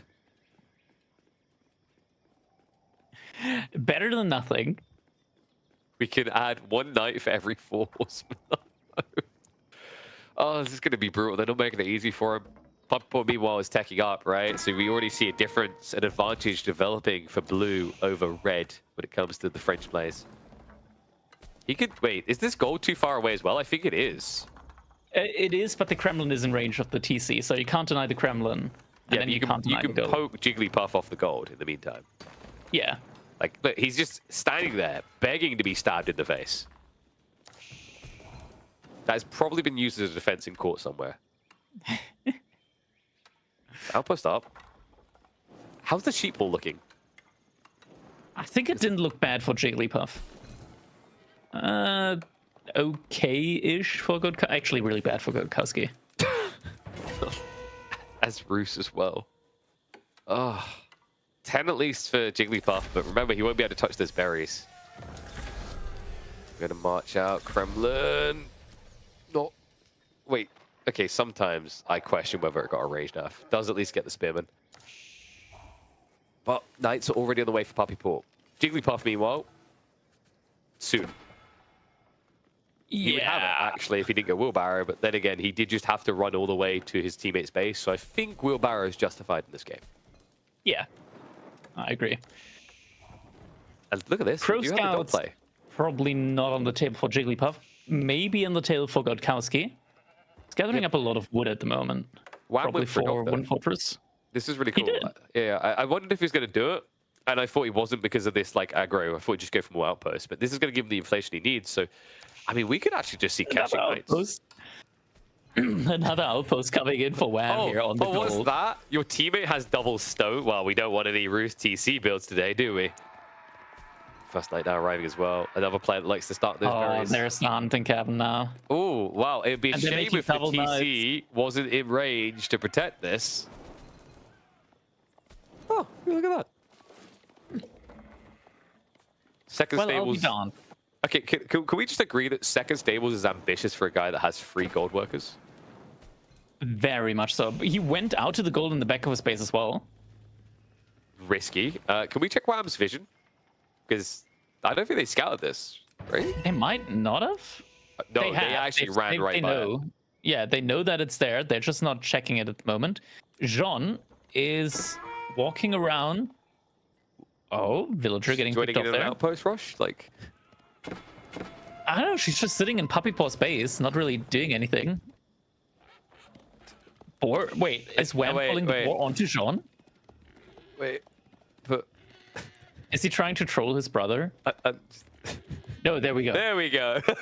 Like, Okay, then. surely we must be close. He's chopping the tree right now. So yeah, they're going to get the ball. That's going to be great for Wham. That's even more food inflation. And it looks like he's just going to mosh pit spears, right? Like it would have been Keshix if one of the components had been gone archers. But instead, just go for the anti-cav. Joan. John might be getting sniped here. Joan. Will be getting sniped for sure. Maneuver speed. Movement speed arrow. Oh, not Wait. quick enough. Why did he turn around? I don't know, but that knight also turned around, and he definitely regrets that in the afterlife. We have a shuffle out. Gokowski's like, okay, there's not enough food in this base for the both of us.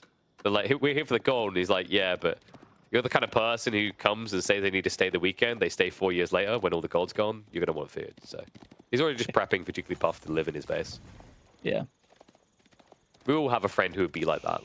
Let's not lie to ourselves. Outpost coming up, so Wham. Yeah, it looks like Wham wants to go onto the board there. That's 2,000 food. He went Very next good turn food as well. income. This is mutually beneficial for pushing to his opponent's base while also having the aura and the outpost protection on the board. Yeah. So really nice positioning. Double Knight play behind this, and Godkowski actually adding in a couple of spearmen. Did he go double barracks in his base? I saw barracks earlier. I'm not recalling if it's double barracks. It is a double barracks play from him. Interesting here. But, you know, this protects your base. I'm more worried about Jigglypuffs. Because I feel like he's kind of put himself on an island here now, right? Which they can take advantage of. They already have spear production on the south side from Wham. And now the Knights can come in from the north as well, right? So you could actually just strike in and take Jigglypuff off the board first. Yeah. I'm not sure if Wham lost, like, additional villagers, because the villager count right now is pretty even. I mean, sure, they're French, but... Maybe a bit of idle time from moving It feels the TC. more... Yeah, it feels a bit more idle than it should be. Because, like, his TC placement is really kind of ajar, right? It's off to the side. Behind all of this, Pro Scouts this time around from Jigglypuff. Okay, so looking for that safe food. However, there is a push timing in mind here. I mean, Wham, he could even consider just going into, like, an early ram to start easily clearing the way here. Like, you just basically shuffle inside of the ram with the spears, right? There's no touch. And there is some good walls as well on Puppy Paw's side around the gold, so Godkowski isn't going to have an easy time trying to raid the gold. Not quite the V for victory. It's V with a squiggly line, but will allow that layer of protection. Means he doesn't have to keep many at home. And we're already seeing the convergence here. Puppy Paw shuffling those knights down to the south side. So they're getting ready to pressure onto the French. There we go. Looks like the Spearmen from Wham are hitting the gold mine from Puppy Paw. From Jigglypuff. You're right there, buddy. The villagers have, yeah, the villagers are getting pulled back. It's all knights everywhere anyways. Oh, they're taking out the outpost now. Yeah, I mean, you're Mongols. You take that. That's free resources. Meanwhile, knights, they're looking for free kills. Doesn't quite find it there. A little bit of an unequal exchange. Of course, the charge is coming out from Jigglypuff. We did have him pro-scouting up, absorbing from that west side. So he's going to be condensing his base for food. But gold is still the grand problem here now for Jigglypuff. Yeah, might need to send more villagers over to Kodkowski's base. The problem is It's 19 spearmen right now for Wham. Kodkowski has also added in his own spearmen. Trying to torch down... Yeah, the outpost is going to help him a lot. He's rushing that up as well. What's that? 8 villagers trying to get that line. And also, congrats, you just built spears into Jean. Right, like, that's the dream. Cleaves are going to add up, so you have to make sure you surround her if you're going to commit. Yeah, she's looking for it as well. And she's faster. I mean, she could. But we've got additional walls. So they're just extending the area again. The knights are still rotating. Not able to find an entry so far. Remember, Wham has got a considerable amount of extra food coming in, and he's going to look to leverage that in a nice way. A lot of wood gathering on land. More archers on the way here, and that's kind of worrisome, right? Because you've got one player who doesn't have great gold access and one player who decided to just spam spears instead. Archers is the golden solution. Especially with the wood income from Ruse, that would be a great option here for them. Not looking like they're going for it, though. Instead, Gukowski adding in a couple more knights now.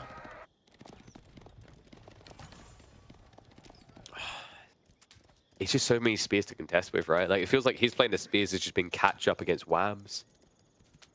What's that out? Like, one thing that worries me right now is, you know, we've seen spears try to raid into the Canadians' bases, but we haven't seen knights go in again. Yeah. Oh, trying to rebuild the outpost there, but the knights from Puppy Paw paying attention. That's a lot of spearmen from Godkowski. But the archers are there as well. No. No. No. We cannot. Second wave is also coming. Yeah, and Gukowski thought it was just going to be easy attack, click, and go. But no. And, well, congrats, you're now defending this base, but who's defending yours? Puppy Paw diving into Gukowski now. We'll get a bit of chip damage down, not able to find a big wallop of villagers. We'll be able to keep that pressure on. Big issue here is Jigglypuff. He has one big night ball. Puppy Paw has multiple smaller night balls, which he's using to be able to roam around the map, be active, harass time and time again, deny resources. Even Jean in there as That's well. just not happening at the moment. Yeah, the other thing is, like, it's just XP farming on the side, right? Like, as you catch these trickler reinforcements. Whereas if you had Jean here, she gets jumped, right? So liability instead of an advantage. Now the Ram play. Rams, man. We were waiting for this timing here, and he was actually quite disciplined about it. Guaranteed the advantage in numbers before he committed. Good ambush for the Knights here. Play outpost. He's getting cleaned up, down. but doesn't mean that he's going to have access to gold. Nope, it's just one less blocker. You just have to get past this giant wave of archers and spears now. We have Rams coming in from that south side. Yeah, double Rams against double outpost seems appropriate. And a third Ram. Wait, is he just gonna go for the base? He's for the base. He's just gonna go and kill his base. It's like, oh great, you've got all this gold. Shame you don't have buildings to use that on. Sorry. Archer's now coming in for Gokowski, but it feels like it's a little bit too late. Is that 15 or 35 spearmen from Wham? That is 35. That's 15. Is it? That's 35. That is... Gokowski is very behind the spear count then. Yeah, he has 25 right now. Dive in.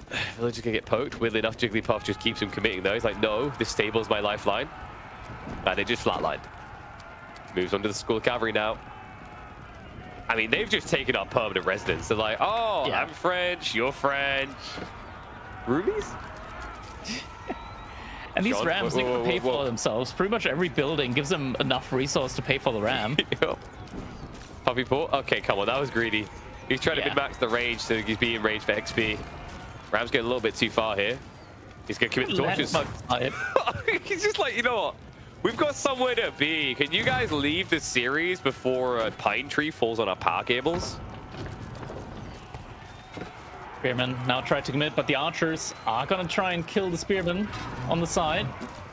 Spawn to the side. The spearmen aren't connecting to the knights from Villagers could Puppy just die here. Like, I mean, he's desperately trying to clutch some repairs. Buys a little bit of time here. Gurkowski is going to be raiding to block the gold on the north side that Puppy Paw was gathering on, but it's looking like Jigglypuff is going to be that roommate that stays for 20 years and never moves out. Is he gonna send his villagers out at some point, like all 15? Just move over to Gurkowski's base? I think they're all getting picked off as soon as I the don't TC think they're goes ever down. getting out of here, to be honest. Yeah, Like, the smile and wave, reinforcement, boys. the second army Smile coming and in. wave. Villagers, they're running for it. Probably not the best direction to run into. I mean, it's a delta split, right? These guys go south, the others go north. Guarantees that someone doesn't die. Villagers on the gold mine get found out as well, though. I think they always knew. He just didn't care, right? Oh god. But... well, they won't wave the white flag, right? It's the last game of the series that they do, so they'll try to juke it out. But it is looking grim, grimmer than the Reaper. Newcomb rises 98 military to 40. Only 8 knights remaining. 23 for Puppy Paw. It's so many units still here for Wham. It's this big blob that just hasn't shrunk at all during this engagement. Wham's getting ready to turn this into the Roost campaign level where you forget to pay the Mongols. He is coming. And the Kremlin defends one piece of a ever-growing base, folks, that could easily be reached. But why do that when I have Aklek? And behind that, Step Redoubt also coming in.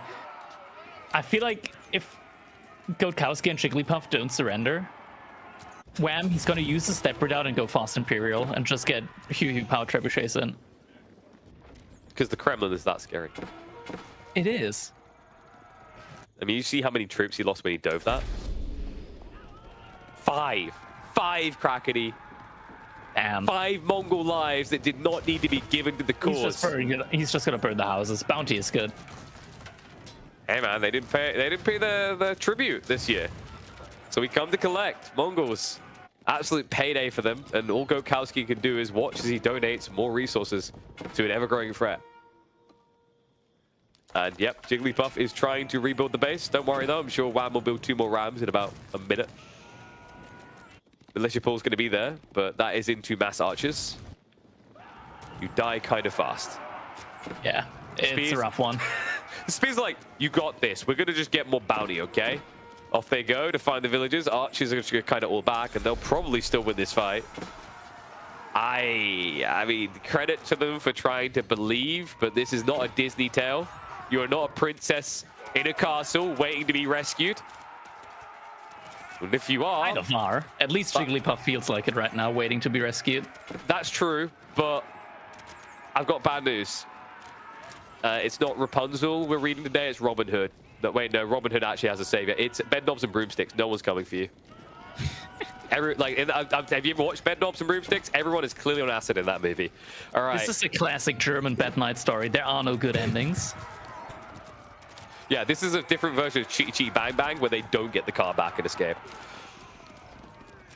Stuck in Austria forever.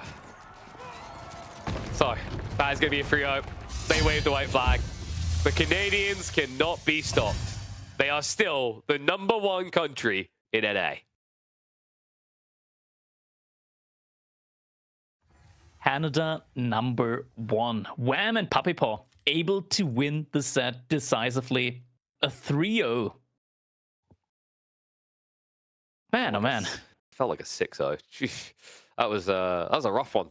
Very clean execution by the Canadians. Everything not just able to come together. Really, it felt like game 2, game 3, game 1. All the plans got unraveled before they could even really begin. So Gurkowski and Jigglypuff will have to look for a recovery arc. where they next week will face off against either the Volta Esports boys or eGear. Yeah, right now for them, it's definitely back to the drawing board because here it all kind of like fell apart with the early aggression from Team Canada.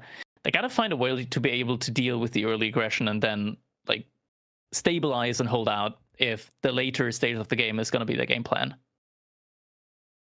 Now, I think we can start to have a look at the brackets to see how things are starting to structure up.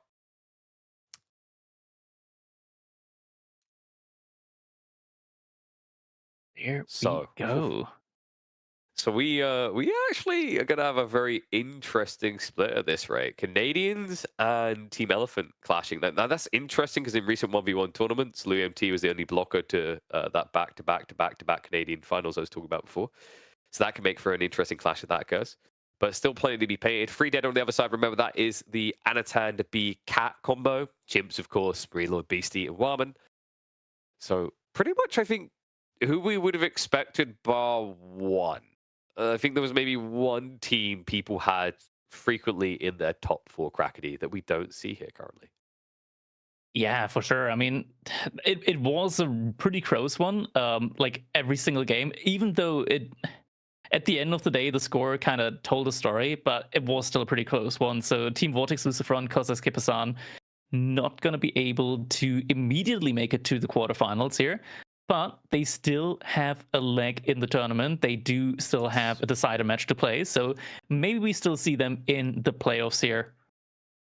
It's possible. And also keep in mind, if we do, it will not be a rematch in the quarterfinals, because what will be happening is that next week the teams will be drawn at random, but we will keep in mind who put them in that awkward place in the first place, so we don't just get a repeat from the GSL group. So all that's still to come. We've still got 2 weekends of this intense action, and you can see what we've got coming up next in terms of that. Of course, the Dimu, Kiljadi, Voldemar stack are waiting already this side around for Group A. They'll be up against either Pro Quitter, which is Kyo Miyamaika, or they'll be going up against the Meow Police, which of course is Xlav, Blid, and Raito.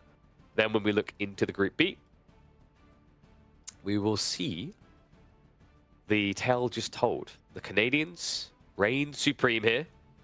The Devils still have a shot. The question is whether they're going to be up against the Volta Esports boys. That is, of course, Dragavan, Mahodo, and Ramen. Or if it's going to be up against eGear, which is Deniskia's team, accompanied by Yellow and Rakbulo. When we hop across into the Group C, that is the Elephant boys. They annihilated today. That is likely going to be the Spaniards coming out, but try not to underrate the power of the Banter boys, Maria, Nugafy, and I am Jeffrey, or maybe even Magyar, which is made up of Corvinus, Myriad, and Chuck Tinder as their third reserve. So maybe we see some powerful Hungarian power coming in. Then finally for our Group D, that was of course where Anatan being Cat were lying in wait to annihilate up against the Oiling Boil, which is Baltin, Sassy, and Bella. They are looking for an opponent. The question mark is whether it's going to be Scatterskull, which is Scatterbrain Stopper, or if it's going to be Core Elyona. By the way, I'm going to just call that one out the most. They call themselves Core Elyona, and they do have a third teammate. Bro. Yeah, and Core didn't even play in the qualifiers, did he? What the Chunk Francis done all the way. It should be called Elyona Chunk. Yeah. Typical Core. This is the same guy that turns up to like sign up to my weeklies after the freaking brackets are closed. But all that is still to come, folks. 2 more weekends of intense action, which is why you want to make sure that you're subscribed, why you want to make sure you're parked in your seats Saturdays and Sundays the next 2 weeks to see who is going to be the 2v2 champion of 2024. We'll be joining you alongside that for many more days, and hopefully many more incredible and surprising outcomes. So mark it in your calendar, and we'll see you all next Saturday when the fun continues for Winter Team Championship number 2. See you then.